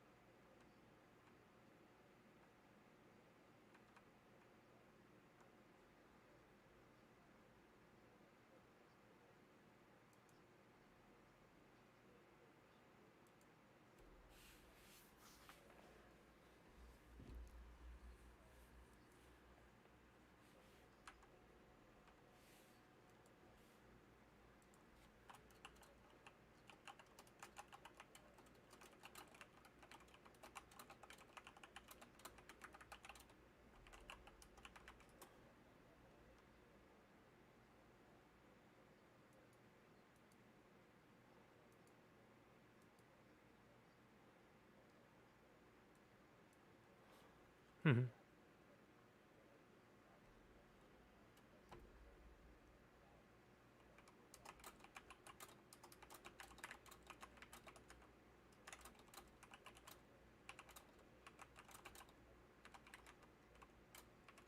Yeah.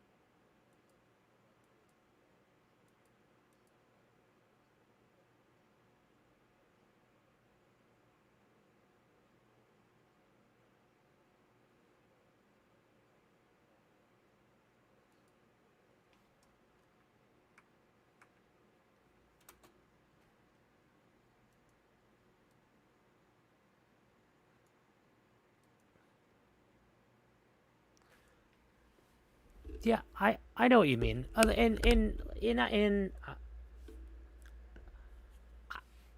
I held that and how I felt at the same time. Does that make sense?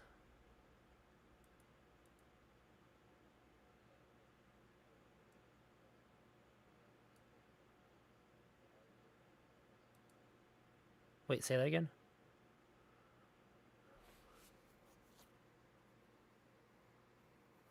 So, like how you're talking about like thinking of it just like thinking about it in that way like the story with the professor. It's like the moral of it was that it was out there, right? Yeah, and I guess I held that and I held the bummerness at the same time. And I do that a lot too. I can often have two different ideas about the same thing simultaneously and understand that they're both true. Like this is bad because of this, but this is also good because of this. And I definitely put more stock in the fact that like I would say I feel more validated than I feel upset.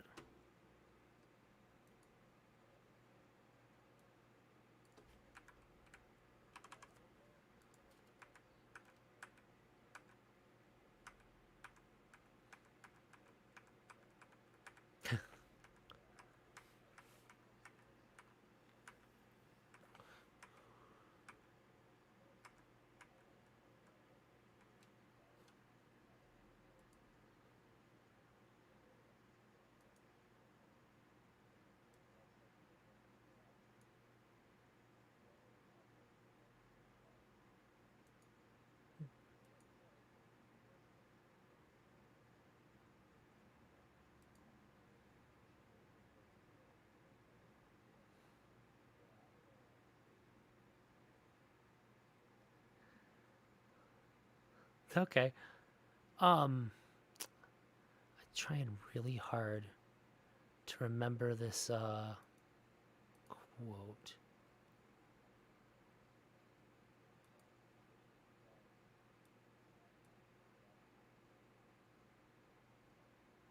How do you spell it?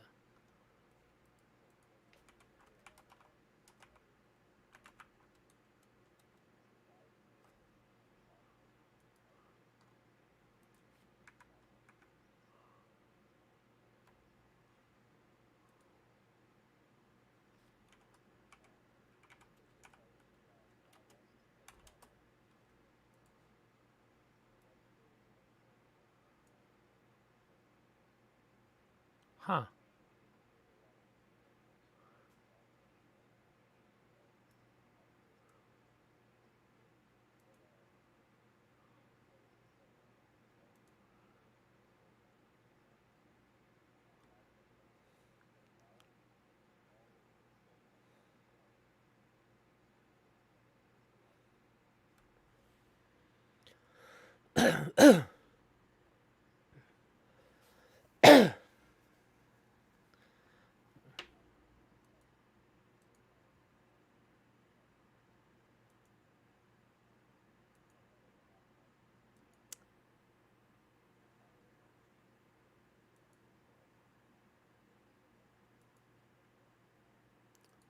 Steven, you said? Oh, here we go. CEO of Wolfram Research. Okay.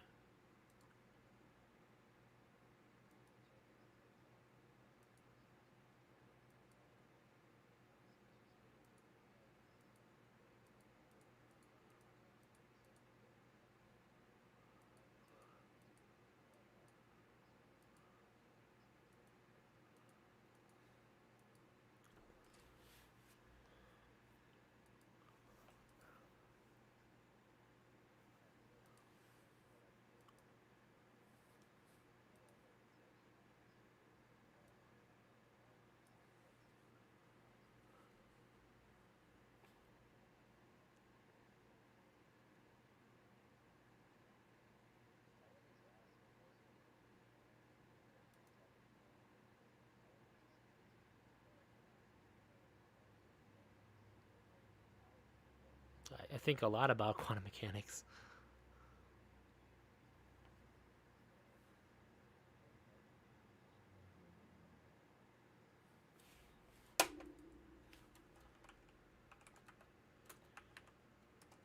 Hang on, I'm bad with any names. I know the Copenhagen interpretation, but as soon as I look at it, I'll know. Oh, like the double slit experiment?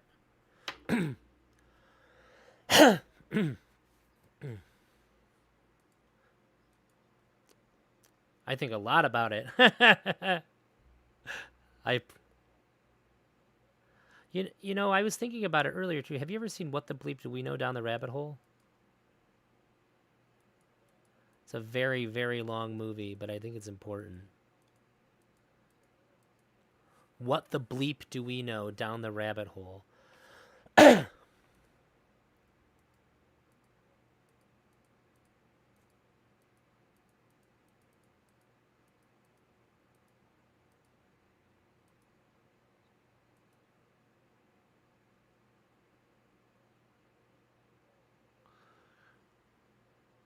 There it is. What's that?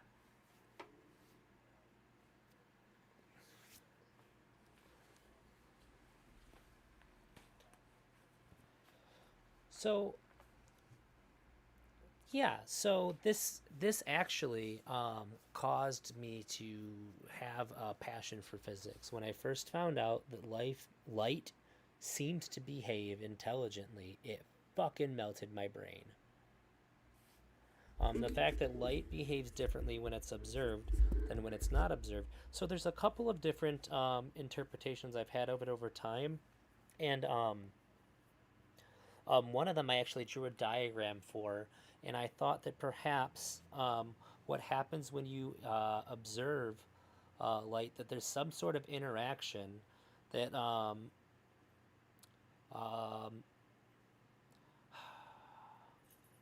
so Okay. So when light's not being observed, it acts like a wave, and when it's observed, it acts like a particle. So the real question is, why does that happen, right? So in let me get my thoughts together before I speak here, because I'm trying to say like 5 different things at once.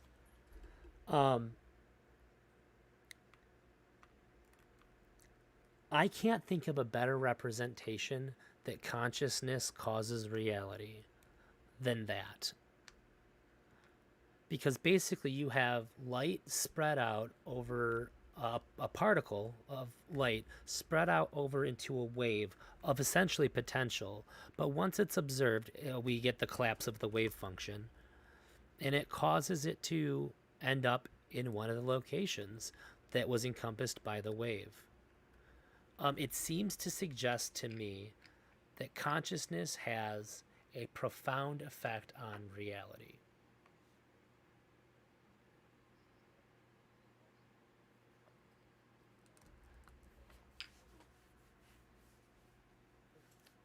Sure, but in all fairness, one could be argued too that the collapse of the wave function still didn't happen until it was observed by somebody viewing the footage on the camera.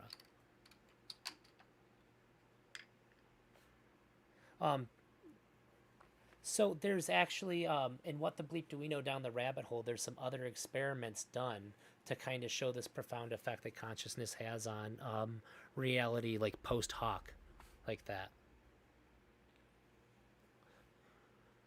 Like there was one where they did, they put random clicks in the left and right headphone.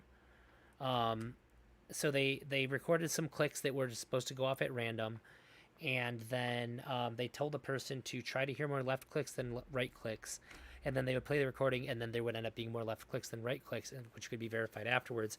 This seemed to happen really consistently. When random numbers, so a couple of colleges ran random number generators.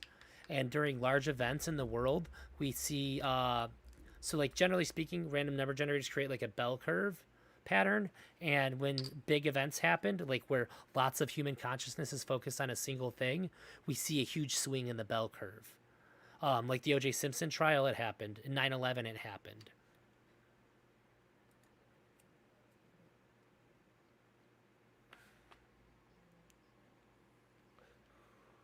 It swung to one direction. Like we would see like a completely different pattern that's what's normal when these large events happen.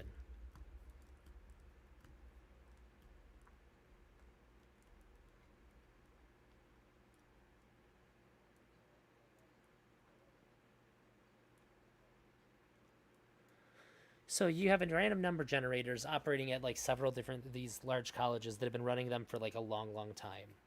And when we map the results of the random number generators, it creates like a bell shape on the graph, right? And when these large events would happen in the world, like 9/11 and like the O.J. Simpson trial, we would notice like a pretty noticeable swing of this bell curve. Like it veers, yeah, absolutely way. This also suggests to me that consciousness has a profound effect on reality.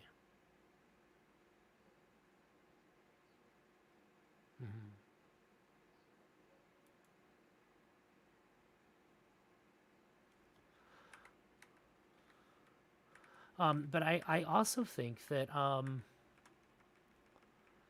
so I guess one of the conclusions that I draw from that too is that like what we think about really affects us, right?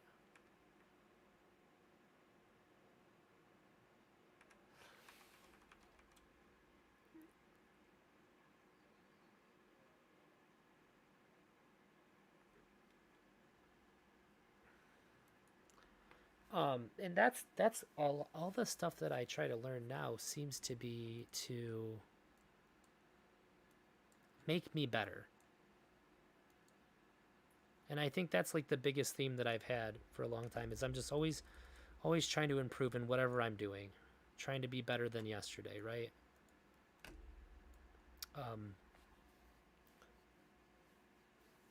I guess that's I assume that's your purpose for learning as well, right?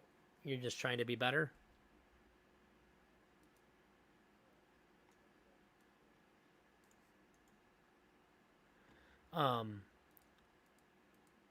I said so. I thought of something, and I don't remember if it was today or yesterday. I shared it with my wife. There's this long drawn out quote. That basically the gist of it. This guy said, you know, when I was younger, I thought I wanted to be good at tennis, so I practiced tennis and I worked really hard, and eventually I was really good at tennis. And then I got a little bit older, and I thought, if I get the job, if I get the girl, you know, then or if he said if I get good at tennis, then I'll be happy. And if I get the job, then I thought I'd get the job. If I got the girl, then I would finally be happy. But I realized it was all just a game, and the point of the game was to figure out what I already was. So I feel like that's a lot of what I'm doing. That's why I engage in a lot of philosophy. I try to understand, because like I said, a lot of people don't really think what they think, right? So I think that a lot of the purpose of these learning and these conversations is to figure out what we actually are, like as an individual. But I also think that being happy is the wrong goal.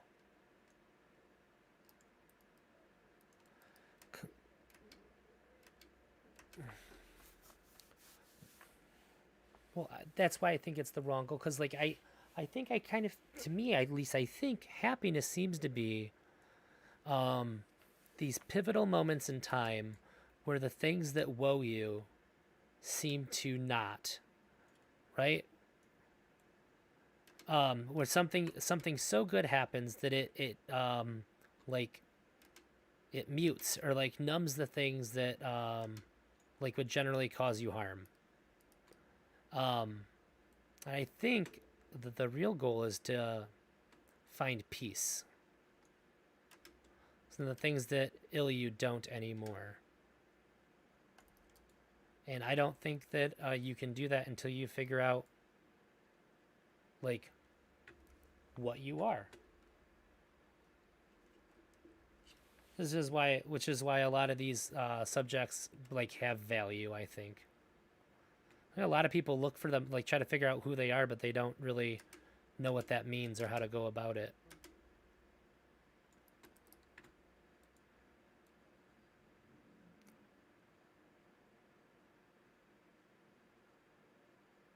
Man, I worked really hard trying to find that quote, and I just can't. But I'm bookmarking this Stephen Wolfram guy. And bookmark. Maybe I did see something on this guy. His face looks fucking familiar.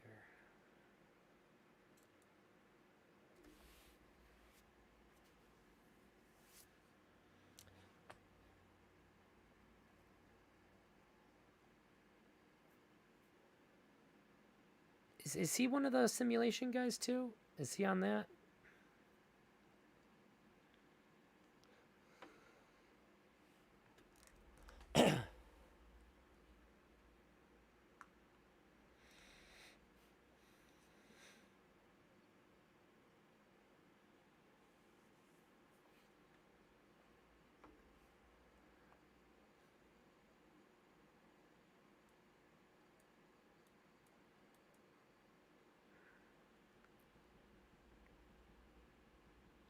Huh.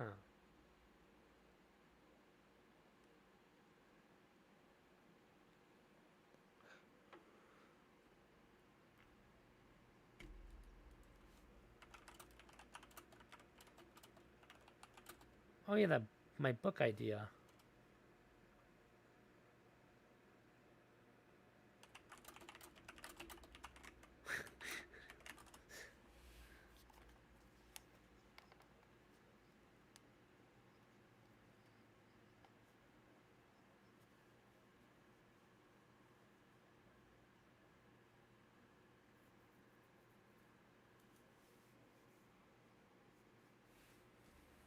Like aliens created us.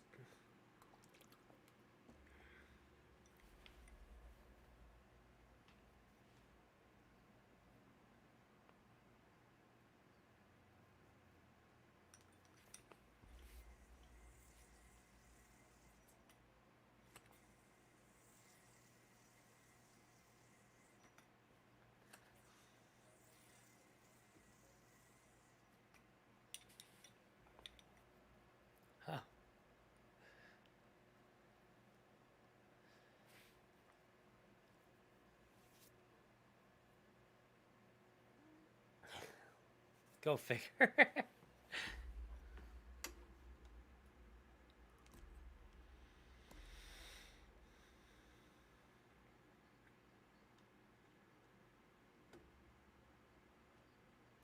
Okay.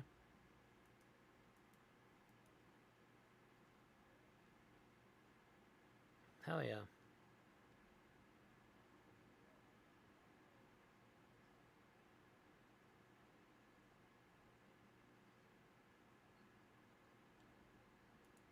Yeah, it's the same thing.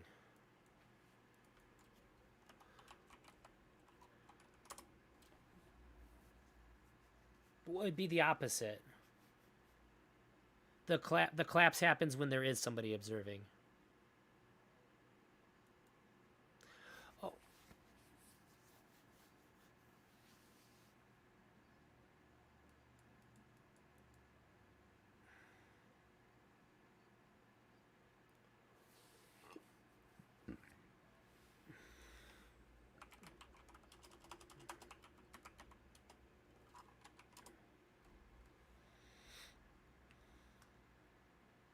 Yeah. Yeah. Yeah, I think about that a lot with the whole simulation thing too. Like you wouldn't have to render everything. So like if reality is a simulation, it's very possible that I'm the only actual observer, right?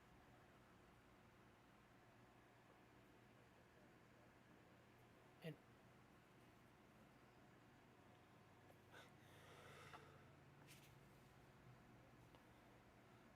well, I mean, there'd be no way to tell, right?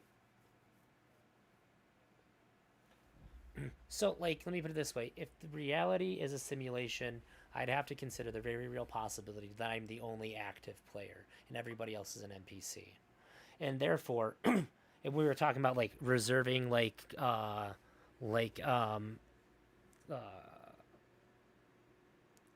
computational power, if I'm the only, like, active player and everything else is an NPC, then things would only need to be rendered when I would perceive them.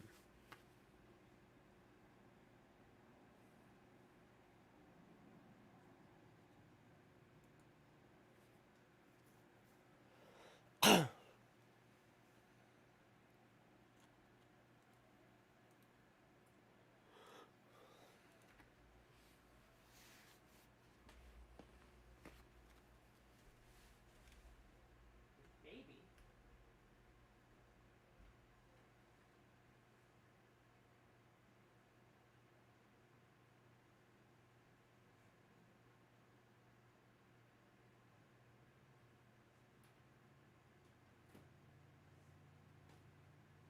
Well, if it's predetermined, then, like, what would be the purpose of the simulation? They'd already know.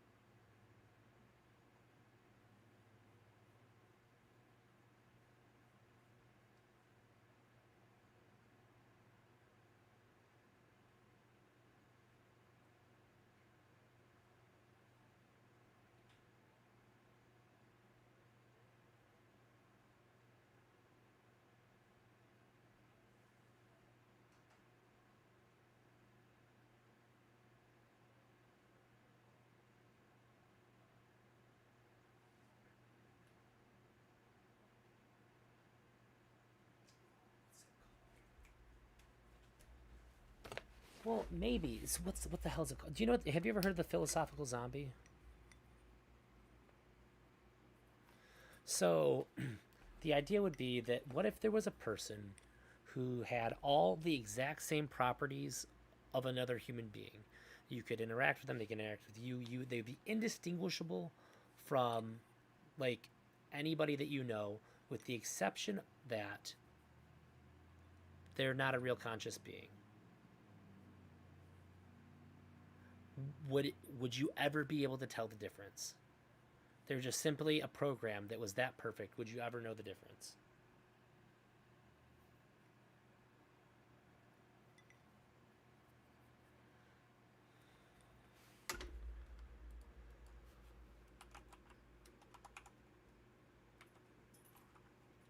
Right. Which is why it would be really hard to tell if the, let's see. Make sure I'm getting this right. Someone who seems like a normal human but does not have a conscious experience, sense experience, or qualia. They have all the physical states, but none of the mental states. We would never be able to know the difference. And I think that it's very possible that everybody that I interact with, that it is the case that I'm the only person that has a real conscious experience. But now we actually enter into the realm of like dualism. We actually have to accept some sort of metaphysical reality when we accept the idea that there's other minds, because we have no way of justifying it at all, right? And that's pretty like when we come to understand that, I think that's pretty profound to understand that you can't accept that other people are real without accepting some sort of metaphysical quality about the world.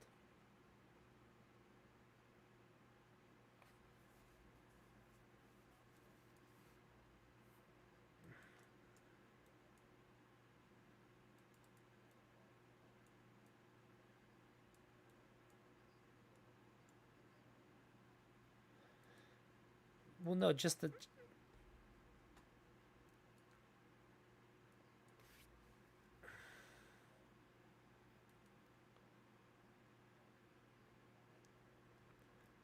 Yeah, that's what a philosophical zombie is. If they have no consciousness. They just have the appearance of it.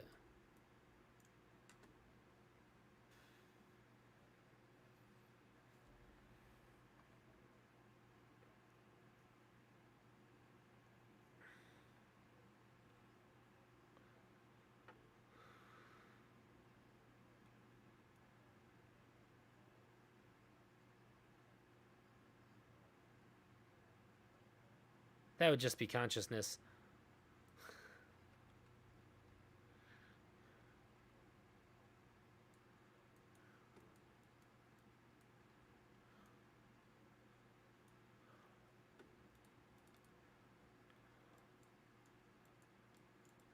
Well, I can't actually access any kind of worldview where no consciousness exists.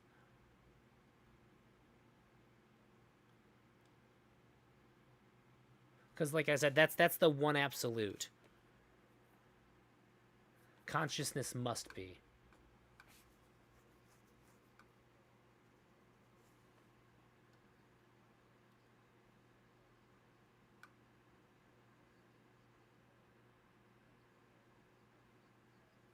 That's... Yeah, but I don't know what you're driving at other than semantics.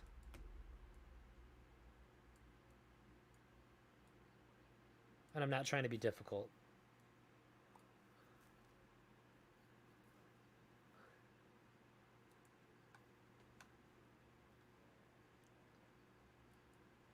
No, like, they don't. But they have all the appearances of it. Yep.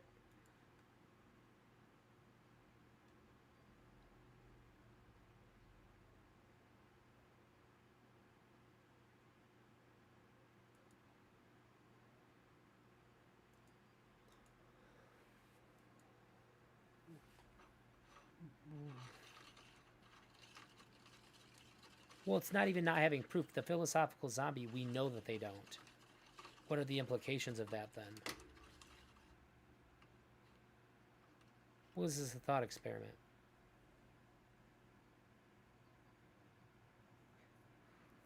We don't have to prove it, we just know. Like, I'm giving you the premise that we know that they don't.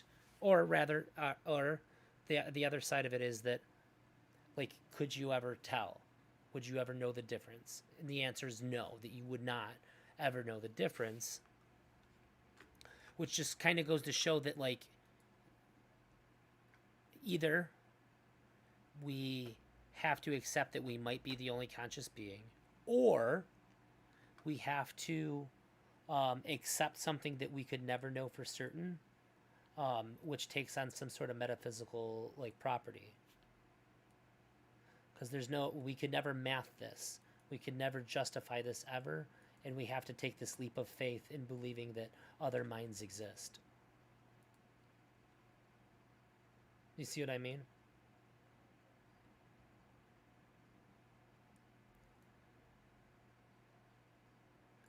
Oh yeah, either we have to we either have to accept that that we're the only mind that exists, and that everybody else is a philosophical zombie, or we have to take a leap of faith and concede that other minds exist, without having any justification to believe this.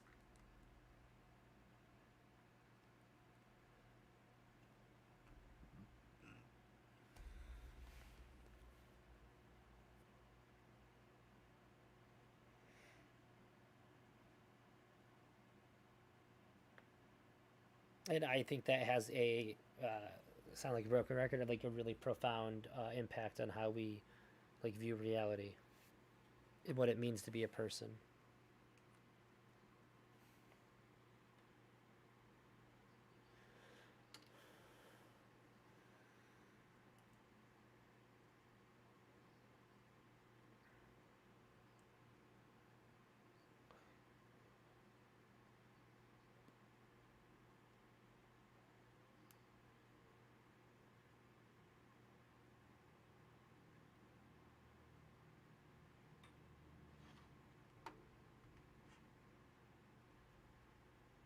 Wait, say that again?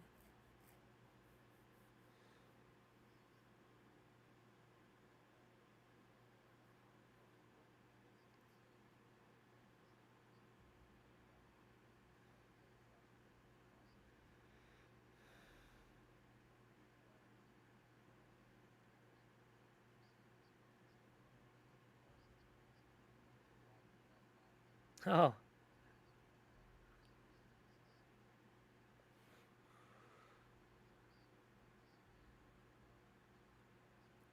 Or it could be that it's a terrifying thought, too.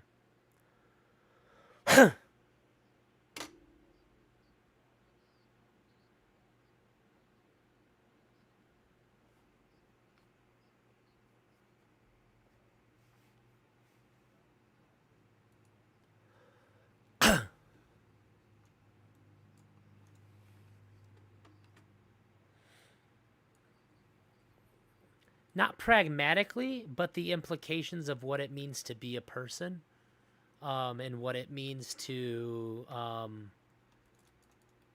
have a conscious experience, is impacted heavily by it, right?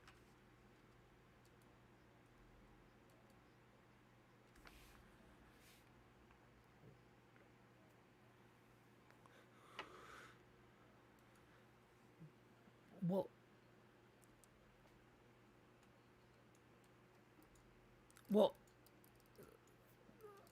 Well, because it makes you have to decide that you're either going to concede that, like it basically makes you consider that either you're the only one that's having a conscious experience, or it's pointing out that you're making this leap of faith, in that you're willing to believe in other minds with no justification to believe so. It's basically illustrating something that you're doing without realizing it. This is the usefulness in it. It shows us a truth about how we work. Because this would be like one of those things, like people think something that they don't know that they think.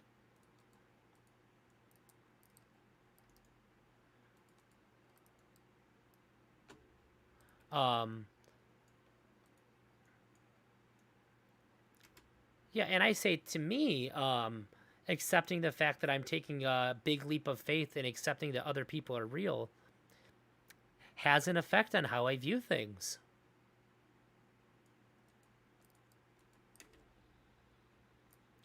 Especially people that don't think about their presuppositions at all.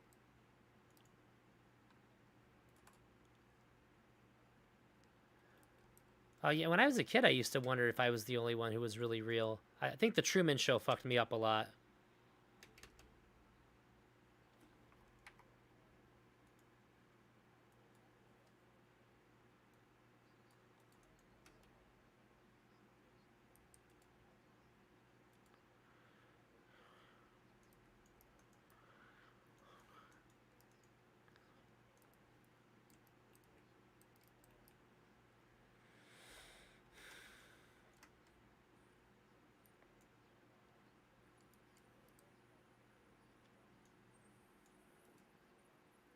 I would say that's just your comfort answer.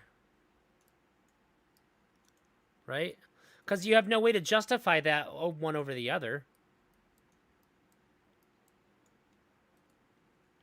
Can you justify it?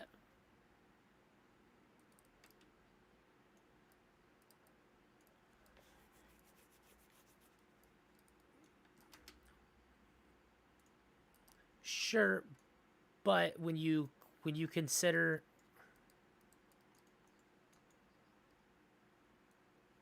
no, correct. I can only prove that there is a thinking thing.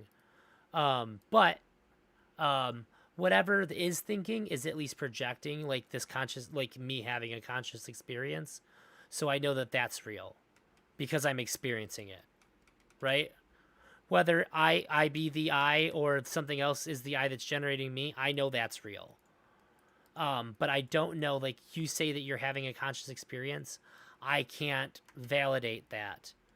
So I have to take a leap of faith. If I choose to believe that you're actually having a conscious experience, I'm taking a huge leap of faith in accepting that.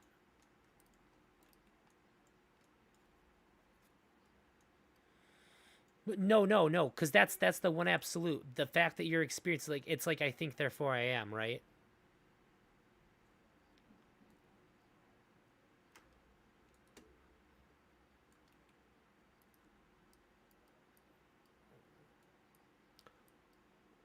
Right, but I have proof that something is experiencing consciousness, and it's projecting it in a way that is being perceived as though it is me. Because this experience is occurring, this can be absolutely concluded.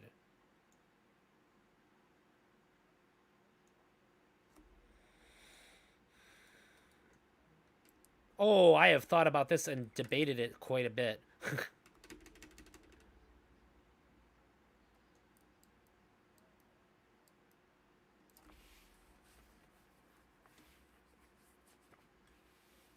Well, that it's self-evident because you couldn't, in order to potentially deny its potential, it must be. Otherwise, there's nothing denying anything, right?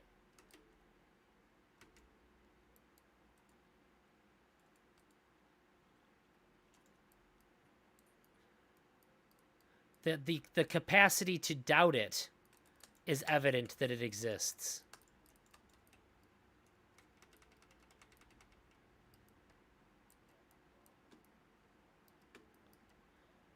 You can't, no, but you can't doubt your ability to doubt.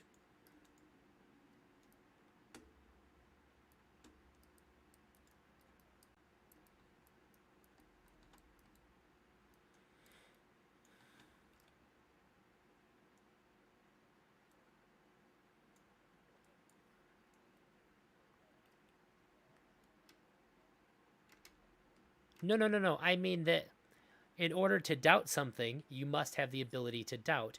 In order to question my own, in order to question consciousness, consciousness must be. Otherwise, you're not questioning. It's a prerequisite.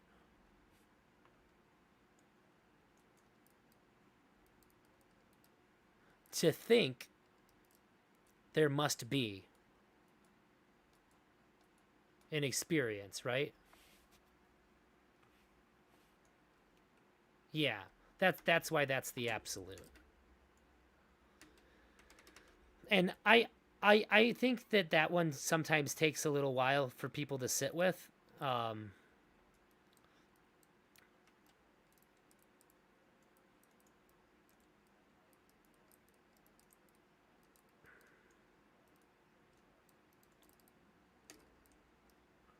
Yeah, so if it's probably really helpful to just go back to, do you understand I think, therefore I am? Do you know what it means?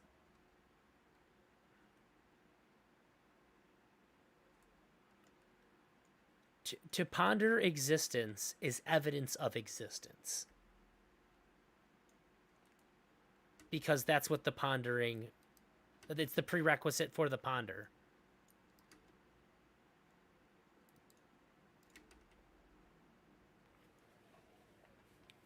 Yeah, yeah, yeah.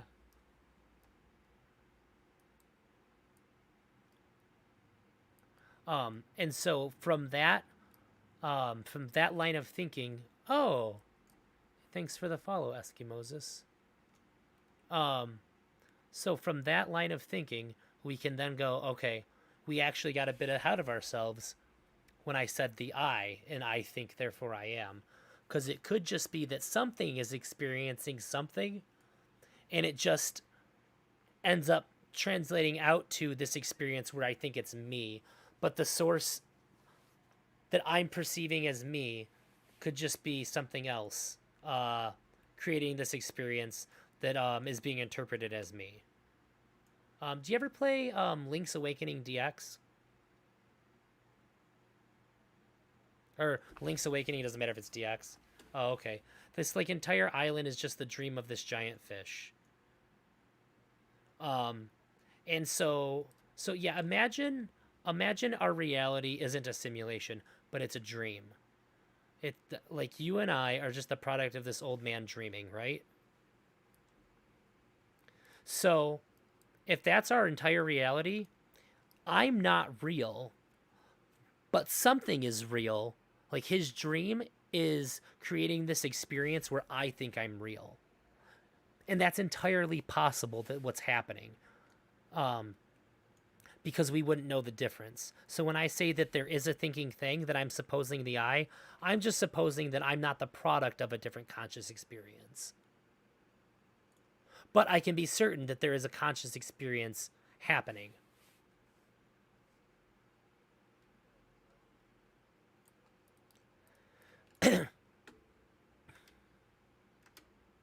Yeah. We can word it in a different way too by saying like there's an experience occurring. I just think that it gets more to the point to say there is a thinking thing. Something is thinking.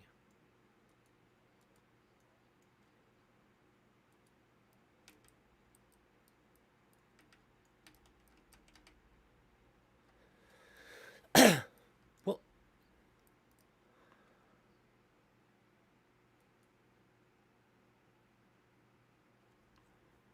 oh.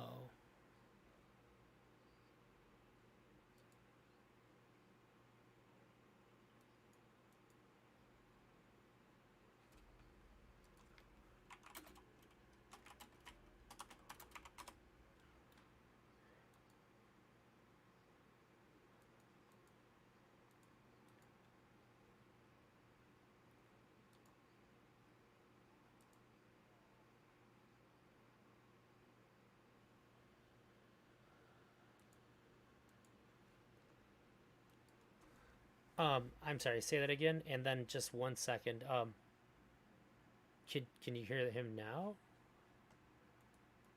Somebody in my chat just they couldn't hear you talking, and I didn't realize that there was no audio for you. So they just heard me talking to myself like a madman.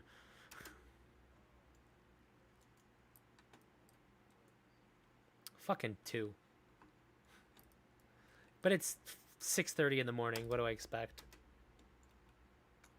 I only have 141 followers anyway. Not like I'm a big streamer or nothing. So go ahead, run that past me again.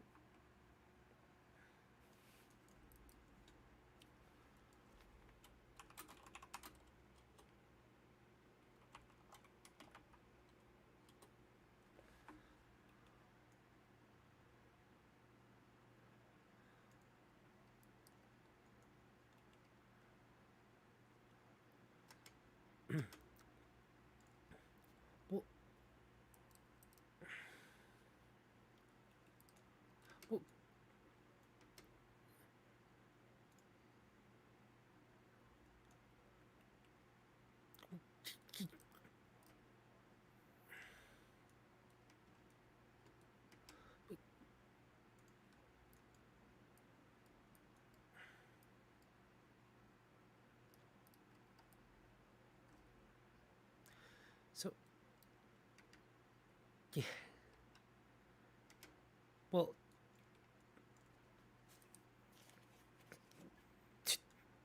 that's motivated reasoning. So two things.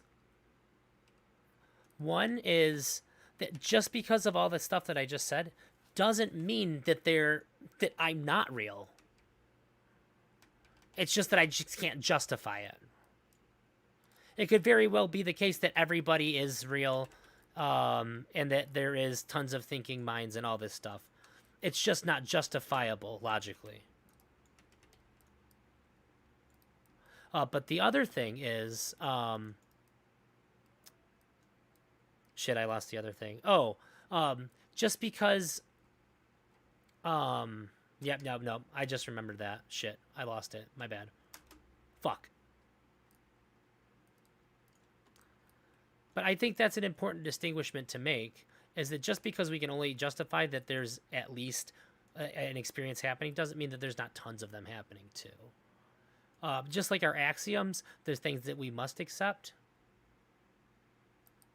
Doesn't necessarily mean that like they're not real. Like when we talked about math earlier, it doesn't mean like just because like we can't prove that math is true, doesn't mean that it's not.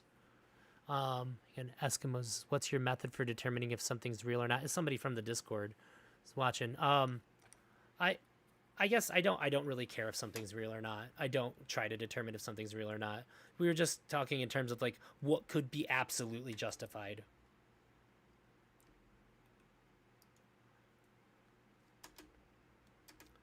But I guess why do you think you're so beholden to the simulation theory? Do you like, is it like,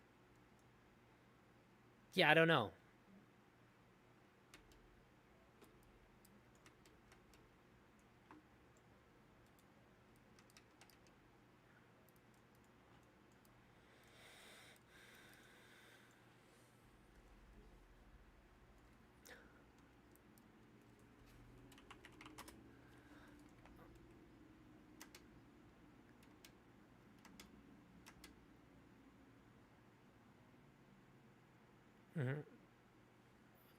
No, it's just that I would never suggest that there's only one.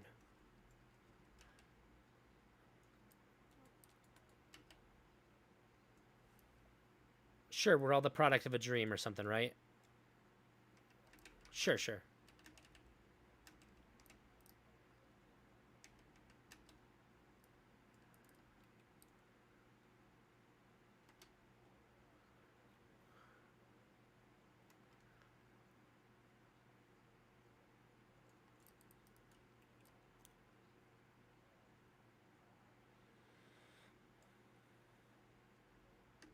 Yeah.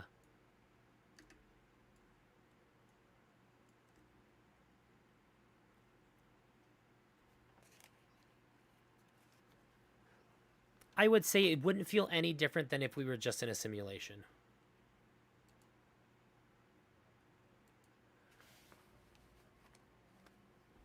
It's just a lot harder to justify the simulation than it is that there is a thinking thing.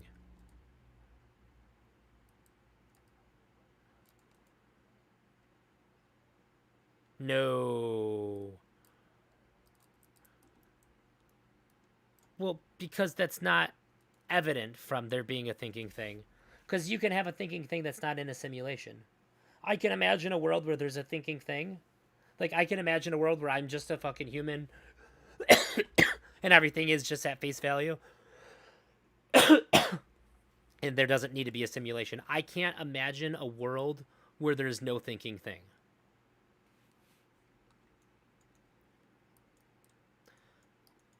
I make no ideas or suppositions, presuppositions about what the thinking thing might be, just that it must be. Well, I guess that's not true. I tend to think that I am a thinking thing and there's other thinking things. I tend to think that there's many different consciousnesses that exist, and it's not just me. But that's sort of like my preference, right? My unjustified preference. But I must accept that something is thinking or something is having an experience. But I also think that it's likely that there's many thinking things. But that really, when I say likely, That's really just based on my feelings and preference and is completely unjustifiable.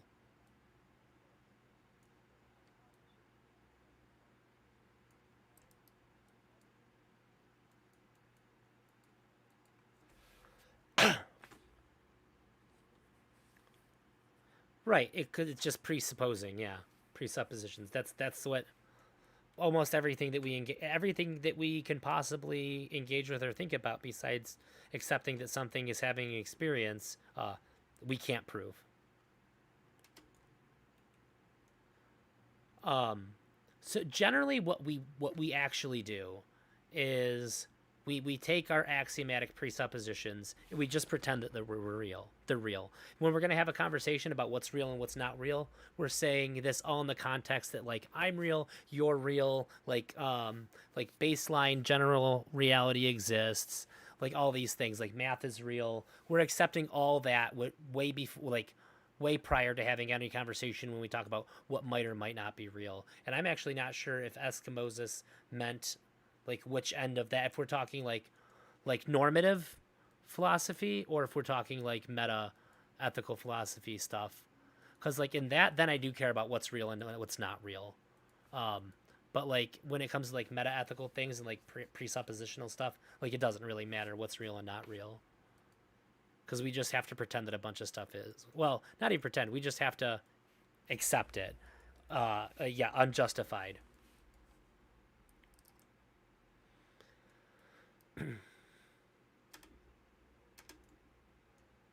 Which thing is what provable?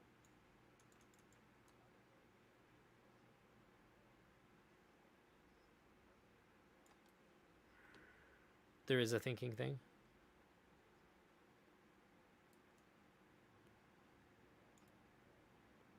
No, everything else requires presuppositional.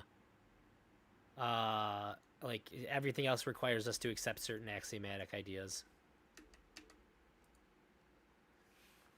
Unfortunately, that's where the buck stops in like justifiable like meta ethical claims.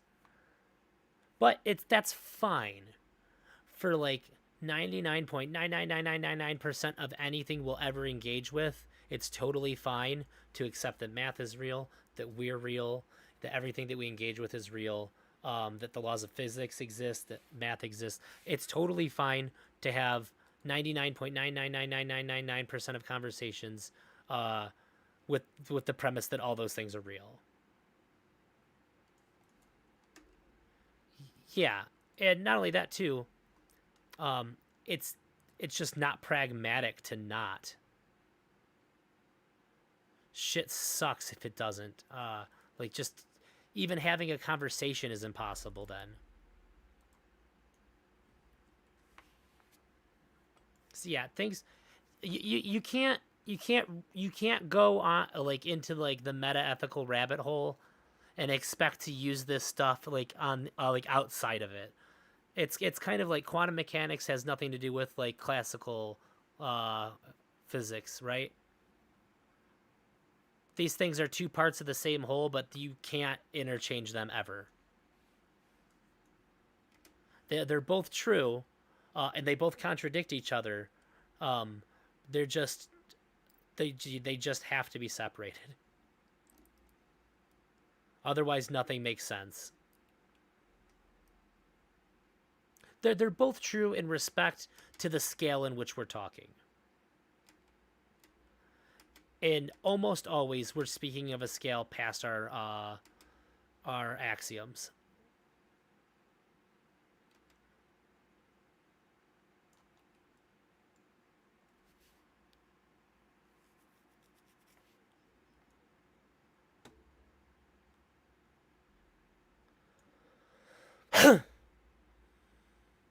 No. Many.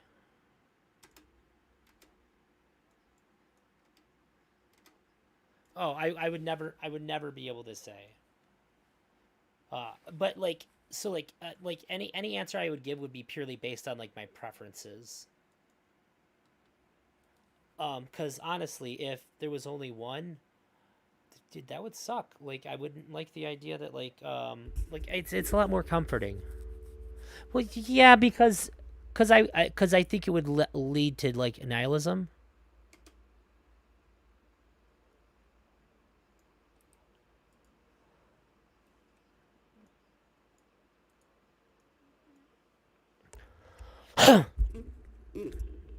Oh, because of my preferences. Because I prefer to think that like my wife is another mind independent of like the mind that I am, right? It makes it cooler.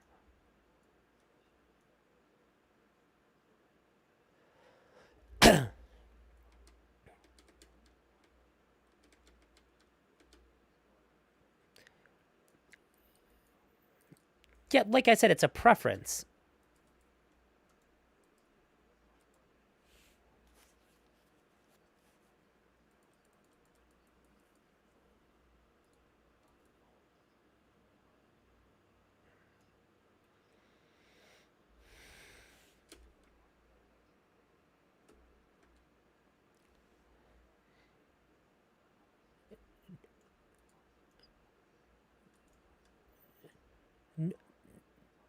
Well, normatively, it changes nothing.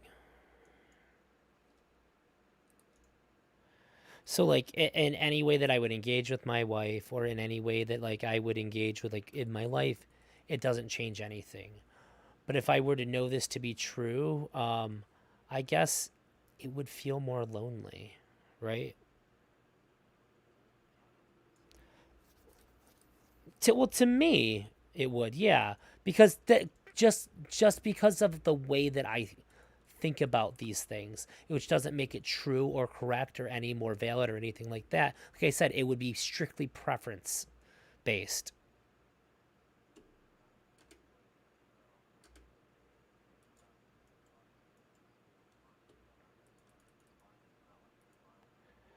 Yeah, it's like the God mind. Yeah, yeah.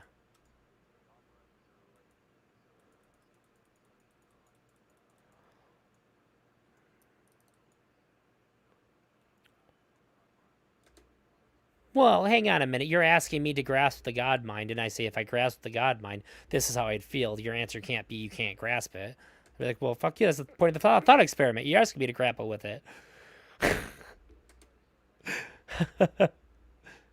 Sorry, I didn't mean to curse. I didn't mean anything by it.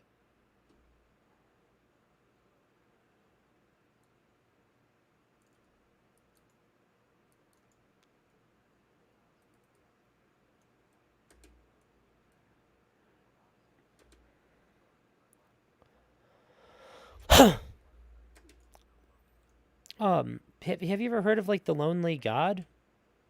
Like the idea that like the entire universe is just like well, hang on. This is the same idea that like I'd be operating under. So there's a theory that like the entire universe is just like God separating its consciousness so that it can experience itself subjectively.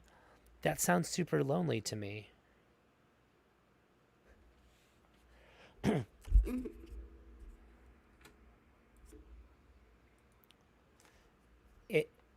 I have like breathing issues. That's why. No. I feel correct because I'm human. That would be my interpretation of it. That's why. And like I said, that's just the flavor, my preference.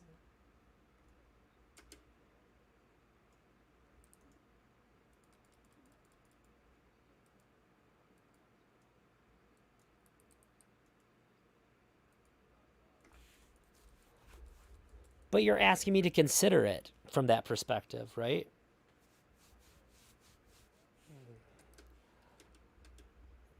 I know what you're saying. Like I said, normatively it doesn't change anything at all. So like in my day-to-day and how I interact, it changes nothing. It doesn't change how I feel in my day-to-day or anything like that. But when I take it to this meta-ethical level where I consider the God mind, that's when I feel that way.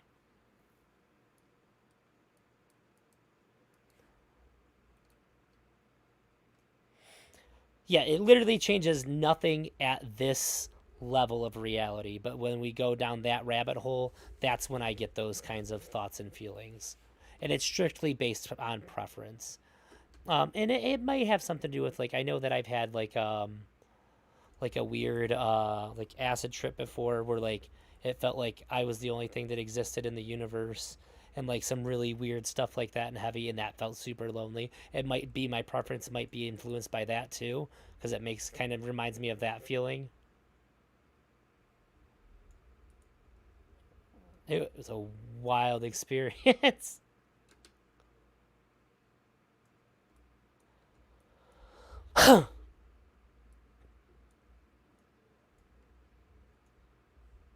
I think you're on your simulation shit because you want to be.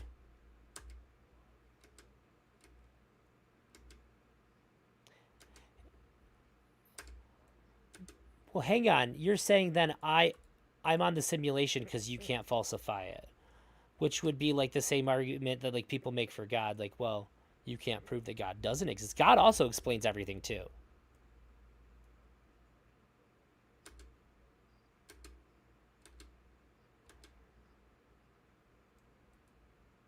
Then God?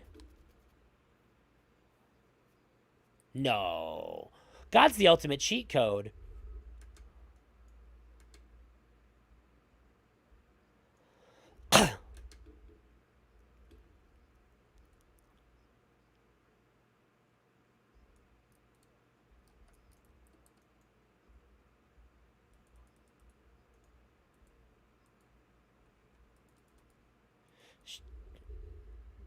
Shit.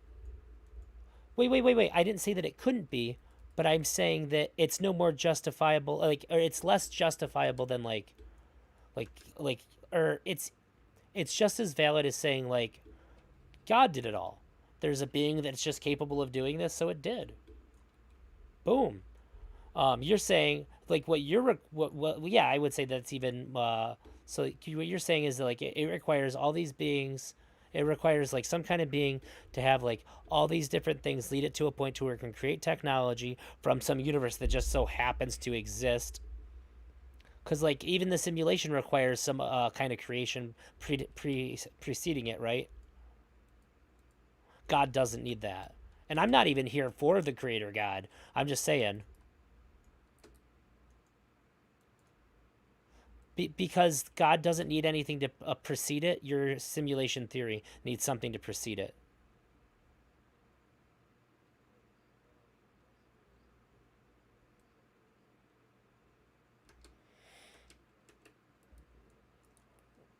Okay, and if you have a creator of creators, then you don't need a simulation. The simulation doesn't have to must be. It just could be.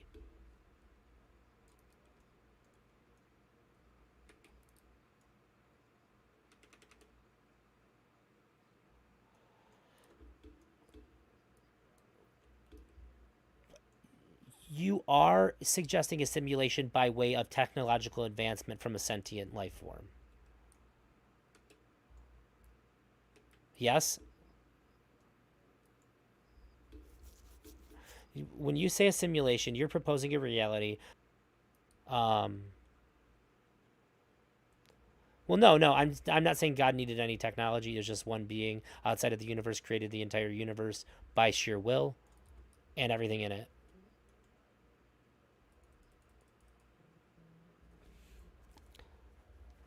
That's okay, yeah, that's literally what I'm saying. But what I'm saying is, like, why are you so, like, but you talk in, like, a lot more certain terms about the simulation. You know, I'm pretty sure it's a simulation is what I'm getting from you. And I'm saying, like, why? I think that you should be less sure. And the thing that I think bothers me the most about when you talk about the simulation is that you're willing to engage in motivated reasoning for it. That's not a good way to think. Well, I don't care about fair or not. I'm saying that's stinking thinking. You were talking to me earlier about how you like to come into things with an open mind, but it sounds like you're coming to things with your mind made up. And so, by the metric in which, like, the standard which you told me earlier that you want to hold yourself to, I would say you're falling short.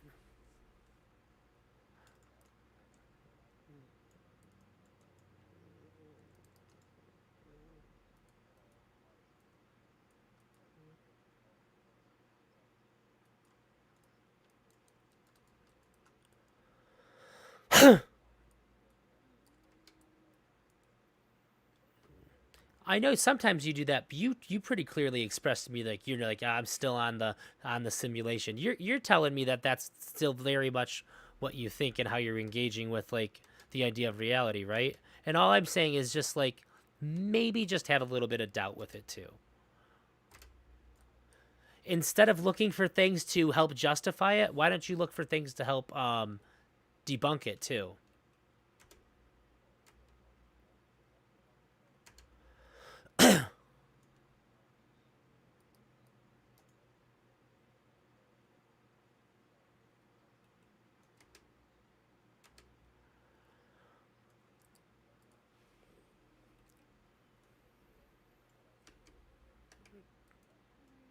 You feel convinced of the simulation. Yeah.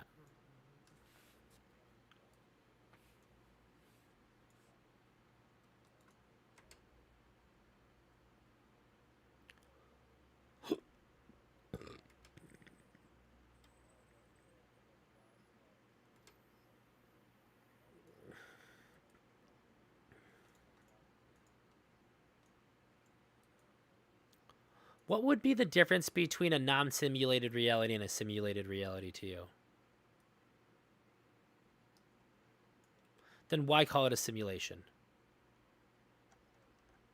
Whoa! Now you're demanding it's a simulation. What then? So I guess what I'm getting at is like it sounds to me like the term simulation is completely meaningless, based on how you've described it. So I guess what.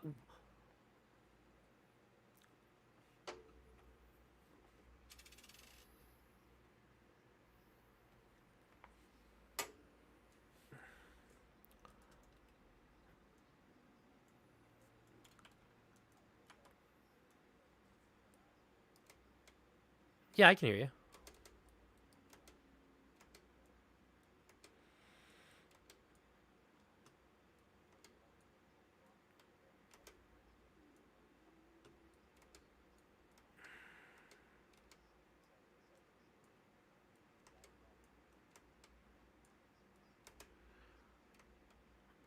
Well, I would say you're supposing and not presupposing it, right? Yeah, so I guess what I'm saying is that there are neater explanations than that. Like I'm a big fan of just the universe always existed.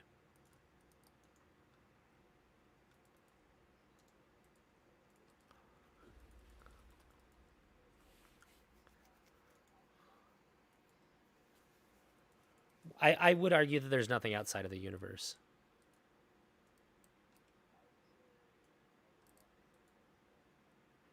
Because I can't fathom what could be outside of the universe. To me, the universe encompasses everything. What does the outside of the universe look like to you?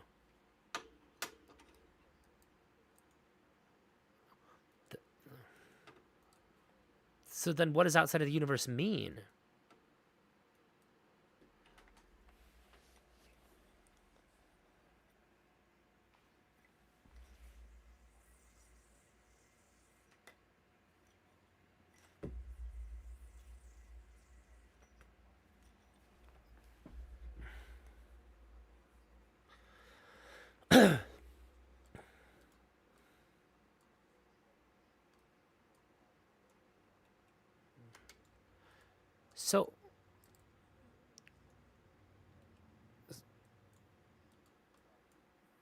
So, well, one, you've actually given me zero rationale as to why it would be one, but I have to pose this to you too then.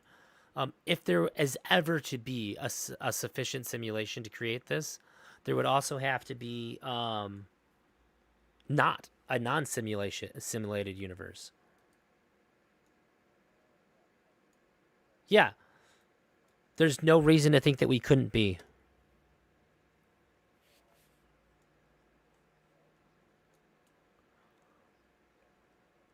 Okay, but the chance of life existing is occurring to begin with is smaller.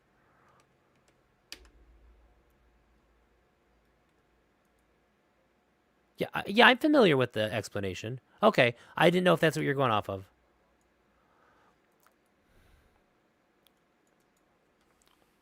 Okay, but the chance of life occurring to begin with is 1 in trillions of trillions.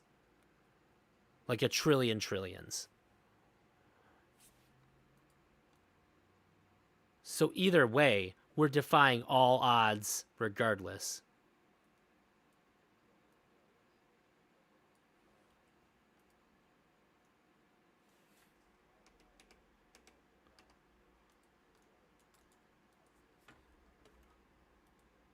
Trillions of trillions. So, hang on. Let me see if I can pull up the number.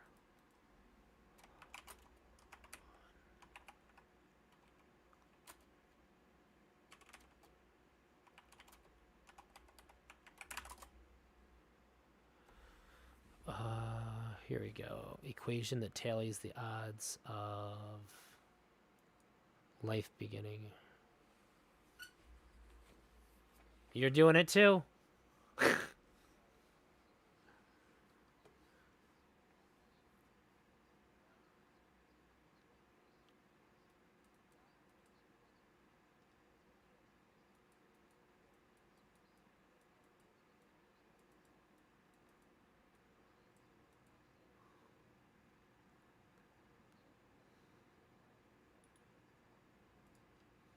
I can argue the same for you as well, though. So wait, but the problem is you're arguing for a technology that doesn't even exist, that we're just like think might exist in the future. Wait, no. Hang on. It's not about whether it's hard to accept or not. You have zero evidence to suggest that we can actually achieve this. Yes, it is. Sure, but there's no guarantee that we get to the end. So you're saying it's likely that we're in a simulation because I could imagine that one day we might be able to get there.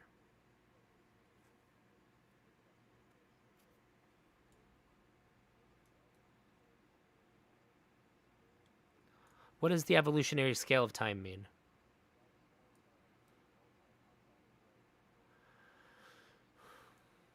Okay, so if we like look at the history of like the planet Earth.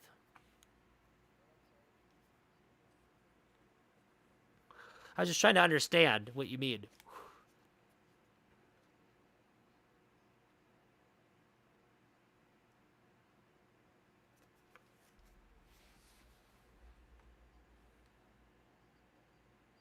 Okay.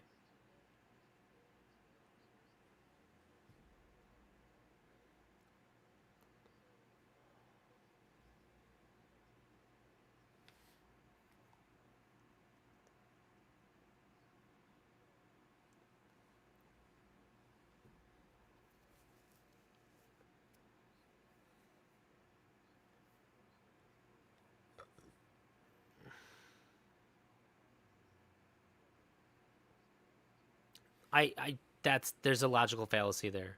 It might very well be the case that like computing cuts out before it gets to that point.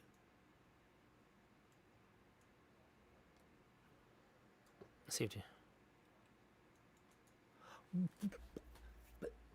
Yeah, maybe. Hang on. This is all maybes and what ifs, though. I'm saying you have to entertain the it is, though. Hang on. You cannot tell me what must happen that has never happened. You can't do that. We knew that it might. We can say if things continue at this rate, sure, maybe.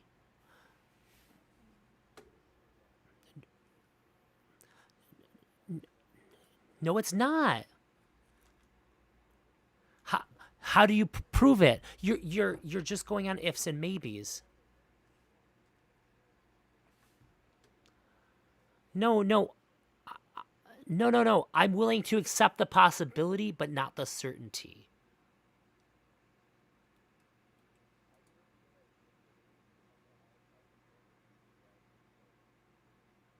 So hang on a minute. I could make the claim and say that Like, that eventually the sun is going to hatch and a dragon is going to come out of it.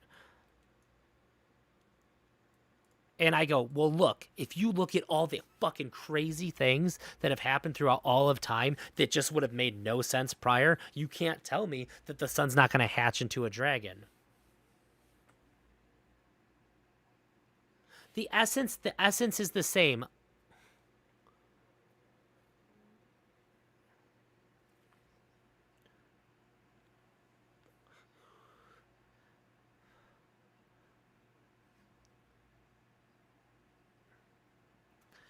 Yeah, I know what you're saying, buddy. You're saying, look at how fast technology advances. Mm-hmm. Uh-huh. Uh-huh.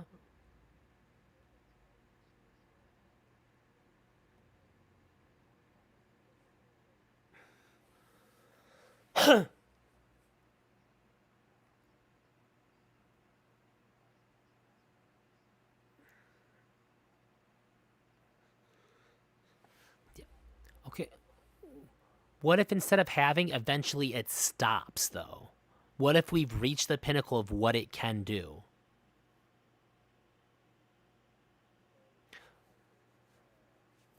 It's possible, correct?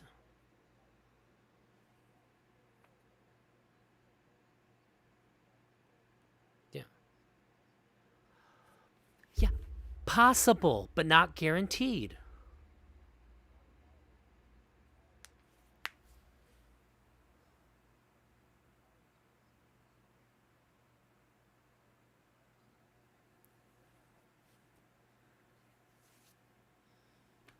Okay. Maybe. Let me put it to you this way. If there's a if let's say there's an immortal weightlifter, right? Eventually he will still hit the limit of what a human is able to lift. The human body can only do so much, yeah? Okay. So no matter how much time, things can only do what they can do. I'm saying it's possible that we don't crack that it's not crackable with the technology that we end up getting, that we're able to find, that's able to be discovered, and that it's just not fucking doable. Like, it seems really likely now, but, like, maybe we don't. Like, for instance, if quantum computing never existed, right?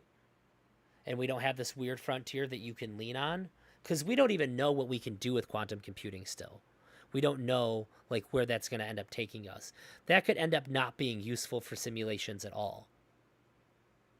It might just be the case that no matter how hard we try, there's just not a solution to it. Just like it's very likely that we might not ever be able to figure out how the base subatomic particles work. And tons of physicists have conceded the point that there's just some things that we'll probably never know.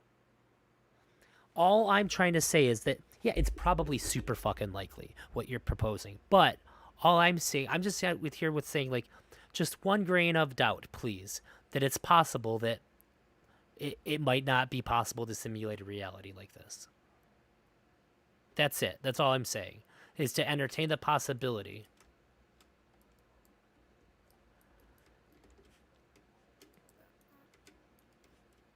Then do you see my point that I was making earlier?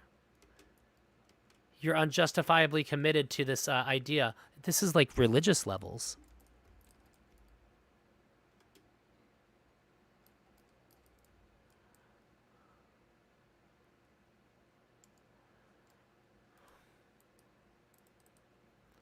Because it seems likely.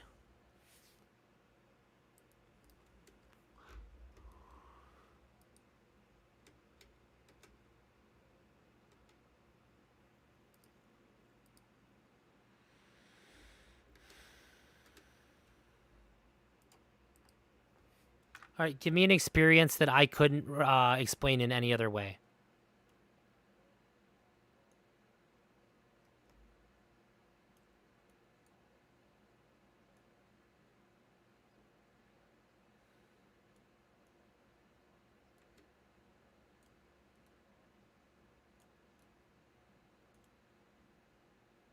in regards to. Yeah, but like, what do I think about? I think it's neat. Like, I don't actually know what you're asking.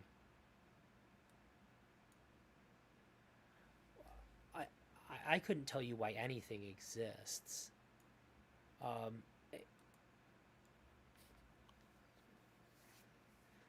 So, one of the really likely explanations could be that this is just one of the easiest like geometric things that can emerge, and we're really good at recognizing patterns.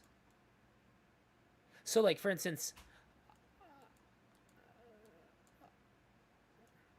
well, so like I mean it's almost akin to saying like, why is the triangle like the most basic shape?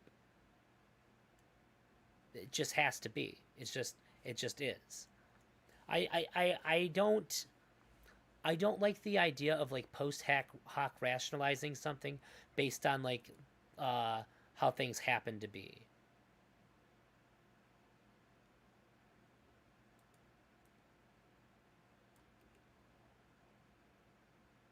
We don't know, but it doesn't mean it has to be a simulation. It doesn't require a simulation. But also, I could hit you with every single one of these. God. All-powerful, all-knowing God that exists outside of time and space.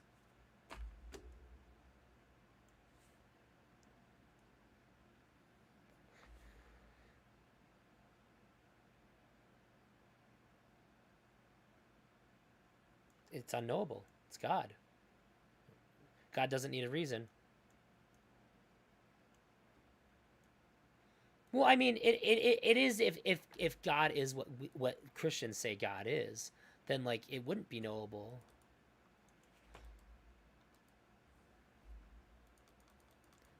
Well, I mean, hang on. It's if God is real, it is a good argument. Oh, but only it's contingent on if God is real, right? Just like all your arguments are contingent if. Wait, if some dude that I never, so that would be like saying like we walk into you and I are walking in a field and we come across this structure, and you go and you're like, why are these like rounded tips on the edge of this structure? And I go, oh, we couldn't possibly fucking know. You go, that's fucking stupid. Like, well, what do you mean? I don't know the guy that did it. Obviously, somebody built this, but like, you can't expect me to answer why he did it that way. I'm not even a builder. You're not a builder. We don't get to say why.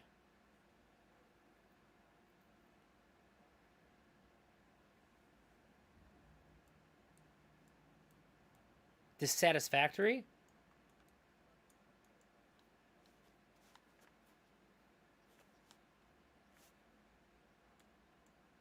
But that's fine. I'm just saying it doesn't make it impossible. It makes it improbable.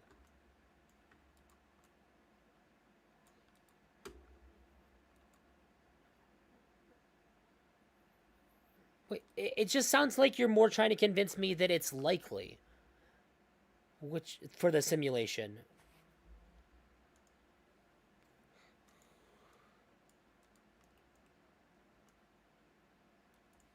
Wait, so nobody knows why this happens. We can't speculate as to why this happens. Nobody knows. Okay. No, it would be madness with other people in the room. Nobody would hear anybody. That's why I went to one-on-one.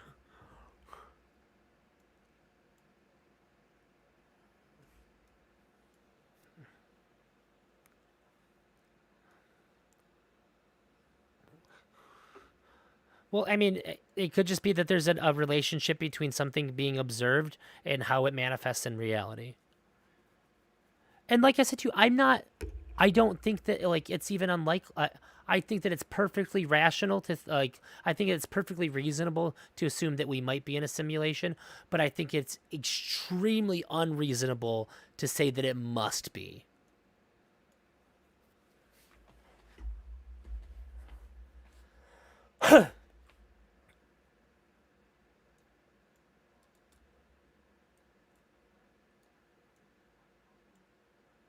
Hmm.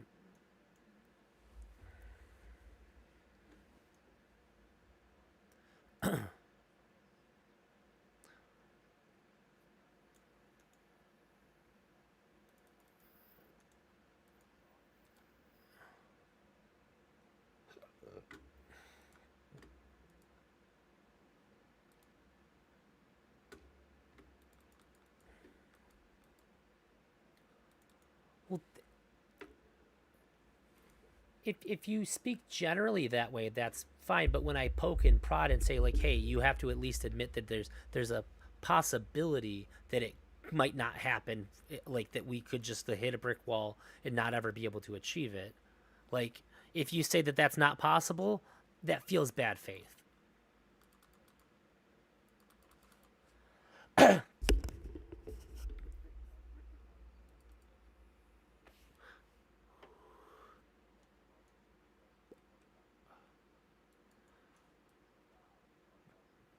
But it takes something that doesn't exist right now.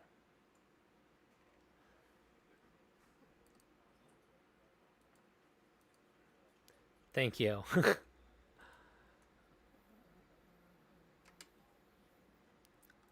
So, would you be comfortable saying that I think that it is extremely unlikely that we would never achieve it?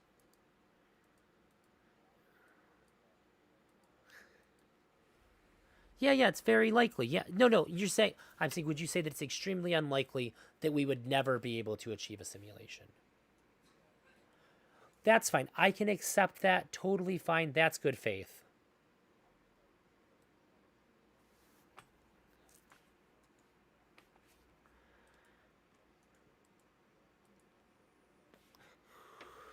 Okay, if you can admit that, then all of my qualms go away. All of them. Okay, I am significantly more comfortable. Oh my gosh, I got a minion.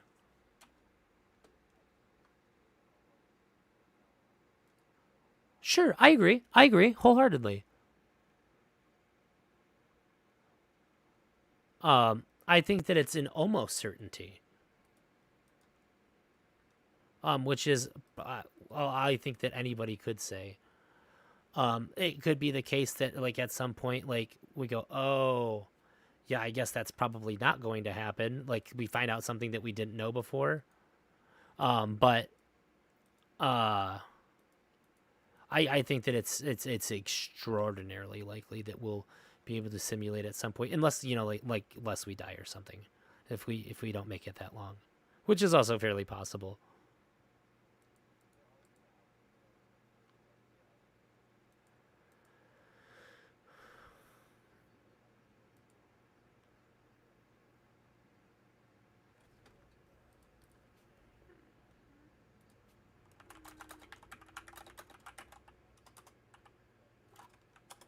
Yeah.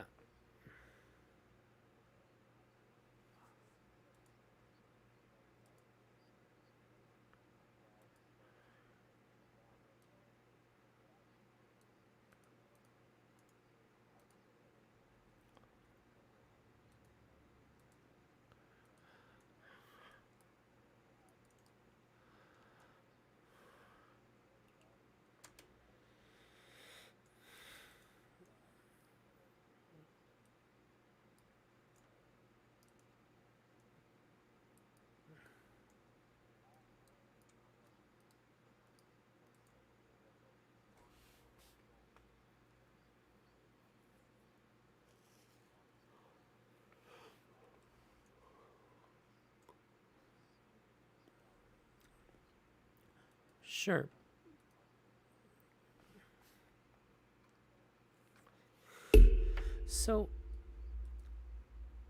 So if we built a machine to let us see into the infinite future, and it turns out that we were never able to create a functional simulation, would you then think that it was unlikely that we were living in one? Well, fair enough. Okay, you're consistent.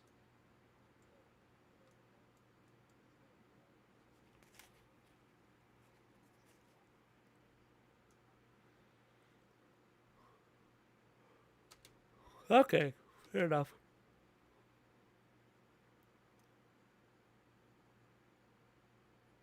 I respect that even more.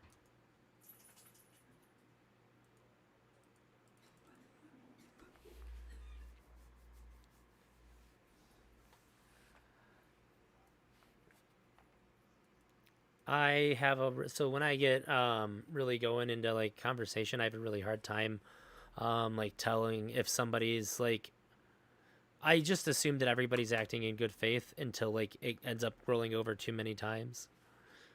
It takes a while.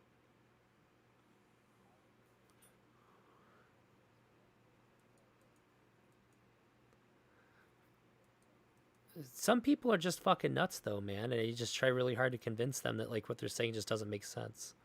And they don't get it. So I'm glad that this wasn't the case.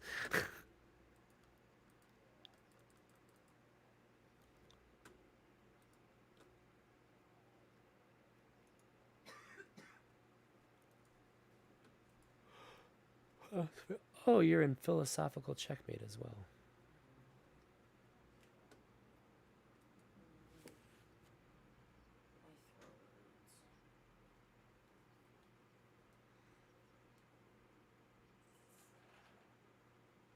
Hang on a minute.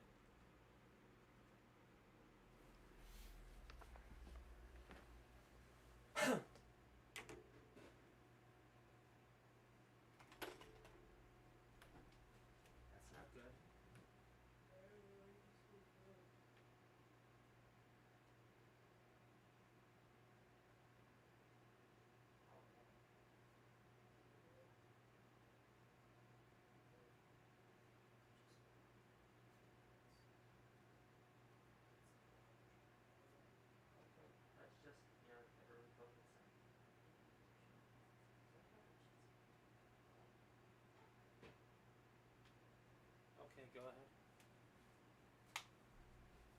You were saying?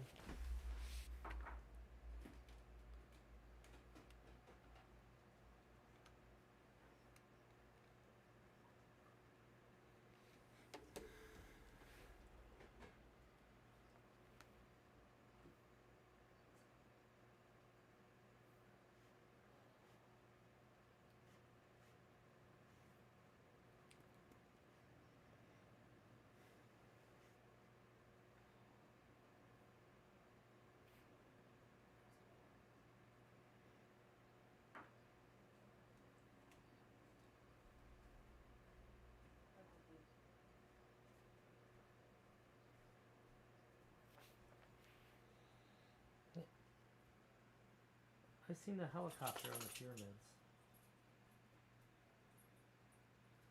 I seen the helicopter, like a hieroglyphic that looked just like a Black Hawk helicopter on a pyramid.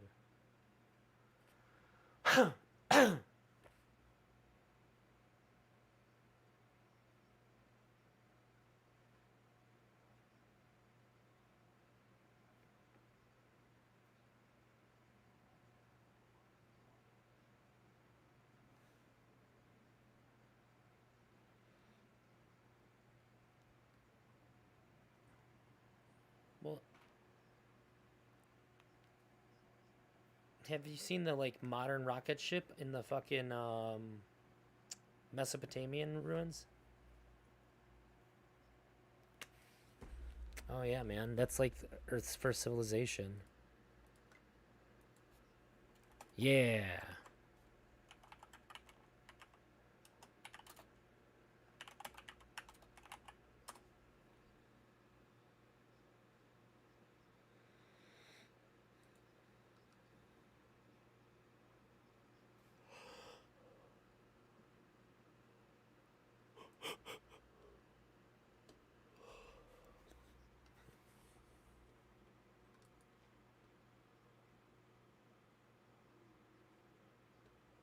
Yeah.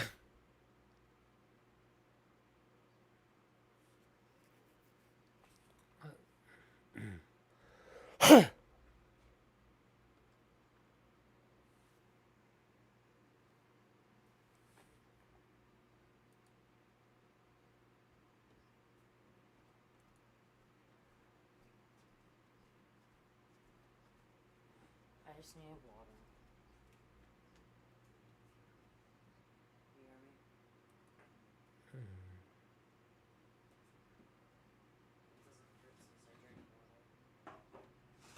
hurt since I drink water.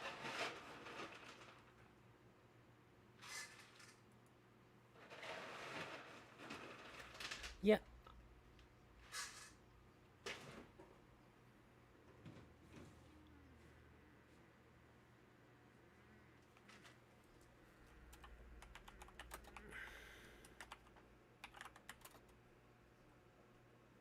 Where is it at? Yeah, Stone Pyramid where?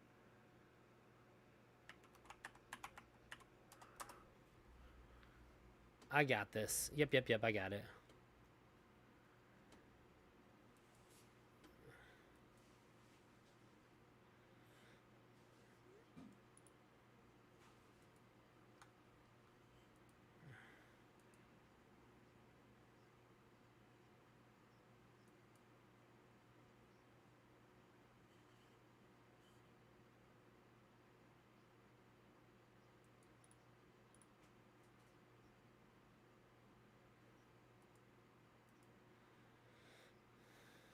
Actually, sure, but actually, I'm looking at it right now, and I almost taught a class on symbology when I was 20.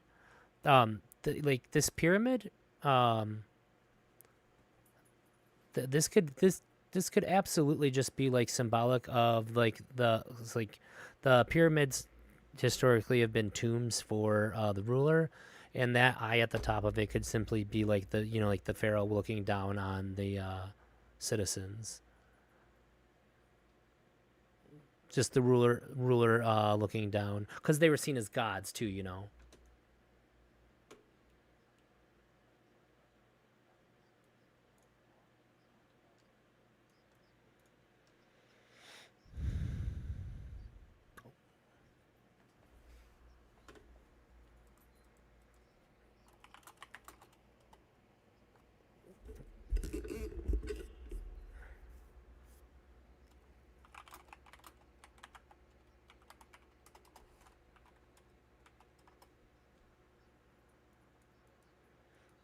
Mm-hmm.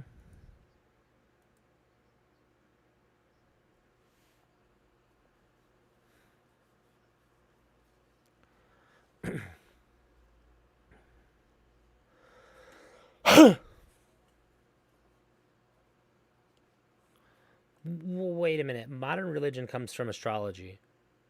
Like Jesus and all that, that's all based on astrology. No. It's not connected. This is concrete as fuck. I can break down the entire Jesus story in the stars for you if you want. Like everything. I would assume that everything else that you're talking about is just the same thing.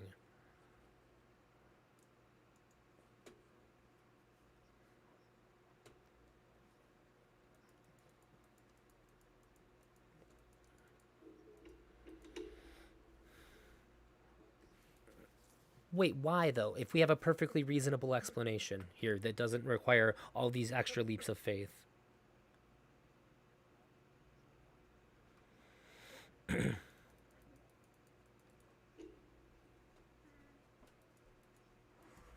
Wait. No, you don't.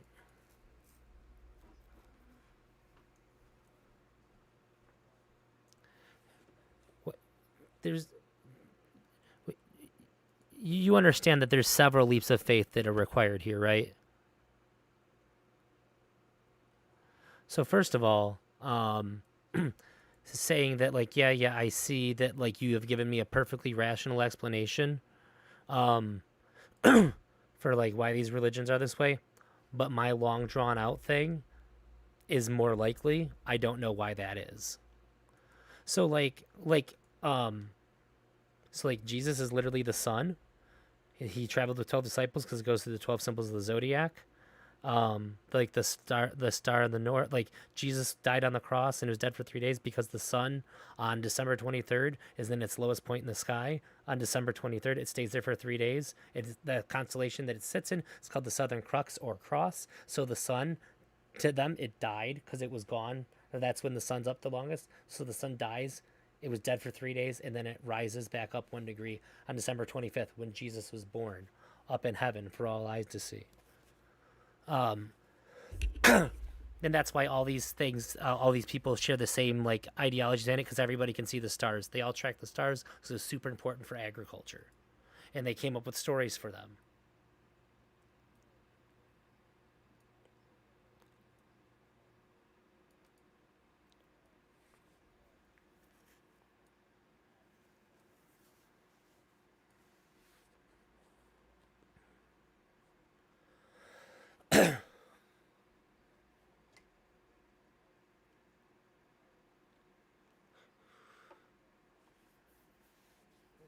Yeah, and like Virgo is his mom because that's where like it like points to. Virgo is known as Virgo the Virgin.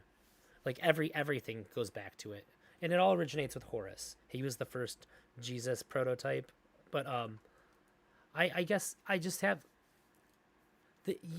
I don't mind any of the things you say until you start acting certain.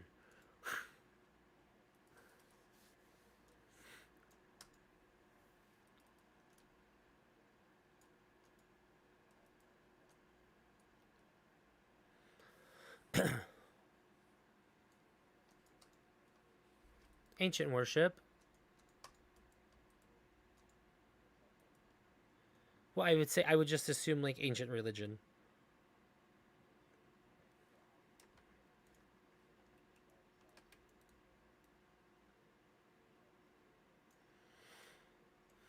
Oh, I've seen a lot of this stuff, and like I'm not even saying that I don't believe in aliens, but I'm saying so, like even if aliens, doesn't mean they created us. Even if they thought that, doesn't mean they did, right?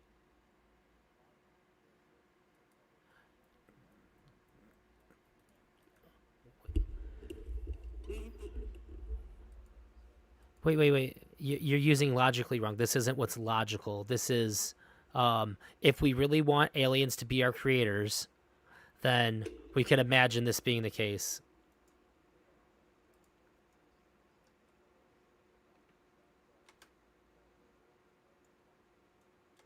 That's not a fact. No, we. What do you mean by advanced life? What does that mean?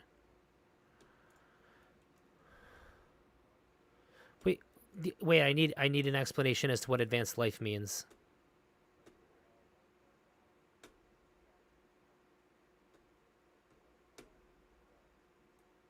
Okay, and you know this to be true because you've seen a picture of something that looks like what we have today.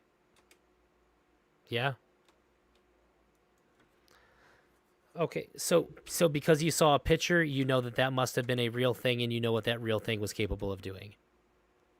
Based on the picture. That's weak evidence.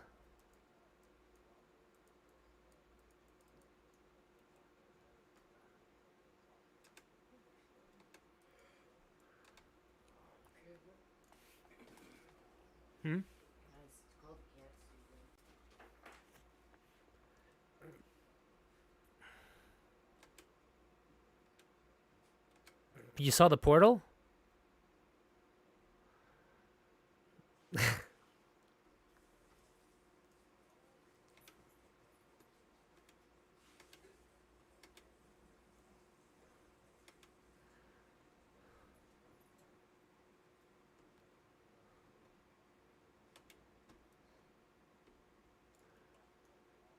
That's not fair. You're begging the question. You're like basically saying, if you agree with me, then would you agree with me? I can't give you a different answer then.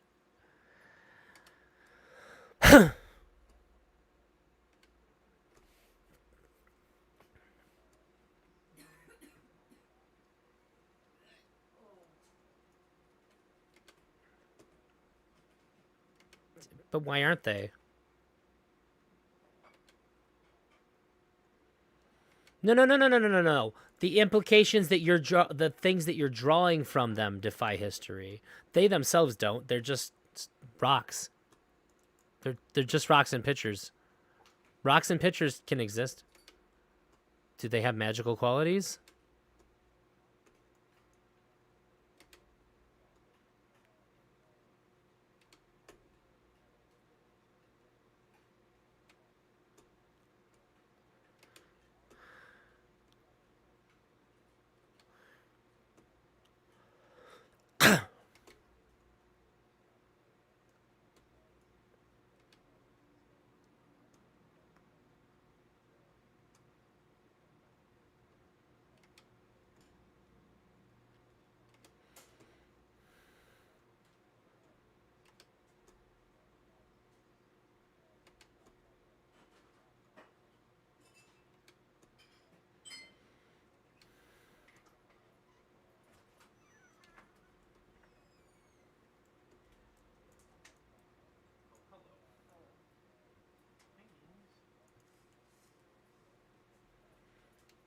Hmm.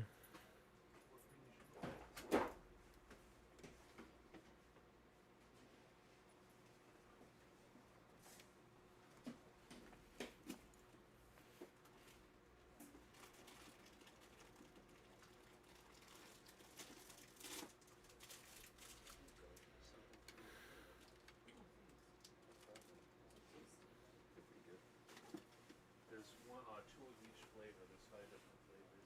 Okay, thank you. No problem.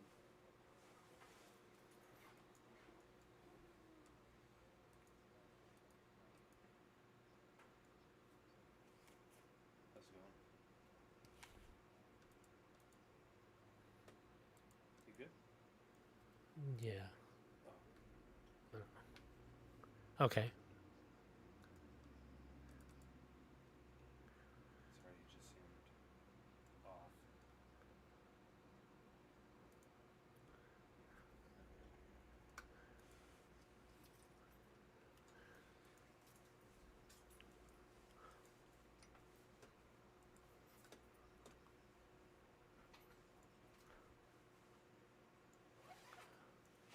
Yeah, so far we've got a story about magnets.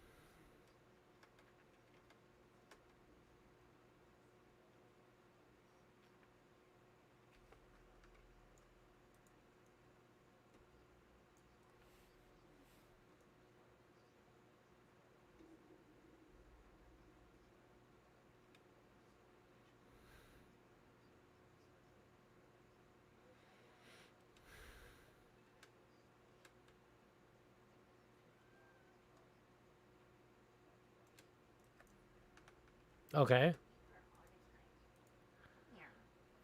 Well, I guess I'm a little disappointed because you said evidence, and instead, like, you gave me a story. So here's the thing. Remember when we talked about leaps of faith? So first of all, I have to believe the story.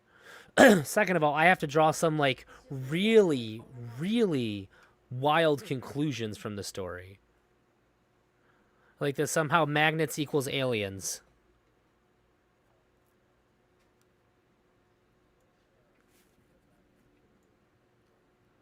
I am being good faith and honest. Well, I'm just saying, like, these jumps are big.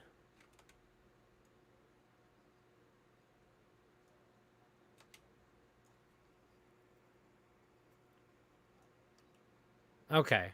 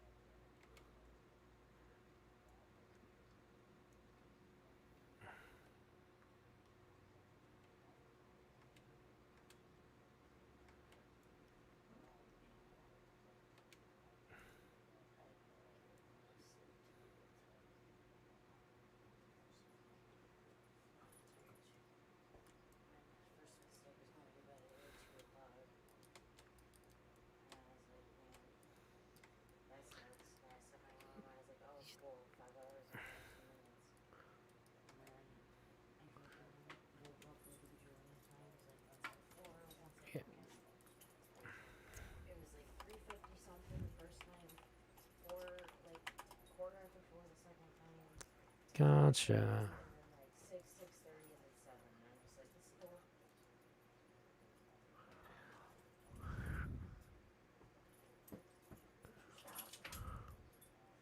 Or it could just be pictures. I've seen a lot of this stuff. Yeah. Look, I can say that. I mean, I've seen a lot of stuff. All I'm saying is that I can't say beyond a reasonable doubt that this is what you're claiming them to be. I can have reasonable doubts.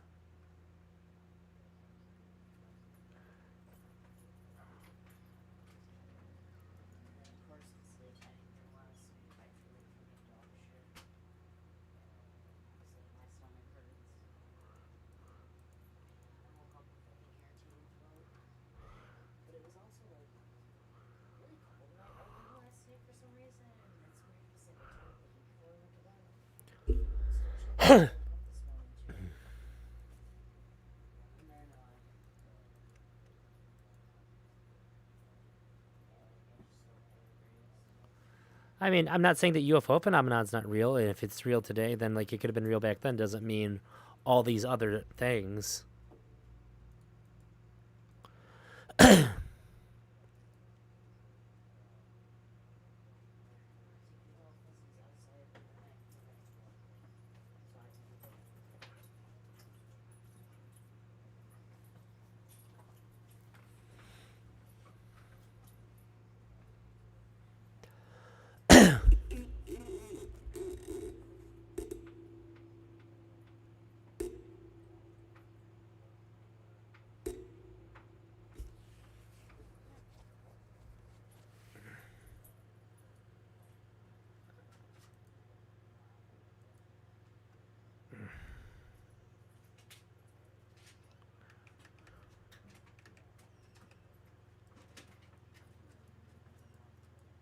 Just begging the question.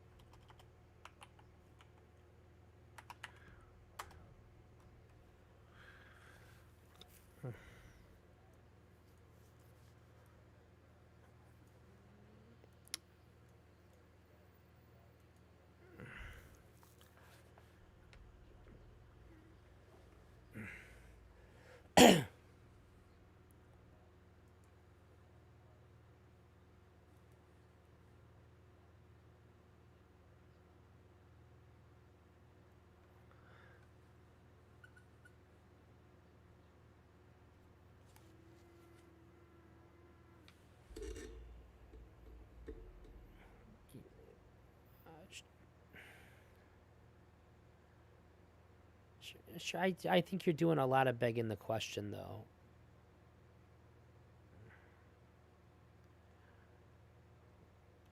Because you're posing this like you're like, well, if everybody accepted everything that I'm saying to be true, then conclusion, like you're sneaking in the conclusion with like the proposition.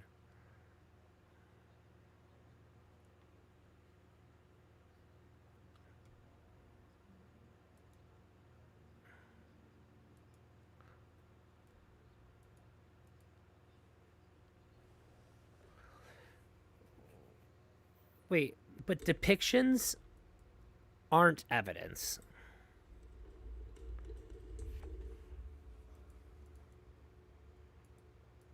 Yeah.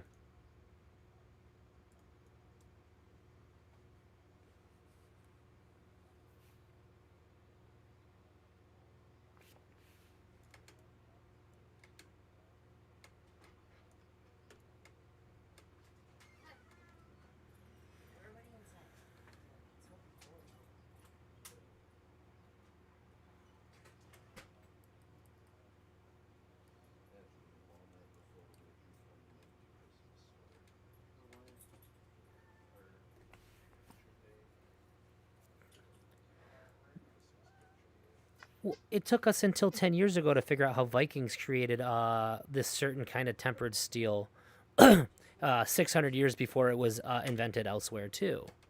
Just because we don't have an explanation for it right now doesn't, like, you should be all about, just because we don't have an explanation doesn't mean we won't have an explanation, right?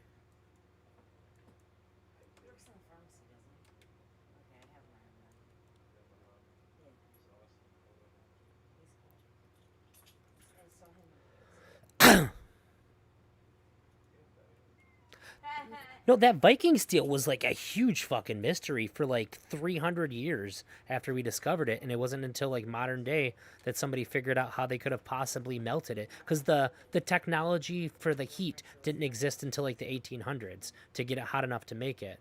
But then some guy finally figured out how he did it with the technology that was available at the time. But nobody figured that out for 300 more years. It's just the technique got lost.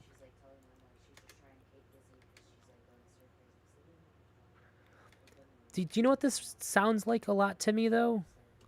It sounds like somebody trying to convince me of their religious ideology. Because I've heard that, I've experienced that a lot, and this is a very similar sounding conversation. Well, that it doesn't sound that way to me?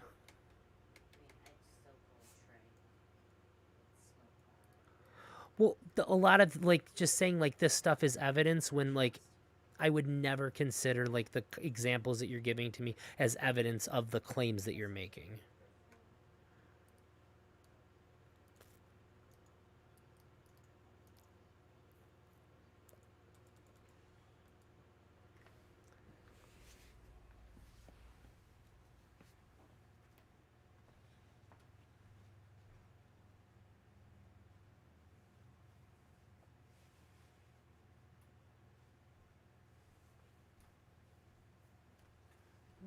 I'm not saying that you're telling me to. I'm saying that in order to get to your conclusion, it requires leaps of faith.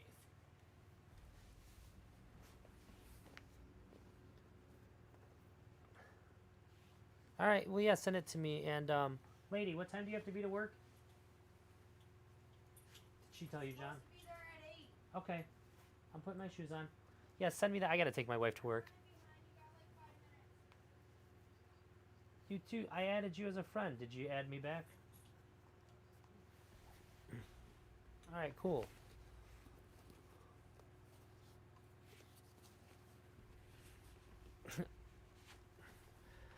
All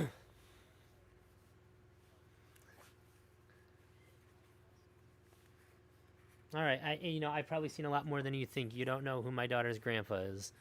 I've seen a lot of shit.